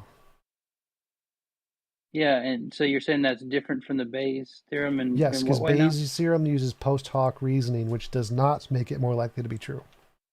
Yeah, what part of Bayes theorem are you Priors. pointing So to? like if I said, I see a gold brick, is that evidence of a leprechaun that creates gold bricks? Yes, in Bayes' theorem, because Bayes' theorem simply uses the definition you use, which is that assesses the likelihood that we would see the evidence given if the hypothesis were true, which is post hoc ergo propter hoc. Yeah, but it's not going to be evidence. Well, there'll be like a rating, right? So, for example, a Mormon, having spiritual experience, it's going to count at a non-zero number toward Mormonism, but it's still going to be really bad evidence, right? It's Right. still going to be so far down. Yes. So with that, when we get a murder weapon, that's going to count as evidence toward the person who owns it, even if they didn't do it Right. because they bought it yesterday. But then tomorrow we find out that we got the fingerprints back. It's a different person's fingerprints. That no longer, there's still evidence that the guy who owns the gun did it, but it's outweighed by the evidence that somebody else's fingerprints is on the Right. weapon. This is where the conflation comes in, because like religious people will add in like, well, leprechauns. It's also evidence of leprechauns. If we find a knife in someone owns a knife, it's evidence that a magic leprechaun planted the knife. In Bayes' epistemology. I don't think so. Only if there's some type of background knowledge that leprechauns do that sort of thing. Right. So this is the problem of the priors, is that you can have whatever priors you want, like priors of a supernatural being named God, for example.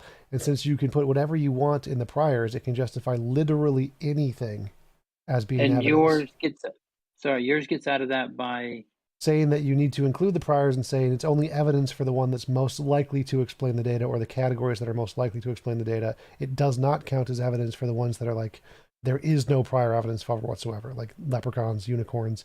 If we see a hoof print in the snow, it is not evidence of leprechauns or a unicorn. Well, adding most likely, that is like a Bayes phraseology. No, the difference here is that mine must add it in the statement. So it doesn't count as evidence until after you've assessed the probabilities, not before. Well, how do you assess? That's my biggest thing, is I don't know how you would assess probabilities.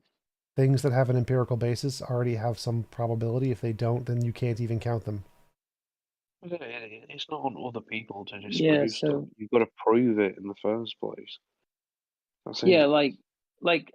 I've talked to a bunch of atheists about this, and like I don't understand how likelihoods are supposed to be counted in. Like, for example, if I say, like, let's just say you agree with this, okay? Like, we were to go to Sir Martin Rees and all these other physicists or whatever, and we were to just prove, yeah, there is some.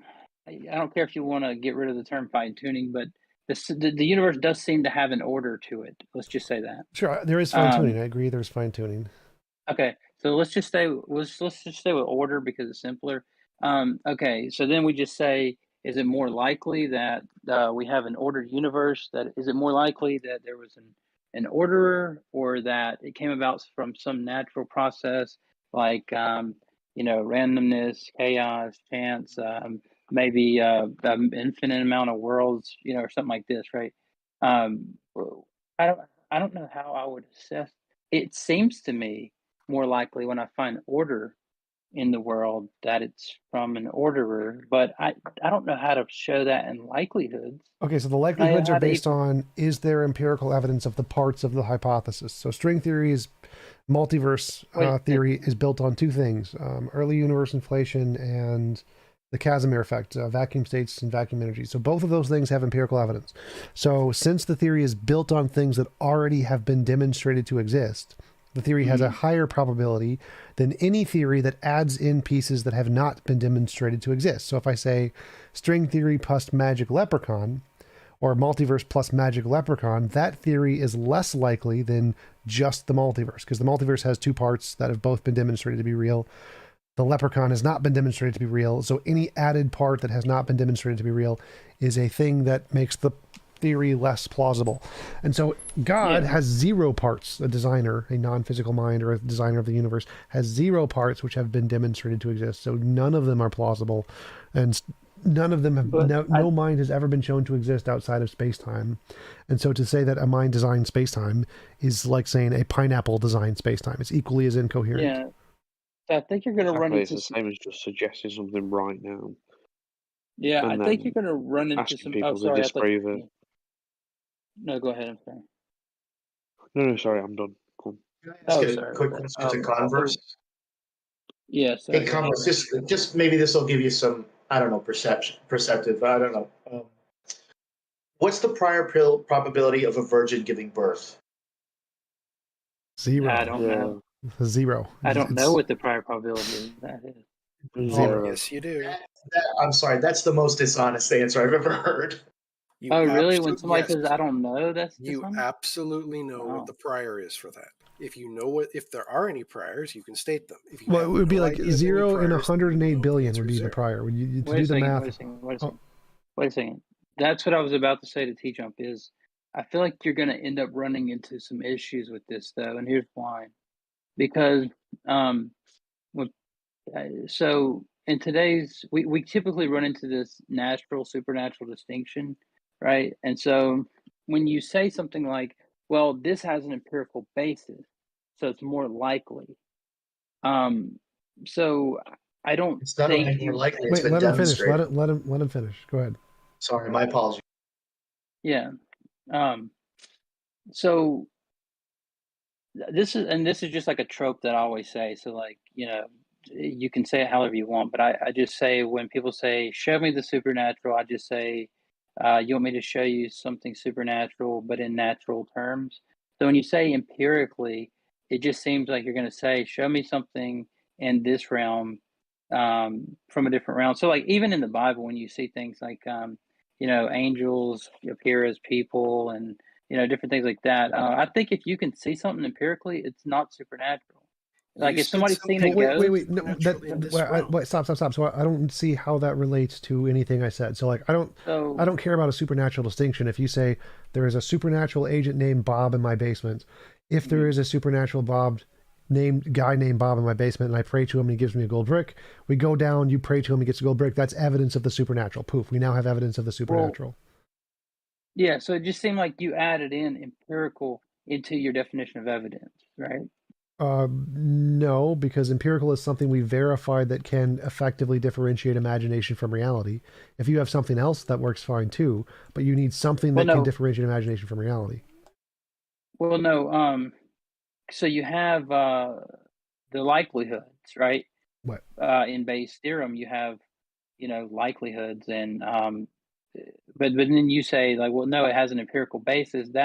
That's what I'm saying. It seems like you added a step to the Bayes definition. Well, no, that makes it more likely. So if something has an empirical basis, that makes it more likely because empiricism has been a way that has been demonstrated to be able to effectively differentiate imagination from reality. So if something has empirical evidence, that gives it weight to be taken as not imaginary. So it's more plausible, has a higher prior. Yeah, so there's also a good point of clarity that we should make here is that you are actually still claiming to have knowledge of the supernatural in this realm here and now, which means that doesn't matter. That doesn't matter to the argument. It's a separate point. Yeah, I haven't made any claims yet. I asked you to show me something in the natural world, which was a virgin birth. I didn't ask for a supernatural thing. I asked for something in the natural world, and you have no way to show me any prior probabilities on that. Yeah, the honest answer should be that the prior probability of a virgin giving birth is 0 in 108 billion, which is what we know it to be. But so that's a different topic. Oh, wait a minute. Wait, you have various types of prior probability. The only time you start out with a 0 is if it's a contradiction. If there's a possibility, you don't start 0 for prior probability. No, I would say that it's 0 given the current data we have of how it works. So there's 0 out of 108 billion. That means the prior probability of it happening without any new evidence is 0. Yes, so that's what I'm asking is how are you working probabilities? Because if you know the exact probability of a virgin giving birth in It's this set theory. universe, No, okay, it's how does weighing the set evidence. theory So work? it's adding up the Yeah, how evidence does we have. Do we have any evidence that it happened? No. So is it ever reasonable to believe it happened? No. That means there's zero evidence. So well so wait, there's but you remember I defined evidence as that which can increase the probability of it actually occurring. Is there anything that increased the probability of it actually occurring? No. Logical possibility doesn't provide that. Therefore, the evidence is zero. So that's the difference here between my definition and Bayes is the prior probabilities. Again, could be anything in Bayes. So I don't accept that. I don't accept the logical possibility of it being qualification of it not being zero. wait a second, so did you just say that you just took out priors from their definition? Is Well, I that all moved you the is that priors what you're into saying? the argument. You're not allowed to implicitly add in priors. You have to put them into the argument for them to count. And by putting them in the argument, do you mean there has to be an empirical be able to be show it empirically? No, because you can add priors in without empirical evidence. It's just going to be obvious, and then you're going to be obviously flawed. So in order to have something be plausible, you need some way to differentiate imagination from reality. Science does that. No other method we know of does that. Therefore, any other method, as far as I can tell, does Wait, but not that's the provide job of evidence. science. What? Yeah, of course, it's Wait a the job second. of science. Yeah, but it seems like you're just saying something like, you have to be able to show the empirical from the non-empirical. No, you have to be able to differentiate imagination from reality. Science does that. I know of no other method that does that. So science is the only thing that counts. What is imagination for you? Just wondering. Things that don't exist independent of just your ideas.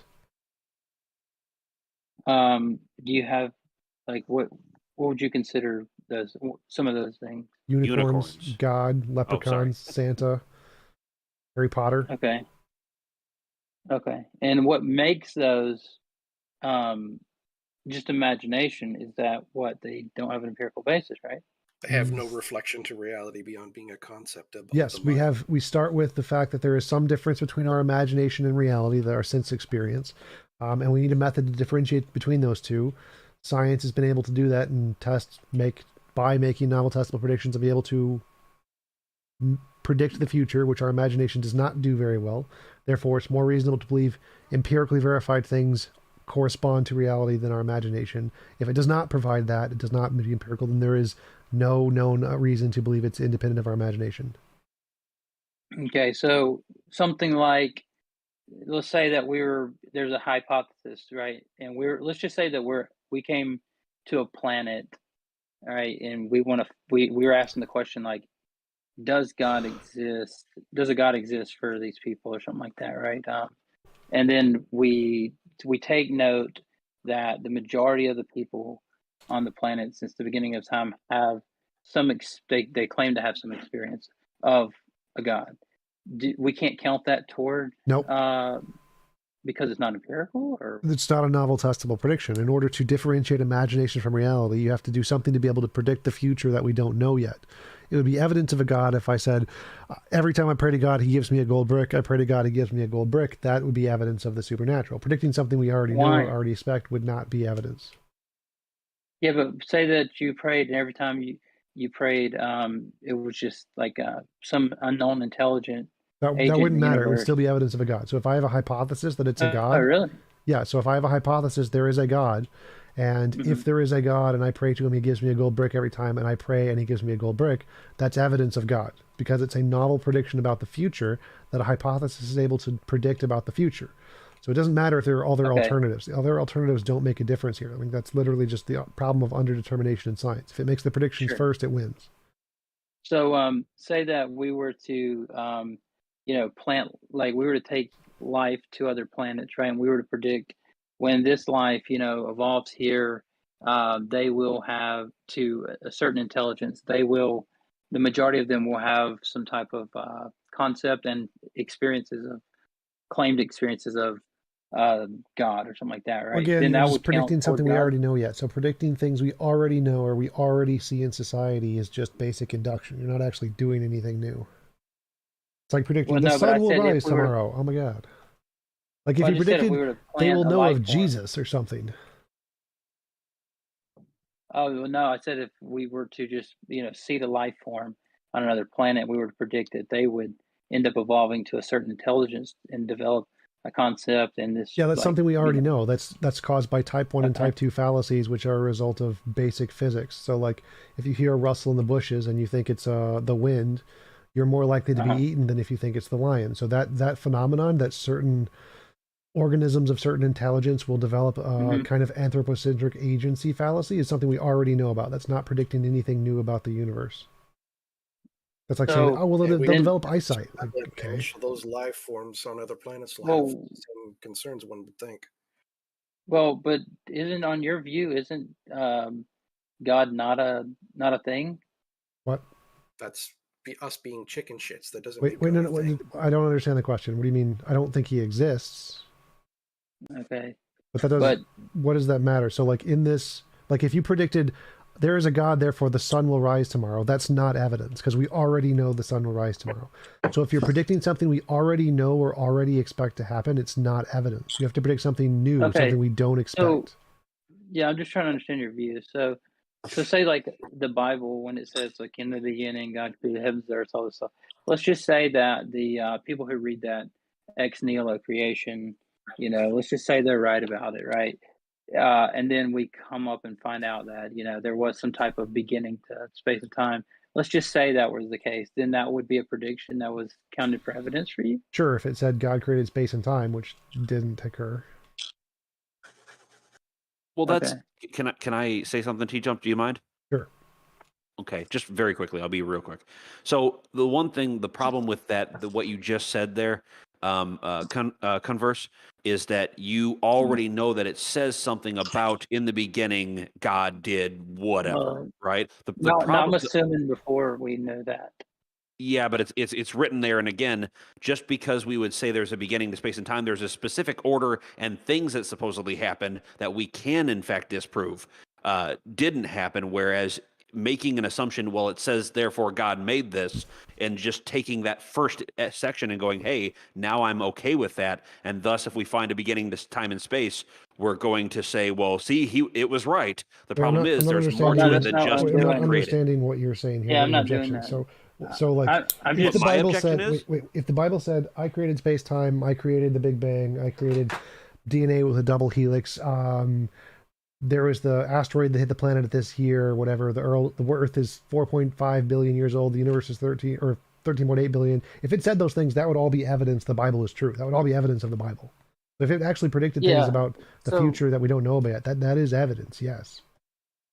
yeah, and I'm just trying to understand the view, but like, yeah, what I was saying is not that therefore the Bible's true in every respect. I was saying that I was trying to ask if these people did predict like there was a beginning to space and time, and that Yes, if it some accurately things. predicted things we did not know at the Yeah. time, that would be evidence. So, like Hinduism predicted the age of the Earth is 4.3 billion years ago. That is evidence of Hinduism.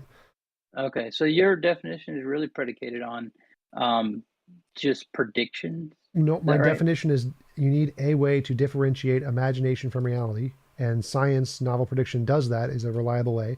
You could present another reliable way, that would be fine too, but all you need as evidence is a way to differentiate imagination from reality. Okay. Well, I mean, I have a lot of questions. I don't. If anybody needs to interrupt me, just to be like, "Hey, dude, you've been talking enough." That's fine. But No, like you. I did want to. So I wanted to yeah, clarify go ahead. something quick about the prior probabilities. Prior probabilities don't, for those that were talking about, we don't ever witness it. It's not an inductive inference for prior probabilities. There's actually different methods of determining prior probabilities. One of them's a principle of indifference, like in uninformative priors. Then you have informative prior. There's several different categories. So typically what will happen in a situation like that, like with uninformative, you would start out with, um, if you're on the conservative side, if you want to be more objective about it, you start out with it's either true or false. So there's at least a 0.5. Well, we know that a virgin birth is not going to be a 0.5 high probability. So we need to further reduce that down to lower probabilities. They use Bayesian all the time for things that we don't experience or things that we couldn't possibly know. So it's not just an inference that we make based on induction. Right. The induction would just be a kind of thing to increase the priors. It's like if you have induction, That would be a good evidence. Yeah. We have six. Well, yeah, we have six white geese. Therefore, white geese have a very high. The next geese has a very high prior of being a white goose. Right. Well, that's why I was talking about the different types of prior probabilities. That would be considered an informative prior, not an uninformative. And the informative priors, obviously, you can have a more accurate way of trying to, nail down the prior probabilities. But typically, if it's something that's unknown, like I said, you'd start with a 0.5, but you wouldn't stay there because we would have to use credence or things or different measures to get it down lower, because you want it to be as low as possible without it being zero, so that your equation or your analysis comes out with, you're not baking in, what you're trying to prove in the equation. Right, and that's where I think I was talking about how my view doesn't do that. My view, it starts at 0 and you've got to make it go up, because I think that's a better epistemology. Well, when you're given some data, like you're given some data, like in a crime or something, right? You find a gun. Thank you for the super it's chat, registered. Shadow. Huh? That's just a thank you for the super chat, Shadow. Oh, okay. Yeah, and so like you find a gun, for example, right? And it's registered to a certain person. Does that count as evidence against them? Yes, because there's already empirical basis for all of those things. Okay.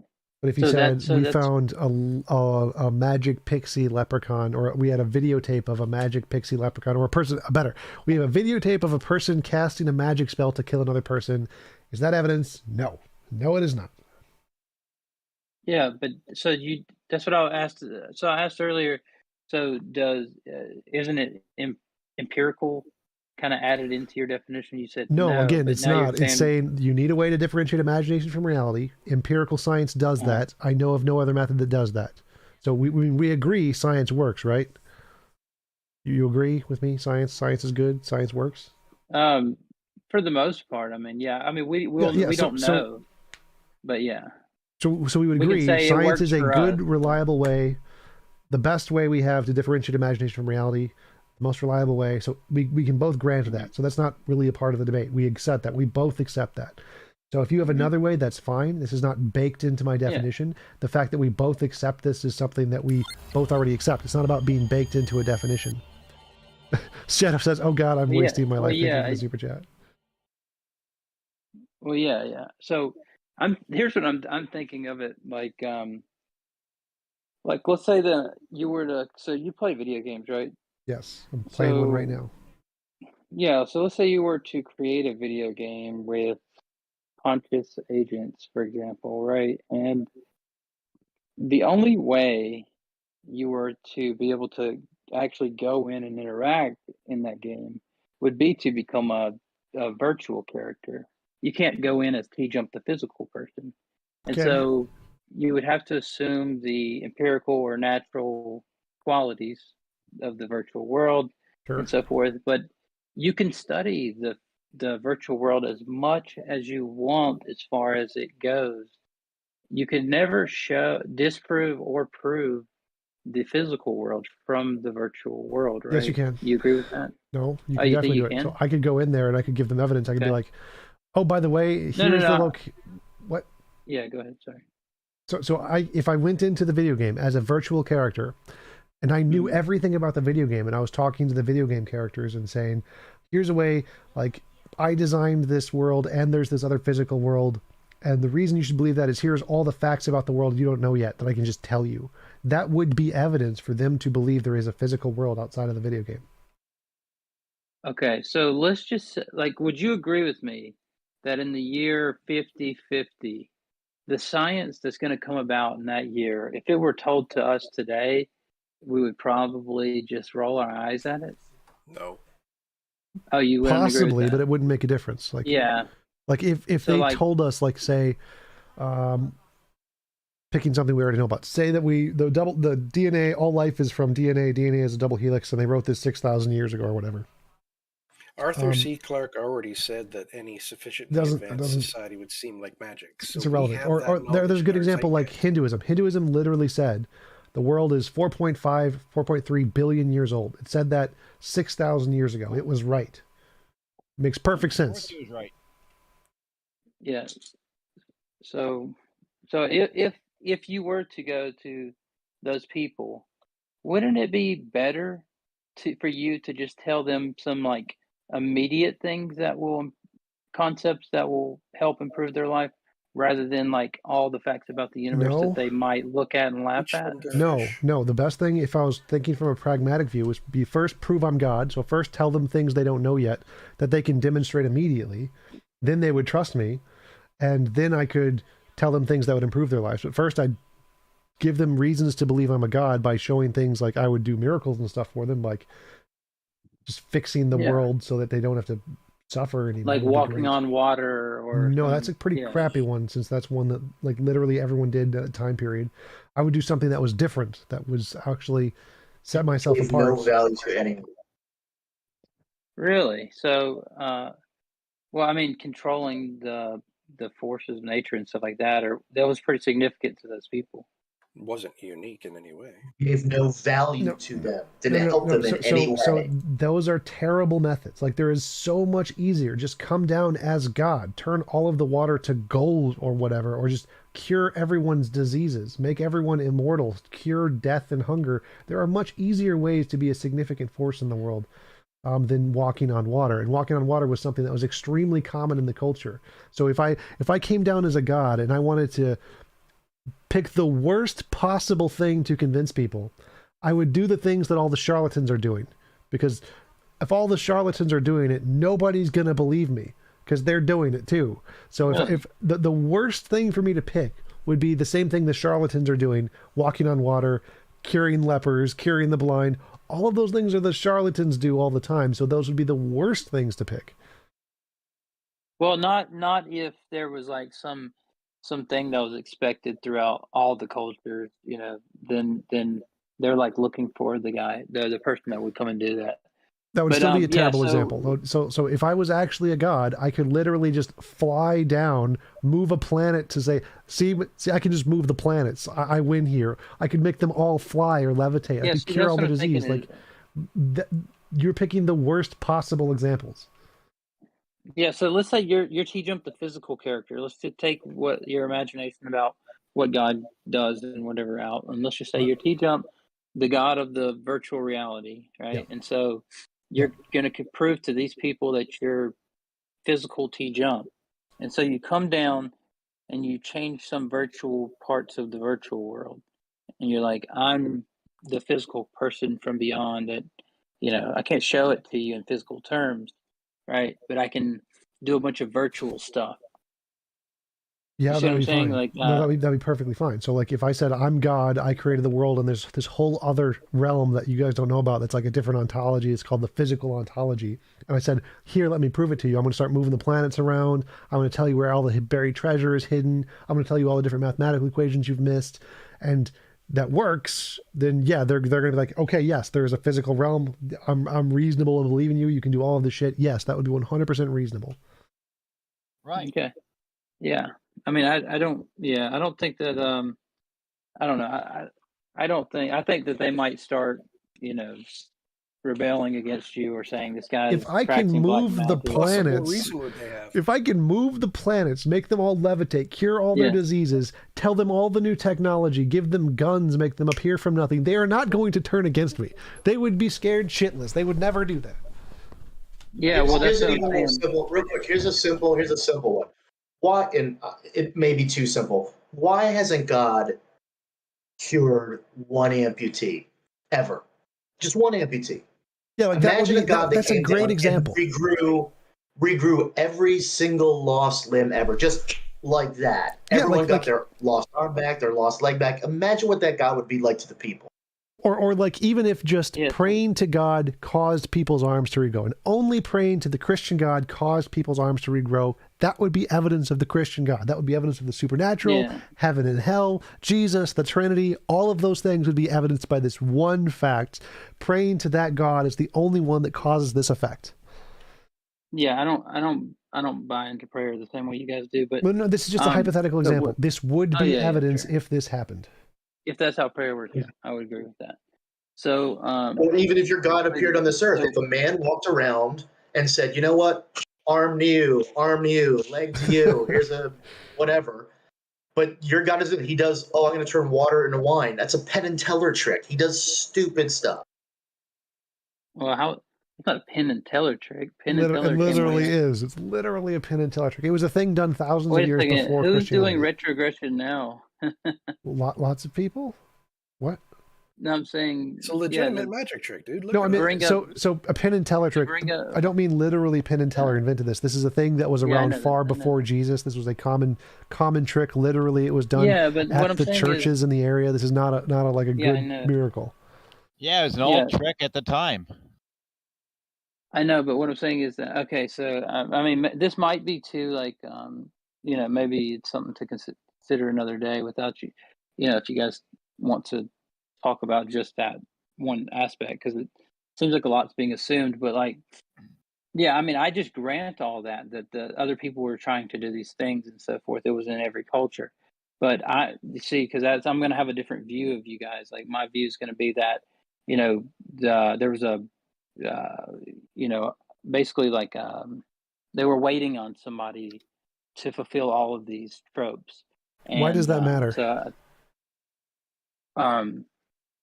Well, it would matter if you were, if you're waiting on, well, I mean, if you're waiting on someone, it's to fulfill something, right? That's kind of a predictive thing. But anyway, so my thing was that I don't think that you can show or disprove supernatural from any natural amount of things. So, like, even if you were to come down as physical, the virtue. I said show it or disprove it. Well, I know. So you don't need to disprove the unproven. So two things. We can show it. We can't disprove anything. It's impossible to disprove anything. That's not what science does. But we can show it exists. Yes, we can demonstrate the supernatural exists using science of only the empirical realm. Yes. Yeah. So, I mean, I think you could just say I'm more convinced, but you could just say it's a higher natural intelligence or some unknown natural thing. Converse, that's literally the problem of underdetermination. Everything in science, you can say it's a different hypothesis. You could say, like, no, it's not gravity. It's not Einstein's general relativity. It's magic leprechauns. Like, you could literally just make up another. You could literally make up any other. Yes, it's more probable to be gravity. More probable, right? Than supernaturalism. So let me finish the example. So in science, you can take all of the evidence of general relativity, the Large Hadron Collider, the LIGO measurements of gravitational waves, the predictions of the perihelion of Mercury, all of the different evidences of general and special relativity, and you can say, you know what, that's actually explained by magic leprechauns. So this isn't evidence of gravity, it's evidence of magic leprechauns. No one in science accepts that. Like, no, it's general relativity. General relativity made the predictions.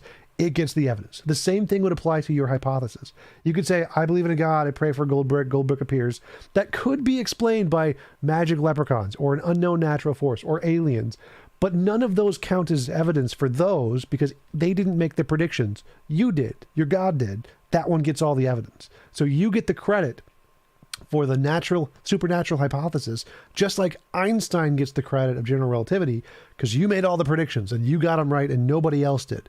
Everybody else could just post hoc make shit up and try to explain it after the fact, which is not evidence. They're just post hoc rationalizing the things you discovered. So if you made the predictions first and your prediction was, I believe in a supernatural God, he'll make me a gold brick appears, you now have evidence of the supernatural, and it doesn't matter that there are infinitely many other hypotheses you can make up to explain the data because you made the predictions first. Same with general relativity. He made the predictions first. He gets the evidence. Oh, okay. So as long as even if it's wrong, if you predict it first, it's evidence for you. Correct. Yes. Okay. Yeah. So that's what I was trying to get at is what is your view on that? And so, yeah.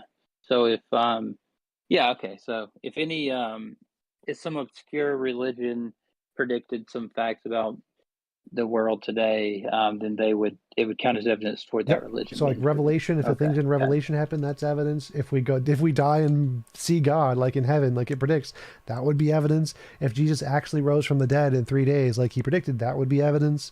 Any of the predictions that it made, if they happened, they would be evidence. Well, so to the people, let's just say that, when the Jews said that the disciples stole the body, right? He was raised in 3 days, for example. That would have been evidence at that time, right? If it You don't happened, believe it now. if it happened, Yeah, that's what I'm yes. saying. Yeah, I'm saying to those Jews who said that the disciples stole the body, that should have been evidence to them. Right. So like the people at the time, if Jesus Because said they he was predicted. going to rise in 3 days and they saw visions of Jesus, to them, they are completely reasonable to believe because they don't know anything about neurology. So because they don't know about bereavement delusions, and the only explanation of this new phenomenon, which they've never seen before, is that Jesus actually rose from the dead, they would all be reasonable to believe Jesus rose from the dead. They would all be rational in their belief. Okay. All right. So I'm starting to get like what your view of evidence is, but it still seems like I don't know. There's still anybody else that feel free to interrupt me or like if you have something else that you want to bring up as well. But What is the problem that you still feel there's a problem? well, it just seems that your view is going to be based off of just prediction. Yes.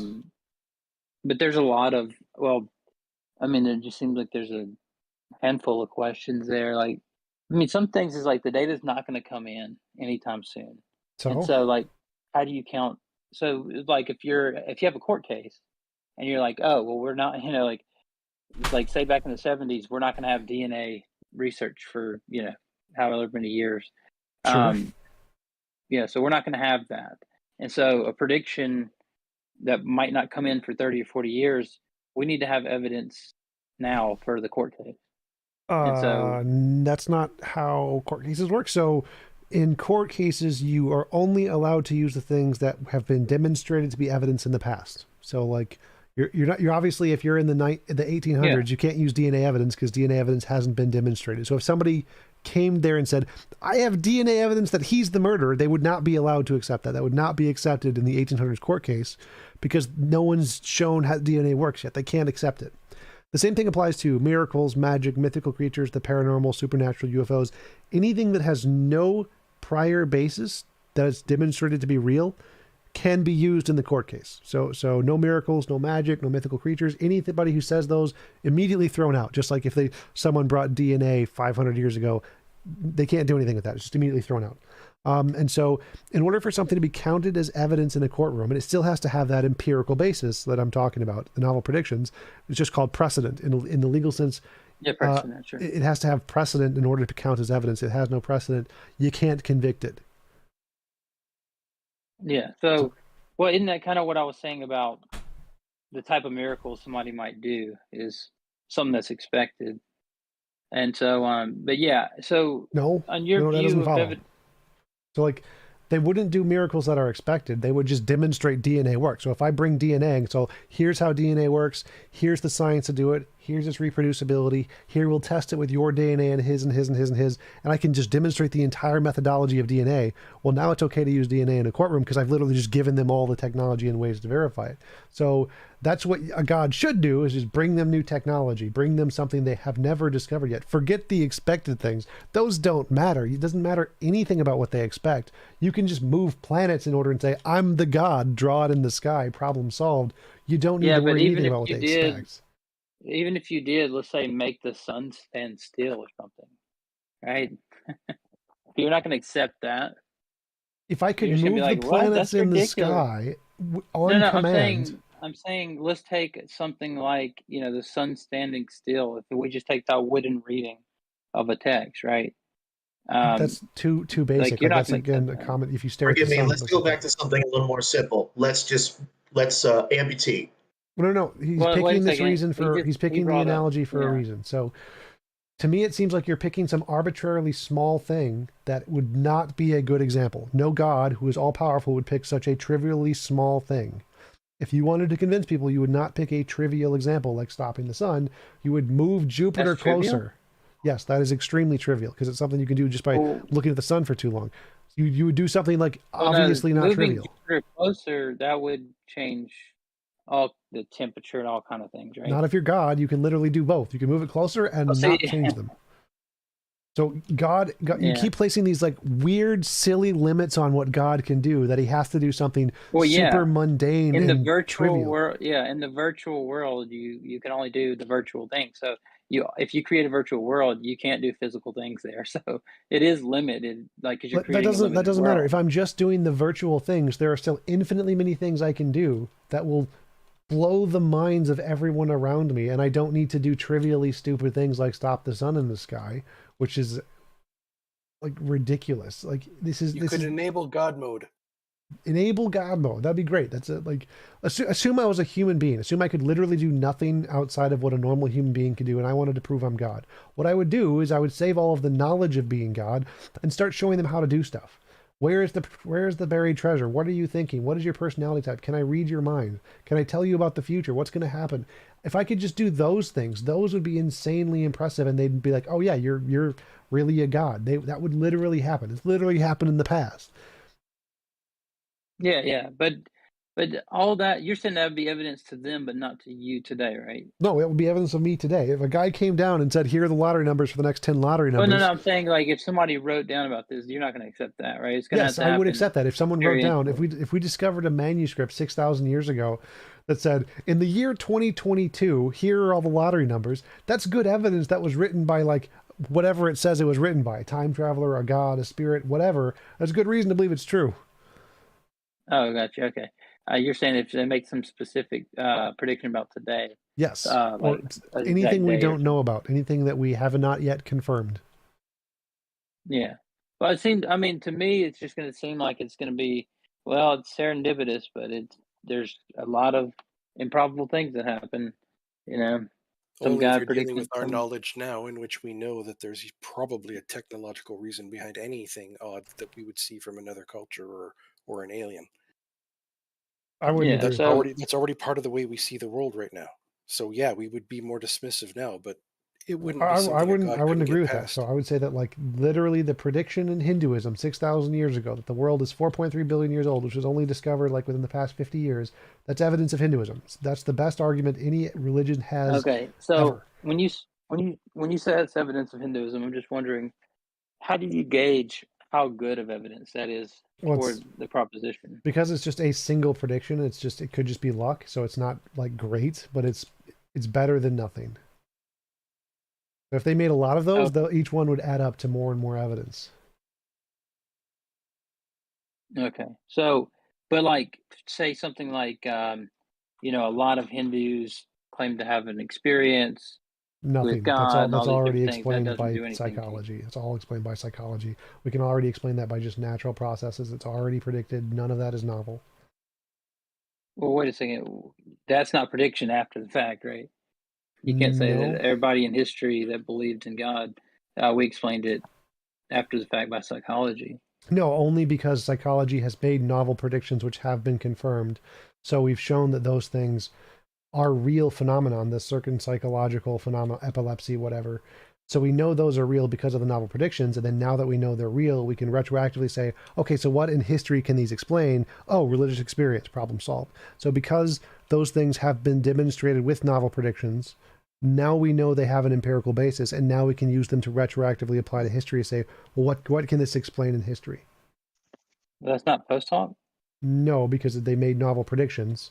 So if they made novel predictions which were confirmed independently, and then after they've been independently confirmed, you can say, oh, these could explain things in history, that's fine. So like if I discover a unicorn or an alligator or something, let's say we never saw alligators before, and we then discover alligators and make the prediction that, oh, well, if we like dissect them, we'll have this many organs or whatever, who knows.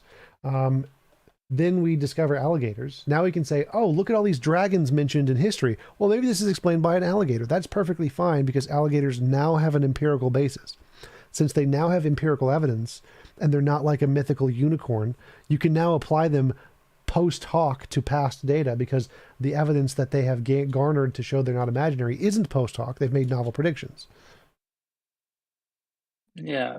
Okay. So you're not, so basically anything that, even if something does add to what we would typically call evidence, on your view, it doesn't add, it doesn't count as evidence unless it has some type of predictive power. Right, and that's typically what most philosophers and scientists would consider evidence. They just phrase it differently. So yeah, I'm just saying, like, I don't know, like, I don't know, if we found a murder weapon, right, that had fingerprints on it, right? Yep. So you're saying that would be evidence toward the guy's fingerprints that are on it, right? Yes, because there is past empirical data of fingerprints, of knives, of murder. All of those things have independently made novel predictions prior in history and have been successfully used to discover things. Because But each of those only would have pieces, shown. well, each of those pieces was used successfully in the past and independently had been shown to be not imaginary. Therefore, we can use them to infer things now. Okay, so And that we evidence discovered would like a only have shown that he unicorn. touched it, not that he did anything with it. Yeah, exactly. I wouldn't That's add what it I'm to the saying. argument. It would still be evidence of his Yeah. murder, yes. So yes, if we found a knife with fingerprints, that would be rational to increase the probability that he murdered the person. Yes. It's possible he Yeah. didn't. It's possible he just touched the knife, but it would increase evidence on both cases. Yes. Because there is an implicit empirical basis for all of those facts. Okay, so I'm getting a few things, right? I'm getting likelihood, I'm getting empirical basis, Yep. and I'm getting predictive power. Yep. So evidence for you is going to be likelihood, whatever that's compared to, predictive power, and empirical basis. Yeah, those are all kind of synonyms are tied together. Okay. Could we have empirical evidence of the supernatural? Yes. Oh, really? Okay. Explain that like 10 times. Gold brick. Supernatural name. Yeah, but supernatural guy named Bob. Generates a gold brick every time you pray to him. You pray to him. That's evidence of the supernatural.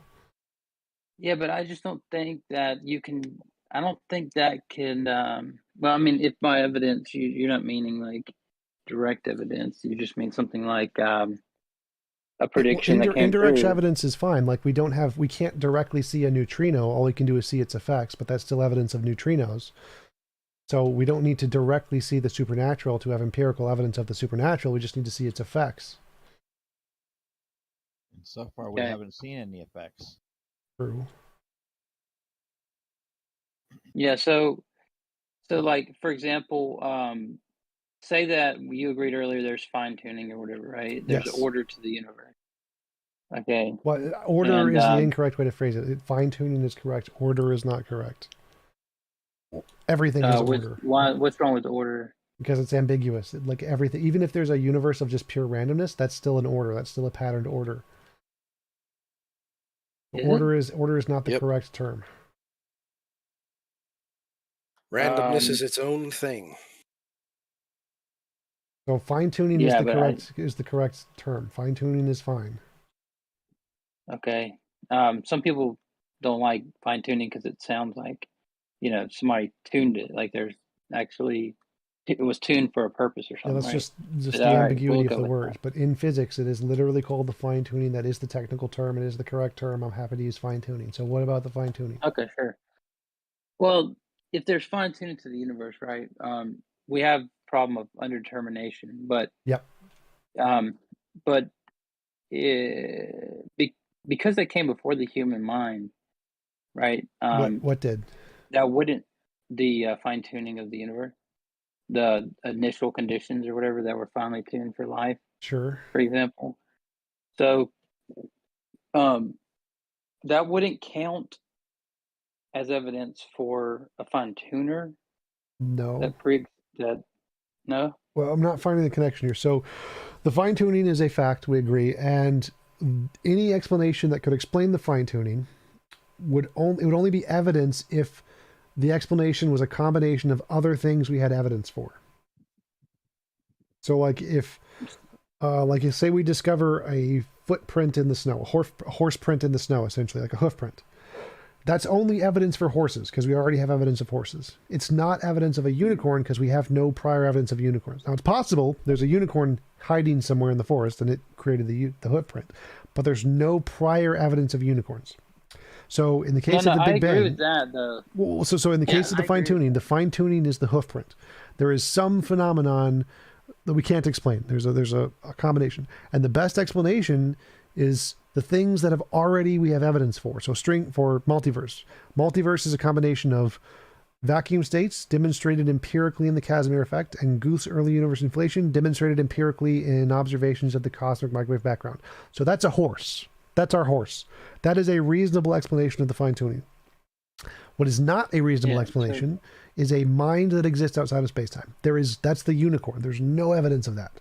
So a mind that designed this is like a unicorn and is not reasonable. But the string theory, or the multiverse, is reasonable because it's the horse. It's made of things we already know exist.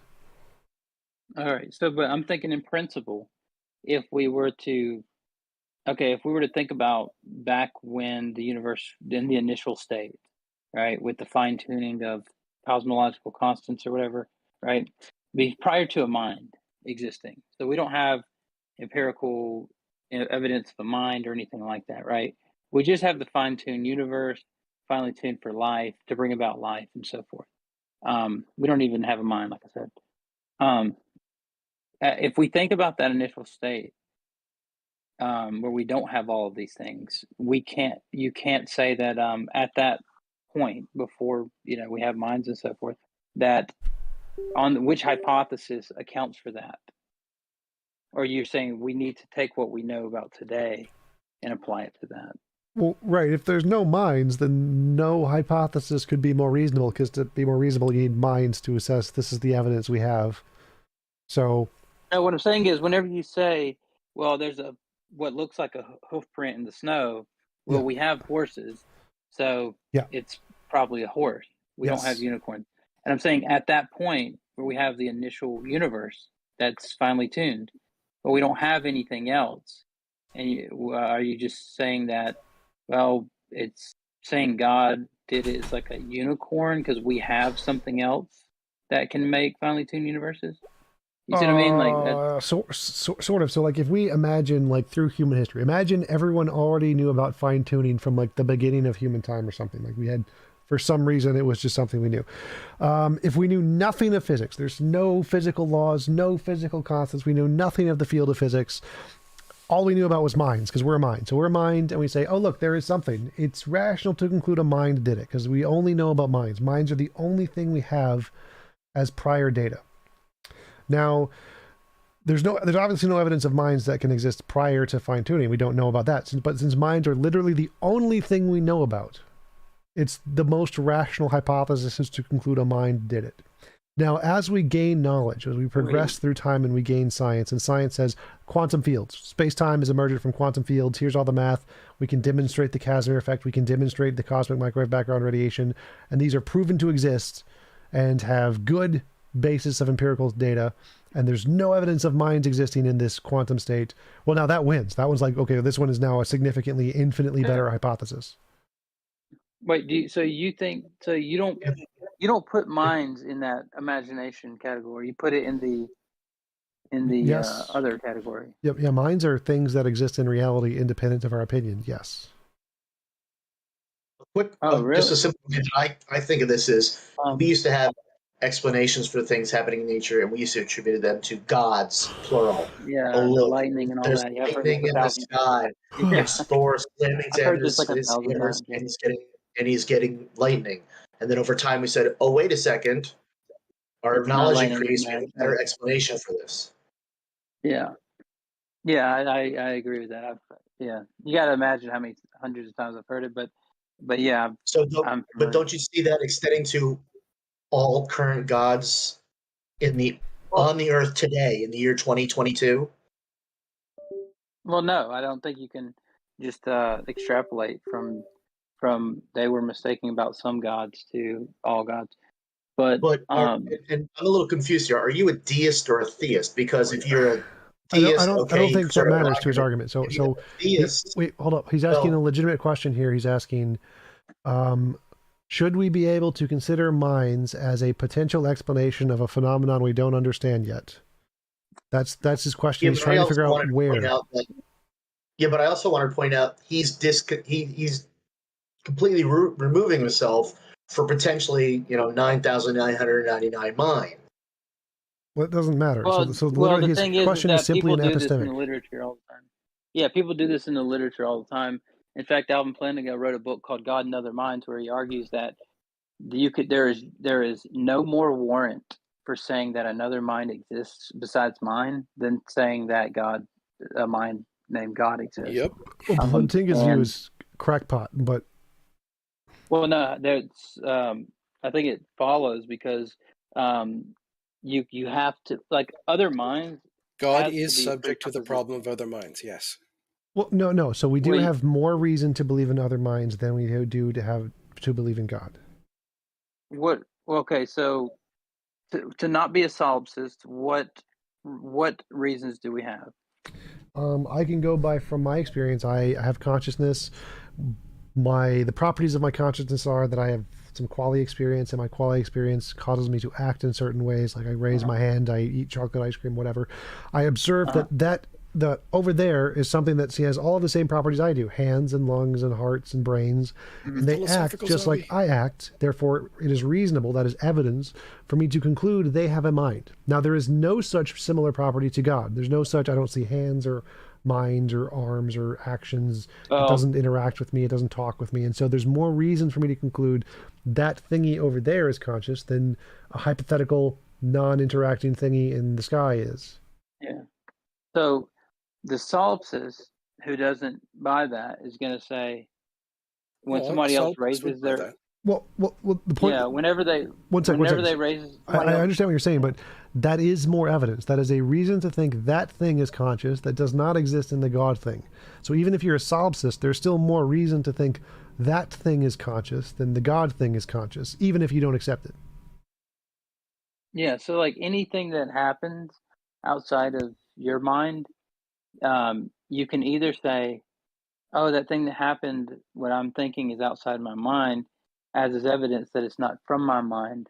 But the solipsist just says, "Man, that's crazy how I can make that guy raise his hand and That like doesn't say matter. things that I wouldn't That say." doesn't matter. So again, And because as a well, solipsist, if I could make that guy raise his hand, but I can't make the God guy raise his hand because there is nothing there, that's still more reason to think that the guy I'm looking at is conscious than the God is. So it doesn't matter if that could be explained by your solipsistic self. The fact that you have an experience, there is an analogy between your consciousness and that guy, where there is not an analogy between your consciousness and the hypothetical God guy, means even if you don't accept it as good evidence, it's still more evidence to think that the person you're looking at is conscious that does not exist to justify belief that God is conscious. well, I don't think so. So imagine somebody saying that, "Hey, yeah, I made God raise his hand the other day, and he told me blah blah blah," right? And you just don't buy it, right? You're to that guy, you're saying it's the same amount of evidence as another mind in the universe. Sure, like if he sees God and he sees God raise his hand, then he would have equal reason to believe God was conscious as the other person he's talking to. Okay, so what's up, Detroyer? Just seen you pop in. I'd be interested to get your take on this as well. And Jack. But yeah, I mean, I don't think that there is, like, what do you, I mean, Detroyer, what do you think about this? So I brought up Alvin Plantinga with God and Other Minds, and I was talking about try how, to. So his argument is that there is no reason that would give us, or no evidence that would indicate that another person was conscious that wouldn't also apply to the God, or that there's no greater reason to think that another person is conscious than God is conscious. You familiar with that book, God and Other Minds? I've heard of it, but I haven't read it or anything. It's Detroyer's mic that's cracking out loud like that. I don't think, was that Detroyer's or Jason's? Shouldn't be mine. Yeah, it's not Detroyer. So What do you think about that, Detroit? Do you think that there's more warrant to believe in, other minds, not be a solipsist, than to believe that there's another mind called God? I mean, obviously you're an atheist, but I mean, obviously, what do you think about that argument? I think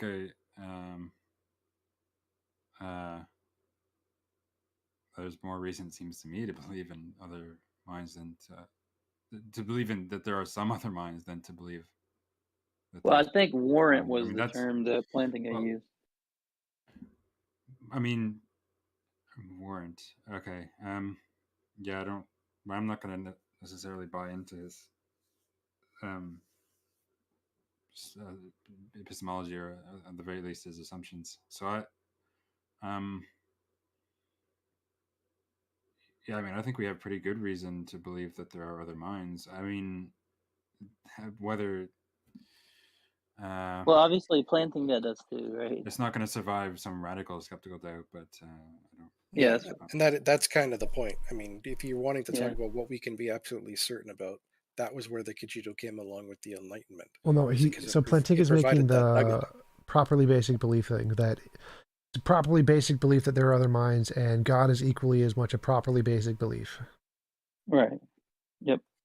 Okay, so any worldview that doesn't need to make Address that the- assumption would be like more parsimonious, right? What was that? Does he address the physicality, or no? I'm not familiar with the work, so I just wanted to know if anyone. Well, no, properly he basic address the beliefs is just that there are some beliefs that have no justification that we are still yet justified in believing. Essentially, you believe them because you believe them. Well, you believe them because all the other beliefs are based off of those beliefs, like that there are other minds. When you say somebody raises a hand, instead of saying, "Oh, I can't believe I made that object raise its hand," you go, "Oh no, there's another mind in that individual." See, all your other beliefs are based off beliefs like there is a natural world, and I'm not just dreaming right now or something like that, Right. right? So that's what makes it properly basic. My criticism of properly basic belief is that it literally applies to anything that you assert is the basis of all things. Like there's the criticism of voodoo that some philosopher brought up against him. Well, if there are the people who are at Heishi and they believe voodoo is the basis of everything, are they equally as justified as accepting voodoo as a properly basic belief? And Plantinga is committed to saying, well, if they think it's fundamental, well then yeah, I guess so. And that just means it's arbitrary. You can think of anything as you want as fundamental if it just happens to be that way in your mentality. And then it becomes justified to be properly basic. So that whole properly basic methodology, I think, is garbage. But I would agree with the Troyer that yes, we have very good reason and evidence that indicates that there are other minds, and that there is significantly more of that than that there is evidence that there is a God consciousness. Well, yeah, I mean, obviously Plantinga believes in other minds as well, right? He's just talking about at the there's it's like a presupposition that you have to basically buy into before you form your other beliefs. Because like I talked to a guy the other day that was anti-rational, and he every time you try to give him a rational argument, he goes, "Dude, I don't buy into rationality. So he's like, so you're not going to disprove me by a rational argument." And I'm like, oh, so basically you just have a unfalsifiable belief. And he's like, if you want to call it that.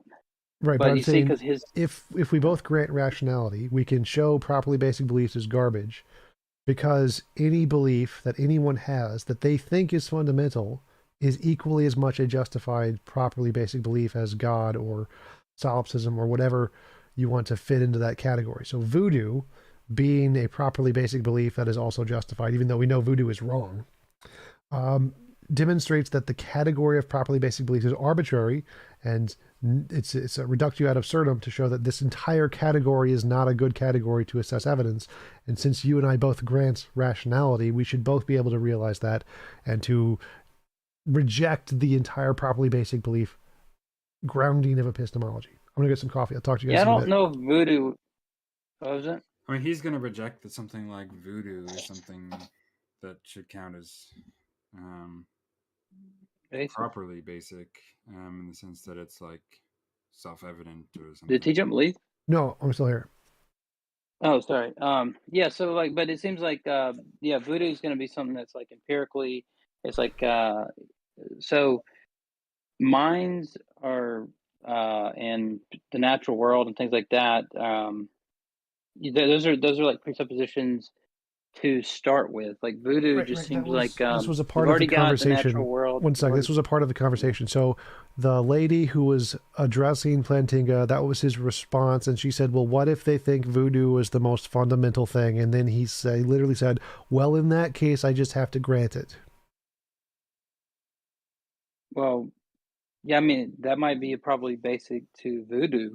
Yes, but I mean, yeah, I don't know if that's going to be. I don't know if that's going to work for like a. Well, I mean, it's just going to depend on how you hash it out because people are going to think about warrant differently. I don't think there's as much warrant for voodoo, for example, as there is for other minds. But if you're going to say that there is another mind besides mine, well, that's different. My point here is just that the entire classification of properly basic beliefs is arbitrary. You can pick whatever you want, whatever you happen to believe is fundamental, is now a justified properly basic belief until demonstrated otherwise, until proven false. Or until defeaters are presented or whatever. And so that entire classification, if you're trying to use this as a basis to make a plausible argument, and voodoo becomes a plausible argument, that's a reductio ad absurdum to show that this entire method is bad. So it's seen to lead to the problem of, once again, I mentioned this earlier and it wasn't part of the conversation at the time. It might be now, but it seems that now you're kind of allowing for many, many other gods. Well, yeah, I mean that's not an issue in this argument so far. Well, I'm not saying it's an issue directly in the argument, but I mean it does open the door to you have to almost believe in any god out there. There's no way you can get the theism. You have to be only a deist at best. Well, no, I mean that doesn't. I don't think that follows. It's just going to say something like, there's as much warrant for other gods as there is for your god, or something like that.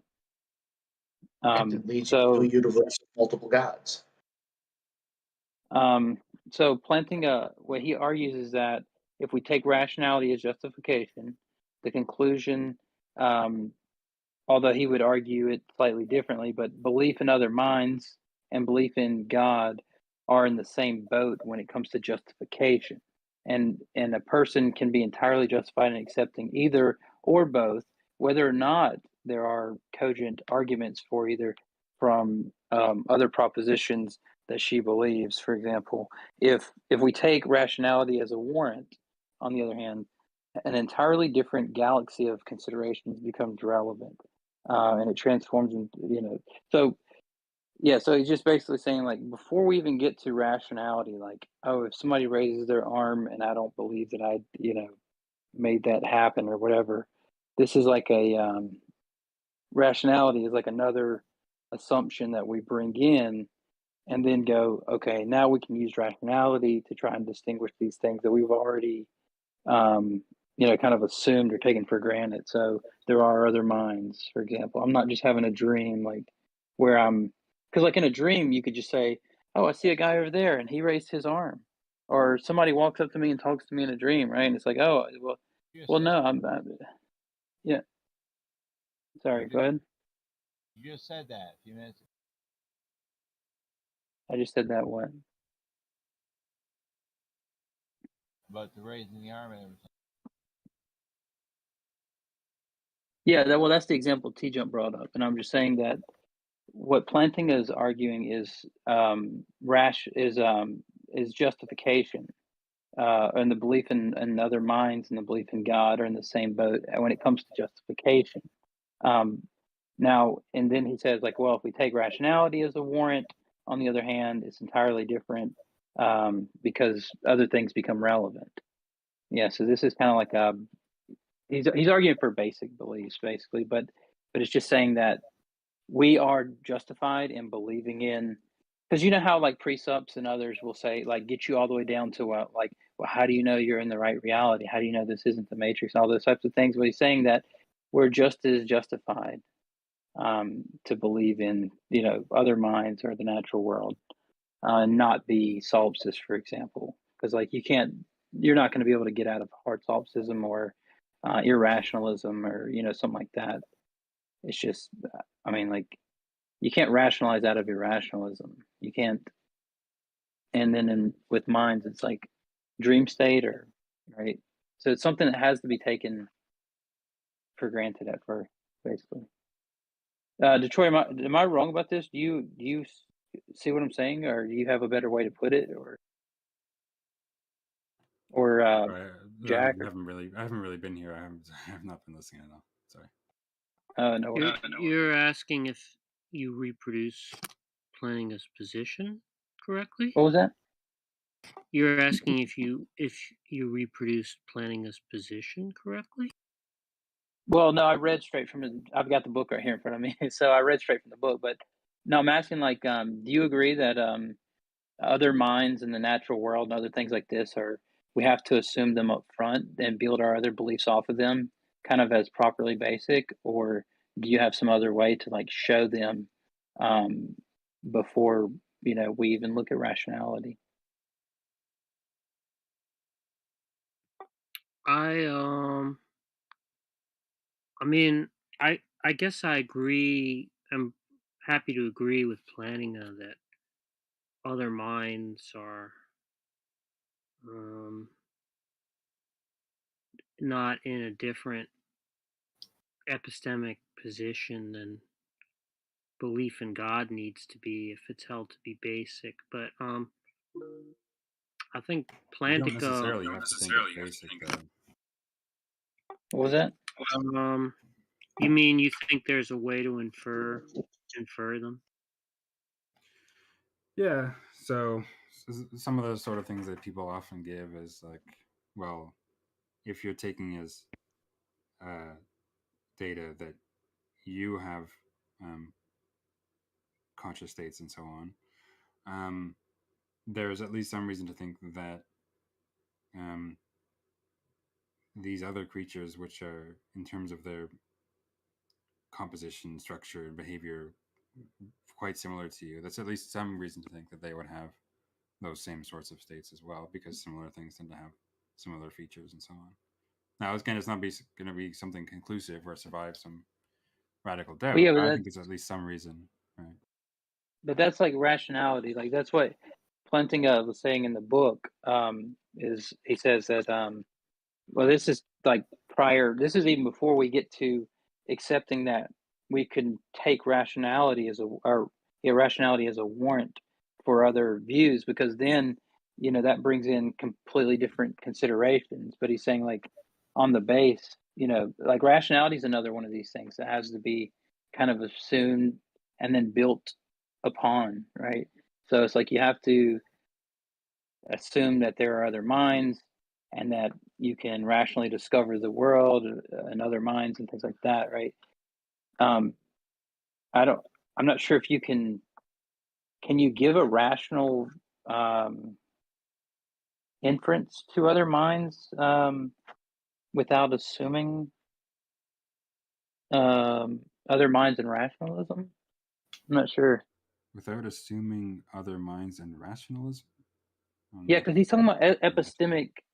Because he's talking about epistemic belief, and so he's saying that, like he says, one of the achievements of contemporary epistemology is to rediscover a clear distinction between justification and warrant, a distinction known to some of the medievals but lost in the Anschluss of classical foundationalism. He said, if we take rationality as justification,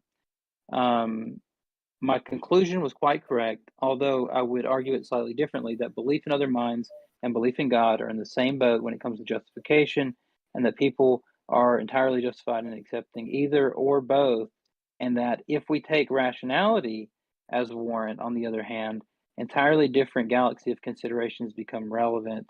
So it's taken that epistemological question is not ontologically or theologically neutral. Pursued far enough, it transforms itself into an ontological or theological question, explored in the Gifford lectures and so forth.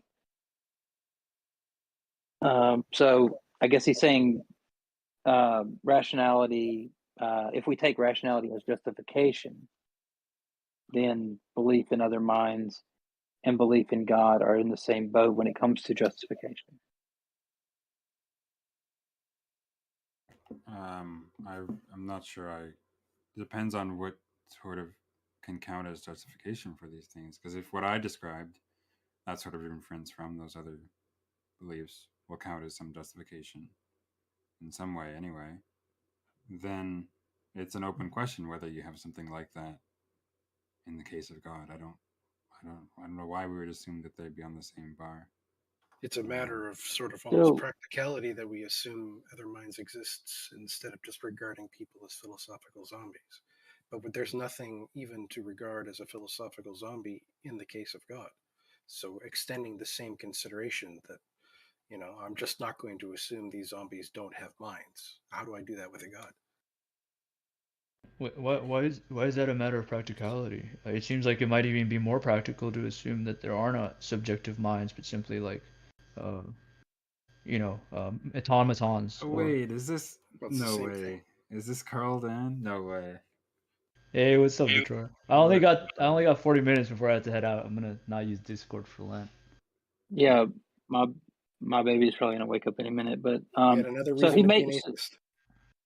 yeah. So I think the biggest thing is his distinction, where he talks about the distinction between justification and warrant, because he does say distinguish that justification is being within one's intellectual rights, flouting no intellectual duties or obligations, and from rationality in the sense of warrant, that property or better quantity enough of which distinguishes knowledge from mere true belief.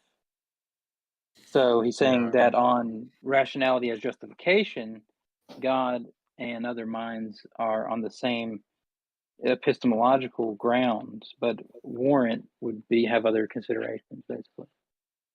Do you? No, not. I mean, I don't really follow. Unless if justification it doesn't have to do with what I was talking about, then if there's something else, then maybe. But I think so. Warrant. Yeah. So I think warrant is something like being able to distinguish knowledge from just true belief, and so I think that would be like being able to point to something or whatever.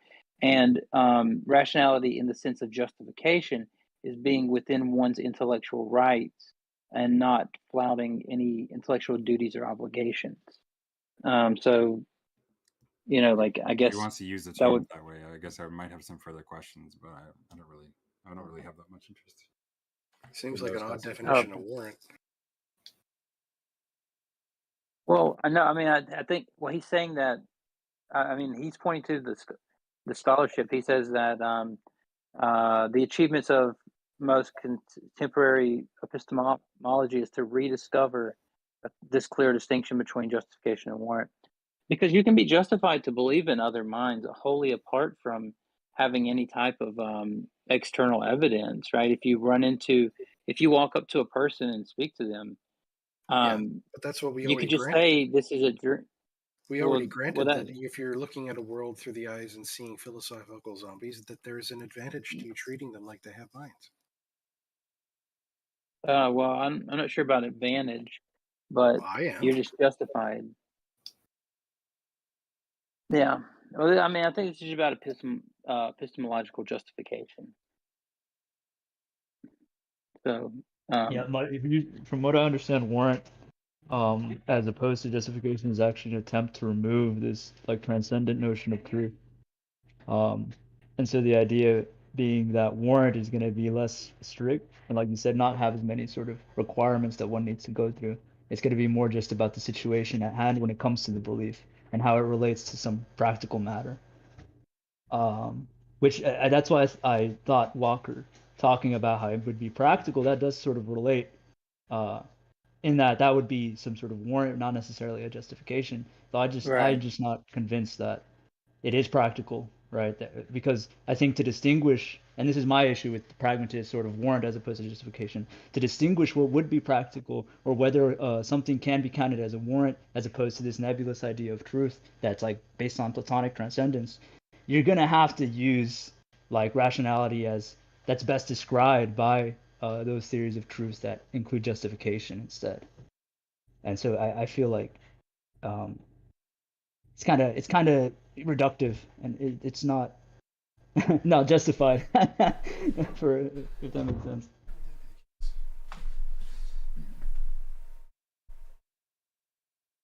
Yeah. Where are you reading for, by the way? This is very interesting. This insight. It's Alvin Plantinga's book God and Other Minds. Nah, of and course, he makes of a course. yeah, he makes a really big admission though in the front of the book where he says something like in his previous book he didn't make this distinction, and so he kind of like I don't know, he kind of says like he failed in his other book because he didn't make the distinction between justification and warrant, and so it was basically it needed to be rewritten or something. But oh yeah, but yeah. he, There's this guy who's like studies pragmatism, who I used to talk to, and he explained it to me, and it's the basis of like rejecting epistemology, in the classical sense, is this whole distinction between warrant and justification, or Wait, what? warranted belief and knowledge. Wait, what? So in philosophy, I typically understand that those are synonymous, and that this is a very pedantic thing that like Plantinga came up with. No, no. well, no, In he didn't come the up with the that's pragmatists, if you actually study, oh, yeah. go ahead. No, you go ahead. I'm sorry. If you look at the pragmatist tradition, which usually the science people like because it was, at least the non-psychological pragmatism was heavily trying to just get rid of non-scientific notions of truth. The idea is that you're not going to have these stringent requirements of justification that rely on things like, a priori or non-experiential modes of coming to truth. And so that's where they made the distinction of warranted belief as opposed to justified belief, or justified, some justified rationality that leads to the notion of having knowledge of a truth. All right, so here's what I got on the Stanford Encyclopedia. Although many of the epistemologists taking part in the debate on epistemic transmission and transmission failure speak of transmission of warrant rather than of justification, they all seem to be used the term warrant to refer to some kind of epistemic justification. Yeah, Yeah, and that's so that's my critique. That's well, not precisely, but I think that to make the differentiation that you're going to have to make when deciding whether there is a warrant, and namely it's going to be on some practical matter. It seems like what you're doing is engaging in this sort of thing that's this justification, right? Mm-hmm.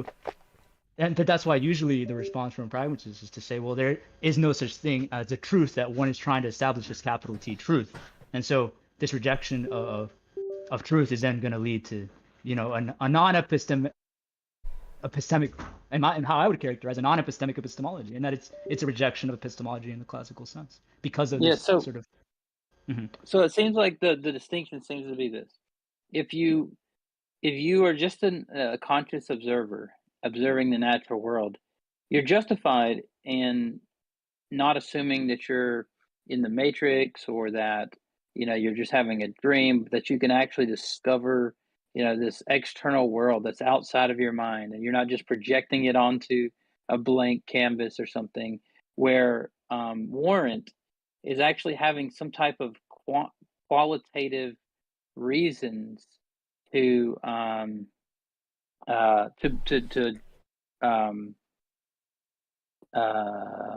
what was the term? Qualitative considerations, you might say, to add to your basic justification or something like that, right? So you might say warrant is a type of justification, but it's beyond, you might call, mere justification or something to that effect, as far as I can tell. Yeah. The first questions would be frivolous to one who believes in a notion of warrant as opposed to justification. Like you said, it's a. Yeah, I would agree with that. From what I Yeah, understand, I'm because not professional. like, well, I'm not either. But it's like I said, I talked to a guy the other day that was an irrationalist, and so he didn't believe in rationality. He thought that rationality was just just something made up that people try to do, but really it's just a random whatever. And you can't give him a rational reason to not be an irrational. I'm like, are you kidding me? Why would you believe that? Can't you do what about this contradiction? He goes, contradictions are just part of rational thought. Like who? And so I couldn't talk him out of that, of course, You with sure he wasn't a rationality. troll? No, he was actually. I talked to the guy multiple times now, and he actually believes that. Um, and so basically, it's like you can't talk him out of irrationality with rationality, with a rational argument. And so it's something that has to be assumed first, and then you work from there. You build all the other beliefs off of it, and then I guess warrant would be something like once you started with rationality, you can show like the law of non-contradiction and these other things that kind of have a qualitative benefit to the view or whatever. Does he feel that he Uh, is not being rational at any given moment? No, yeah, he doesn't believe in that rationality. He thinks it's just like a resolve that humans made up to feel better about their existence or something. And he doesn't think that is rational? Or reasoning that is ongoing in his head at that moment that he says that? Well, that's what I tried to bring up contradictions and stuff to him like that, where he would say something, I'd be like, "Well, aren't you just?" Oh, and then he would go, "No, see, you're looking at it in a rational way. You're trying to show me a reason. I don't believe in reason." He's And so, like, communicating using reason. So, I mean, how is it not an extant thing? well, that's what I mean. Like, even when I try to bring that stuff up, he just goes like, "Okay, but you're trying to reason me out of irrationality." I'm like, "But you're using reason to for language and blah blah blah." And he's like, "And you're saying that I can't do that because why I'm not being reasonable?" He's like, "Yeah." And so I'm like, and I was, at one point I just stopped. And I'm like, I cannot reason this guy out of irrationality. So it's Well, just he something that has to didn't be reason assumed. himself into it, so how are you expecting to reason him out of it? Yeah, exactly. So it's something that has to be assumed up front. And all Planting is saying is we're justified in assuming this up front and then building Well, all of our other beings off of it. Yeah, it's not really yeah. an assumption if you're just stating, that take the classic I think, therefore am. You are reasoning. That's a statement of ongoing reasoning. You didn't choose to start reasoning.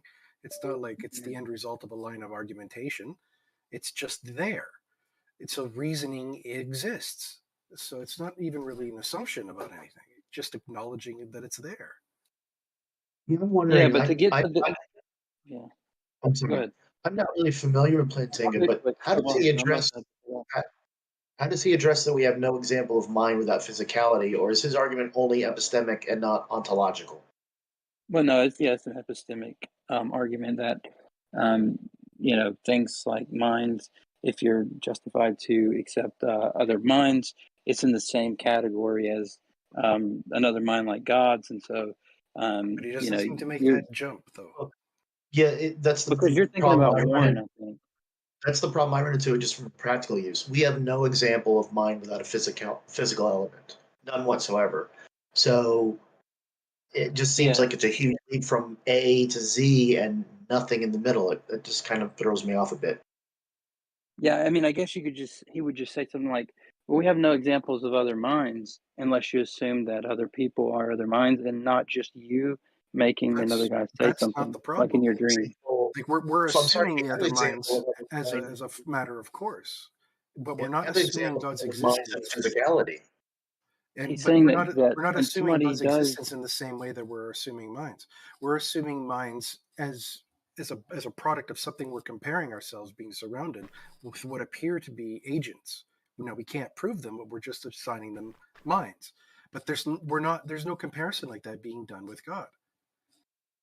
yeah. So what do you, yeah? I mean, I think he would just say that when you say there are these other what we have perceived to be other agents, one could just say like, well, when I have a dream, the agents in my dream do a lot of weird stuff that I wouldn't think to do, but my mind creates that, and I think they have other minds.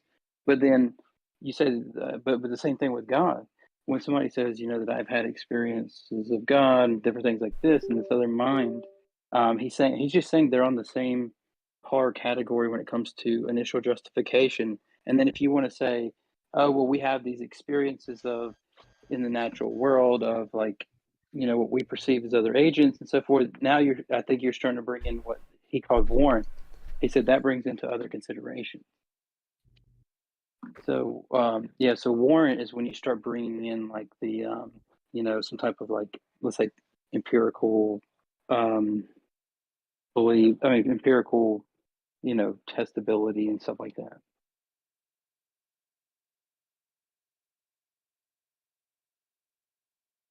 Yeah, I still don't see it. Oh, really? No, Well, I don't just see how it's imagine. even close to a comparison. Once again, at least I for guess me, you it, can just it, it would have to yeah. put you in a position where you believe in hundreds of thousands of disembodied minds. I mean, all gods now have to be put on the table. All gods. Well, I mean, it's like saying you have to believe in billions of minds across the world. Disembodied. I mean, it's like But we're not just I'm sorry, assuming the that's existence not of mind. true. We're That's not tacking true. this 'Cause- quality of mind onto something. That's what we're doing. We're tacking it yeah, onto something that we're looking at the something and dealing with the something. And we're not and doing it's that with a God. and it seems to me yeah. the billions of guys around the world once again has a physical aspect to it. I can fly across the world and go, oh, there's one, there's one, there's one. And for yours, it's just once again, it's in the God realm. You have to allow for Thor, Zeus, and on and on and on and on and on. Okay, just say that all those exist. I don't know why you're. That's not even a point of contention. Like I can just assume all those exist. The point isn't do other gods exist. It Zeus exists. is Does that am I hearing you correctly? that's fine. Yeah, that's fine. But the whole point is just that. Let's say that you're just a person. You don't know anything about science or anything about anything else.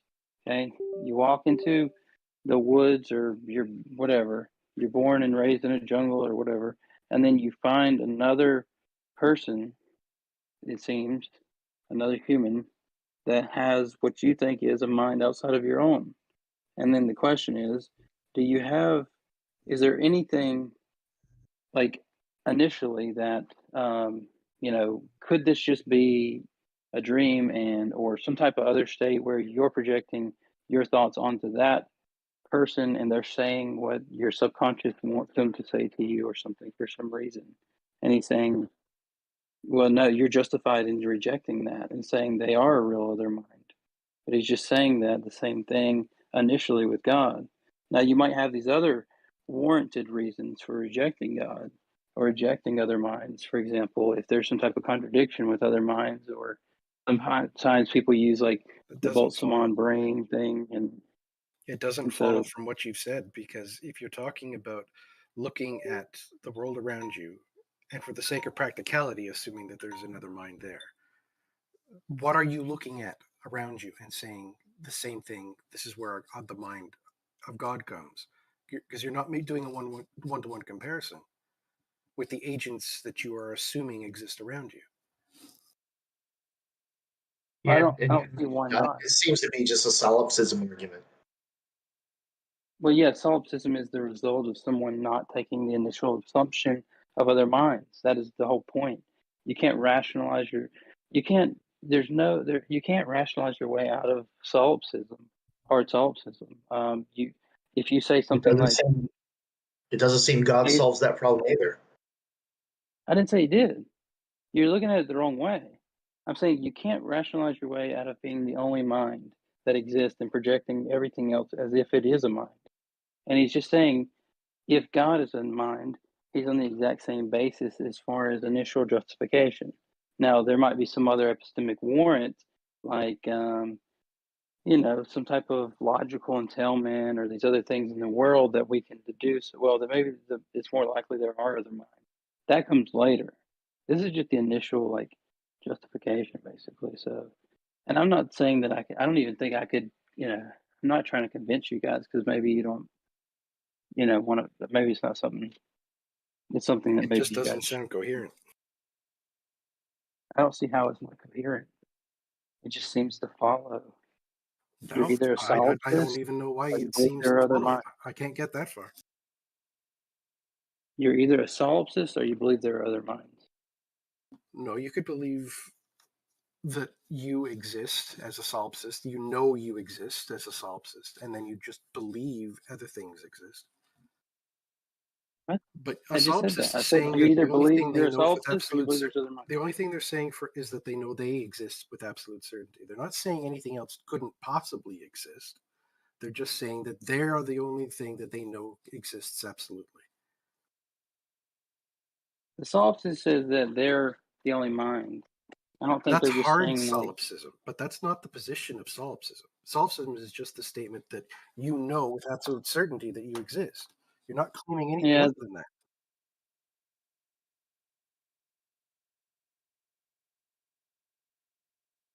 Yeah. But I wouldn't Or believe I maybe was a mind. I would know I was a mind and not have that comparison to anything else. yeah, that's fine. Just say, just take the soft solipsist. What do? Well, they go, I'm the only mind that I know of, but maybe there are others, right? Now, they move on from epistemic justification to epistemic warrant. Do I have any warrant to believe there are other minds now? Okay, I'm justified in believing there are other minds, but do I have any warrant?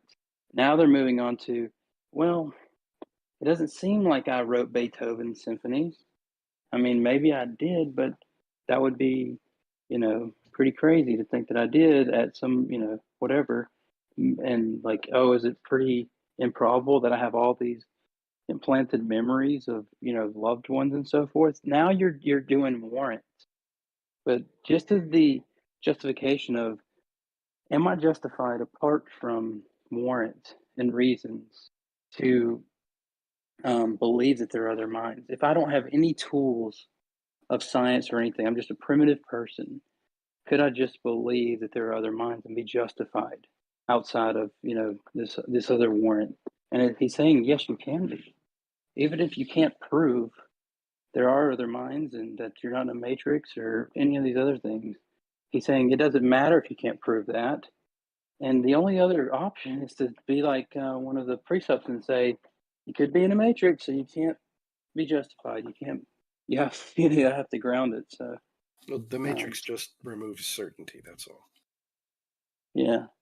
From everything except that you're experiencing of existence. That's still Well, hey, certainty you have. hey, man.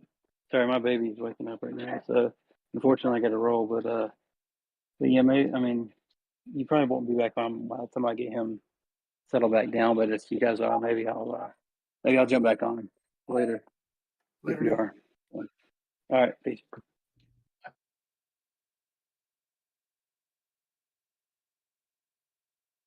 I can hear you.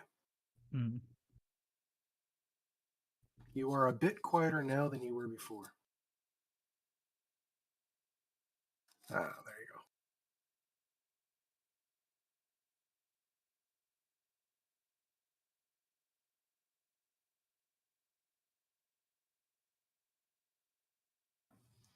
Are we on a particular topic, or can I ask a philosophical question? What is the connection between facts and values?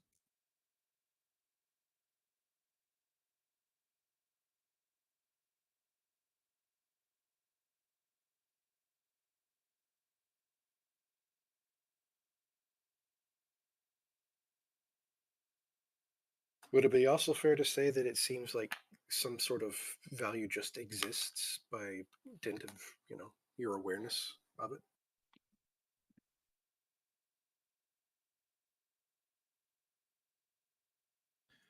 But when we talk about something like a moral code, do we, as I see it, it serves a purpose, right? It serves the purpose of living a human life. And so if that is at the base of morality, well, then the bridge between facts and values would be, well, how do you practically live? And that would then give rise to a connection between, Hey, TJump, we can't hear you on stream, I think.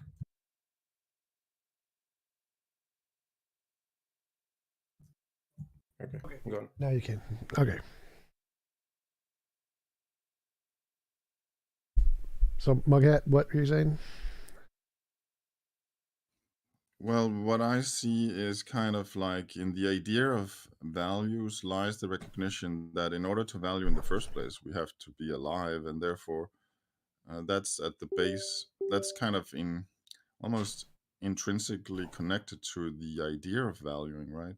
That we live, and so if you recognize that, then any kind of moral code should be consistent with living. That there is some kind of innate value to existence.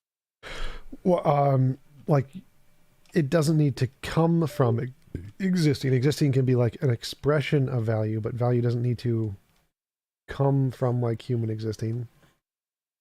So, for example, if there's like a moral law that existed prior to any human mind, it can be expressed through human minds. When they come into exist, they like experience value, but value could have existed prior to any human mind existing. Like a platonic object would be an example. Well, as I see it, value is only possible to living beings. Again, so the values might only be possible to living things, but values can be a result of like a law, and it affects living things, and so it existed before any living thing did.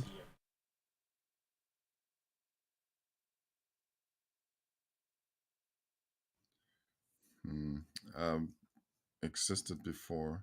I'm not sure I understand what that means. Okay, so there's a law of physics or a platonic object, like a moral object, and that object exists in the universe before any humans does, and then humans come about, and the moral field is then affected by brains, and so you feel the value because your brain interacts with the value field that was there. So it only affects things that have consciousness, but it existed before things that had consciousness. I kind of think about it the other way around, that the ideas that we create as humans is the product of a recognition of our own nature, what we need, what is real, and then we form these concepts that are useful for, well, pursuing our purposes. Right, that's called subjective morality.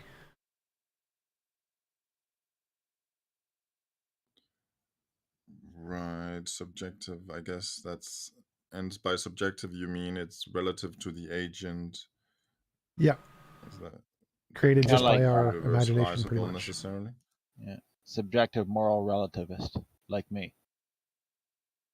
Well, I would call myself a realist, in the sense that the code I discover is based on evidence as opposed to just some fleeting emotion or desire.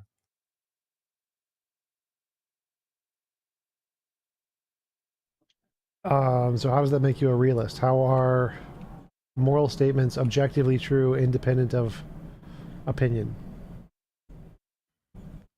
Precisely because I tie it to an objective standard of survival. I discover what is practical for living, and therefore, that's a fact, right? That's how you can live. Like, for example, you have to be productive in order to live, meaning you have to pursue values actively. Well, That would be a practical living virtue. is a separate concept than morality. Like, it may be practical to, I don't know, steal money or steal food from somebody to live, but it's not moral. So practicality and morality are two separate concepts. Like, it would be moral to give all your money up to charity and help all the poor or whatever, but it wouldn't be practical to do that. So practicality and morality are slightly separate. Well, that's where Yeah, one has specifying the balance purpose of of the other. morality, like my purpose of morality is practical living.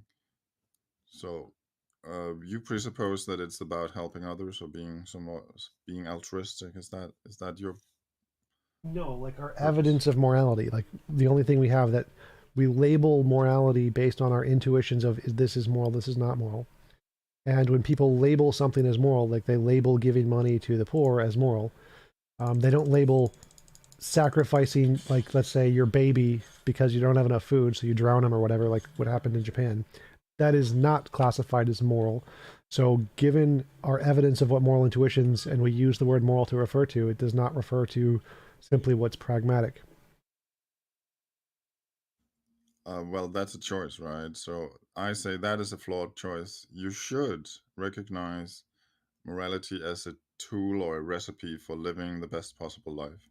And if you discover certain facts that gives rise to a practicality in life, well, then you should follow that.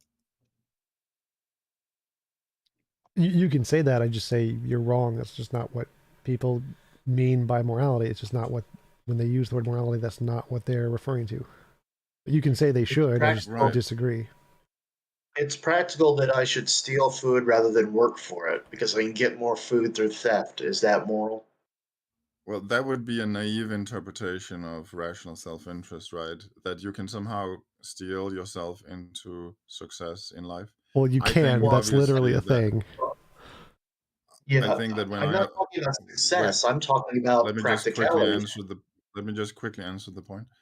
So when you observe thieves, robbers, tyrants, and you compare them with people who are, let's say, traders or producers, to me, there's really a clear distinction. Usually, the people who are parasites or live by exploiting others have all kinds of problems, like they run into conflicts constantly, end up in jail, they do drugs because they are depressed and feel bad about themselves. If you really want to live a great life, I think the best principle is to live honestly as a producer and trade value for value.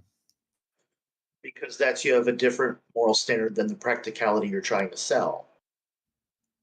No, that's because I recognize the practicality in terms of fulfilling your, you know, fulfilling your potential as a human being, Okay, let and me ask you this way: enjoying it to the fullest. Do criminals and drug lords do better than the average human in Africa? Do criminals do better in what? Than the average In person America? in Africa or India? Yes. Psychologically, Yep, or psychologically, physically, health wise, happiness wise, joy wise, literally in any criterion you want. the average person is probably not the one I would compare with, but if you compare it to, let's say, Well, wait a someone who's minute, because you productive said in pragmatic, Africa, right? The who's a whole point of businessman. one sec. Because you're comparing this off of pragmatic. What is pragmatic? You're trying to make a decision based off of the average and what does better than the average, right? That's what pragmatic means. It's like this is better than the average. No, that's not exactly what I mean. I mean, what is the ideal in terms of achieving success in life? And if you look at a businessman in Africa, I'm sure he would be much more happy than a criminal in America. No, I said the average person in Africa. So if you want to be pragmatic and you want to make a decision to improve your life the most possible given the best options you can, what you want to do is you want to make the decision that gives you the most likelihood to live a better life. And in many situations that's crime. Like that's why people choose crime, is because that is a better option than the percent chance they have of getting a job or whatever in certain locations. And so crime is literally the more pragmatic option. In which case, given your model, it becomes crime is the moral thing to do because it's the pragmatic thing to do. I think you're not seeing the negative side, maybe because you haven't done crime yourself or anything I've like that. done lots of crimes, but the point is that sometimes there is always cases where crime is a better option than not crime. Being a moral person can have consequences, and crime can have benefits, and that's like a pretty obvious fact about how the world works. And it seems like your model just rejects that because if it accepted it, it would show the contradiction in your model. Not really. I think that certain contexts like emergencies, where you're in a snowstorm, you have to break into a building to, survive.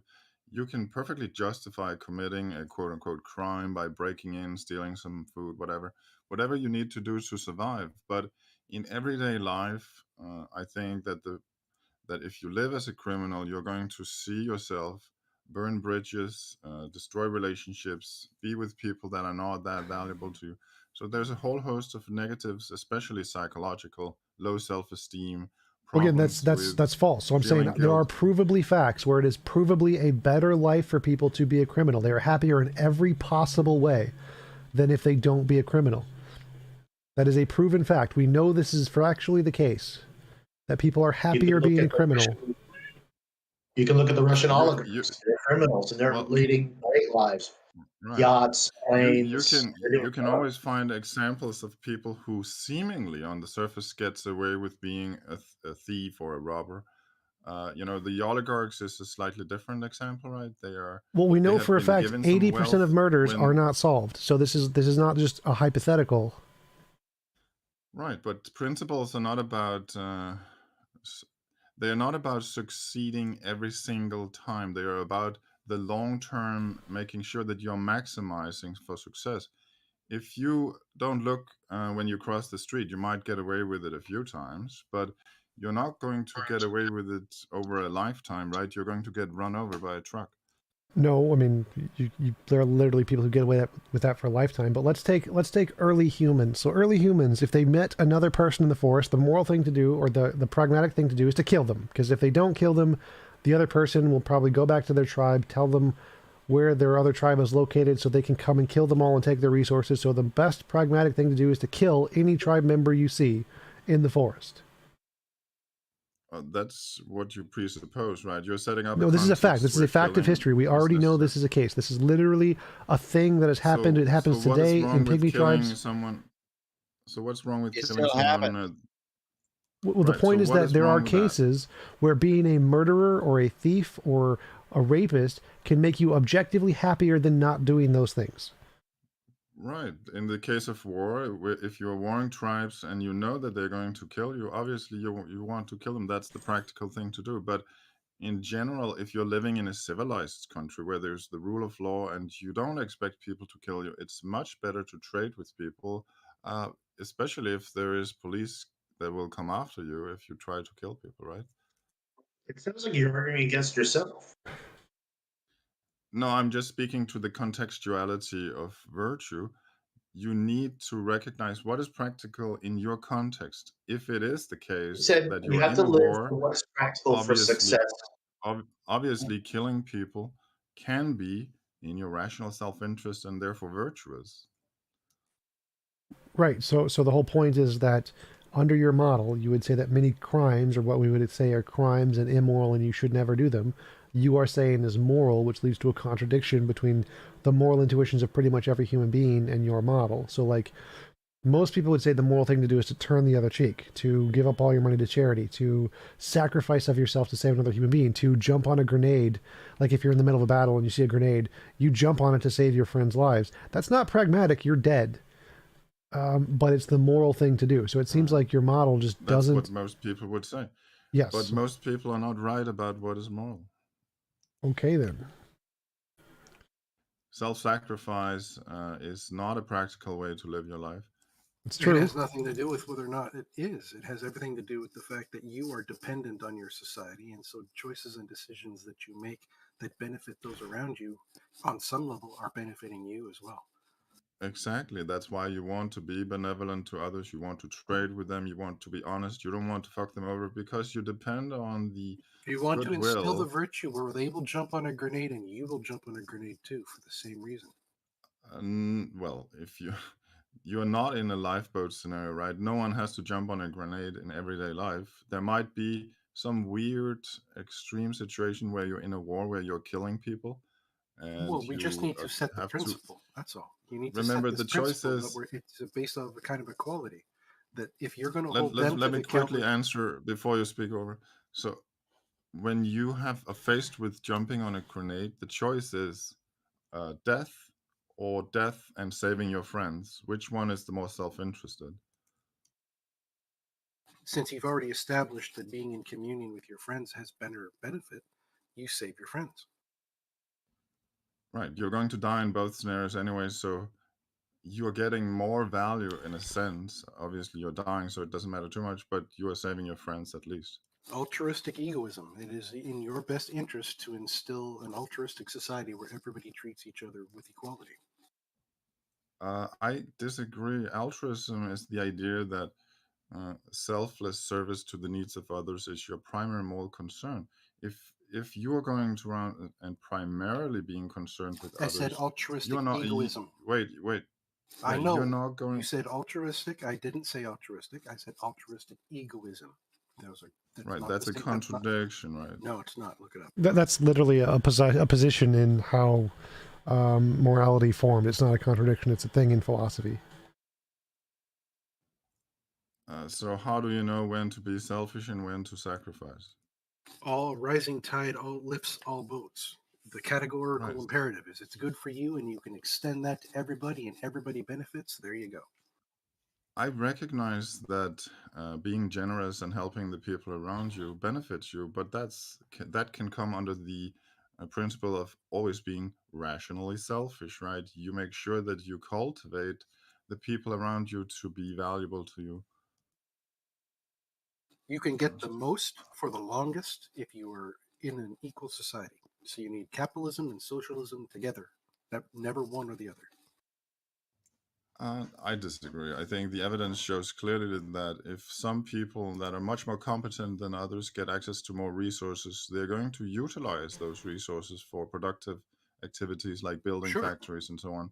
That's much just better capitalism. than you. You don't have to Than the divorce average yourself person from could. socialism from it. Well, you said that equality was somehow important. I disagree. You can have all the capitalism you want. You still can. You have socialistic safety nets. Like they're not in conflict. Yeah, you can have insurance policies. You can have voluntary charities. You can have all these things that are definitely in your self-interest. But the key here is to understand that it needs to be consensual, right? Because if you start violating people's rights, then you have a problem on your hands in terms of, living the best possible life.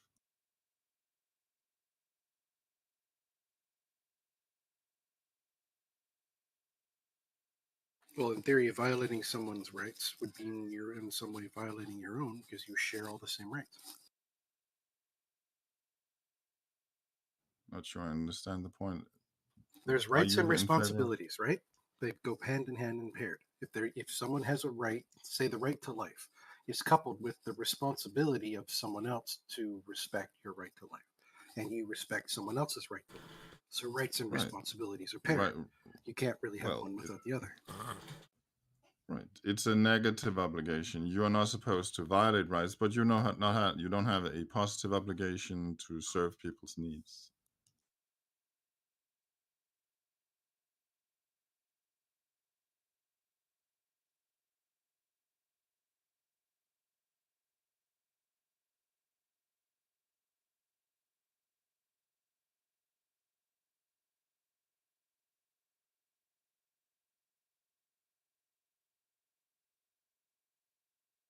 Sorry, I had to step away there quickly. Never knew you were gone. Good.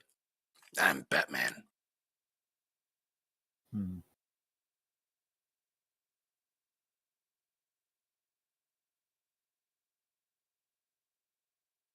There's a very quiet TJump in here.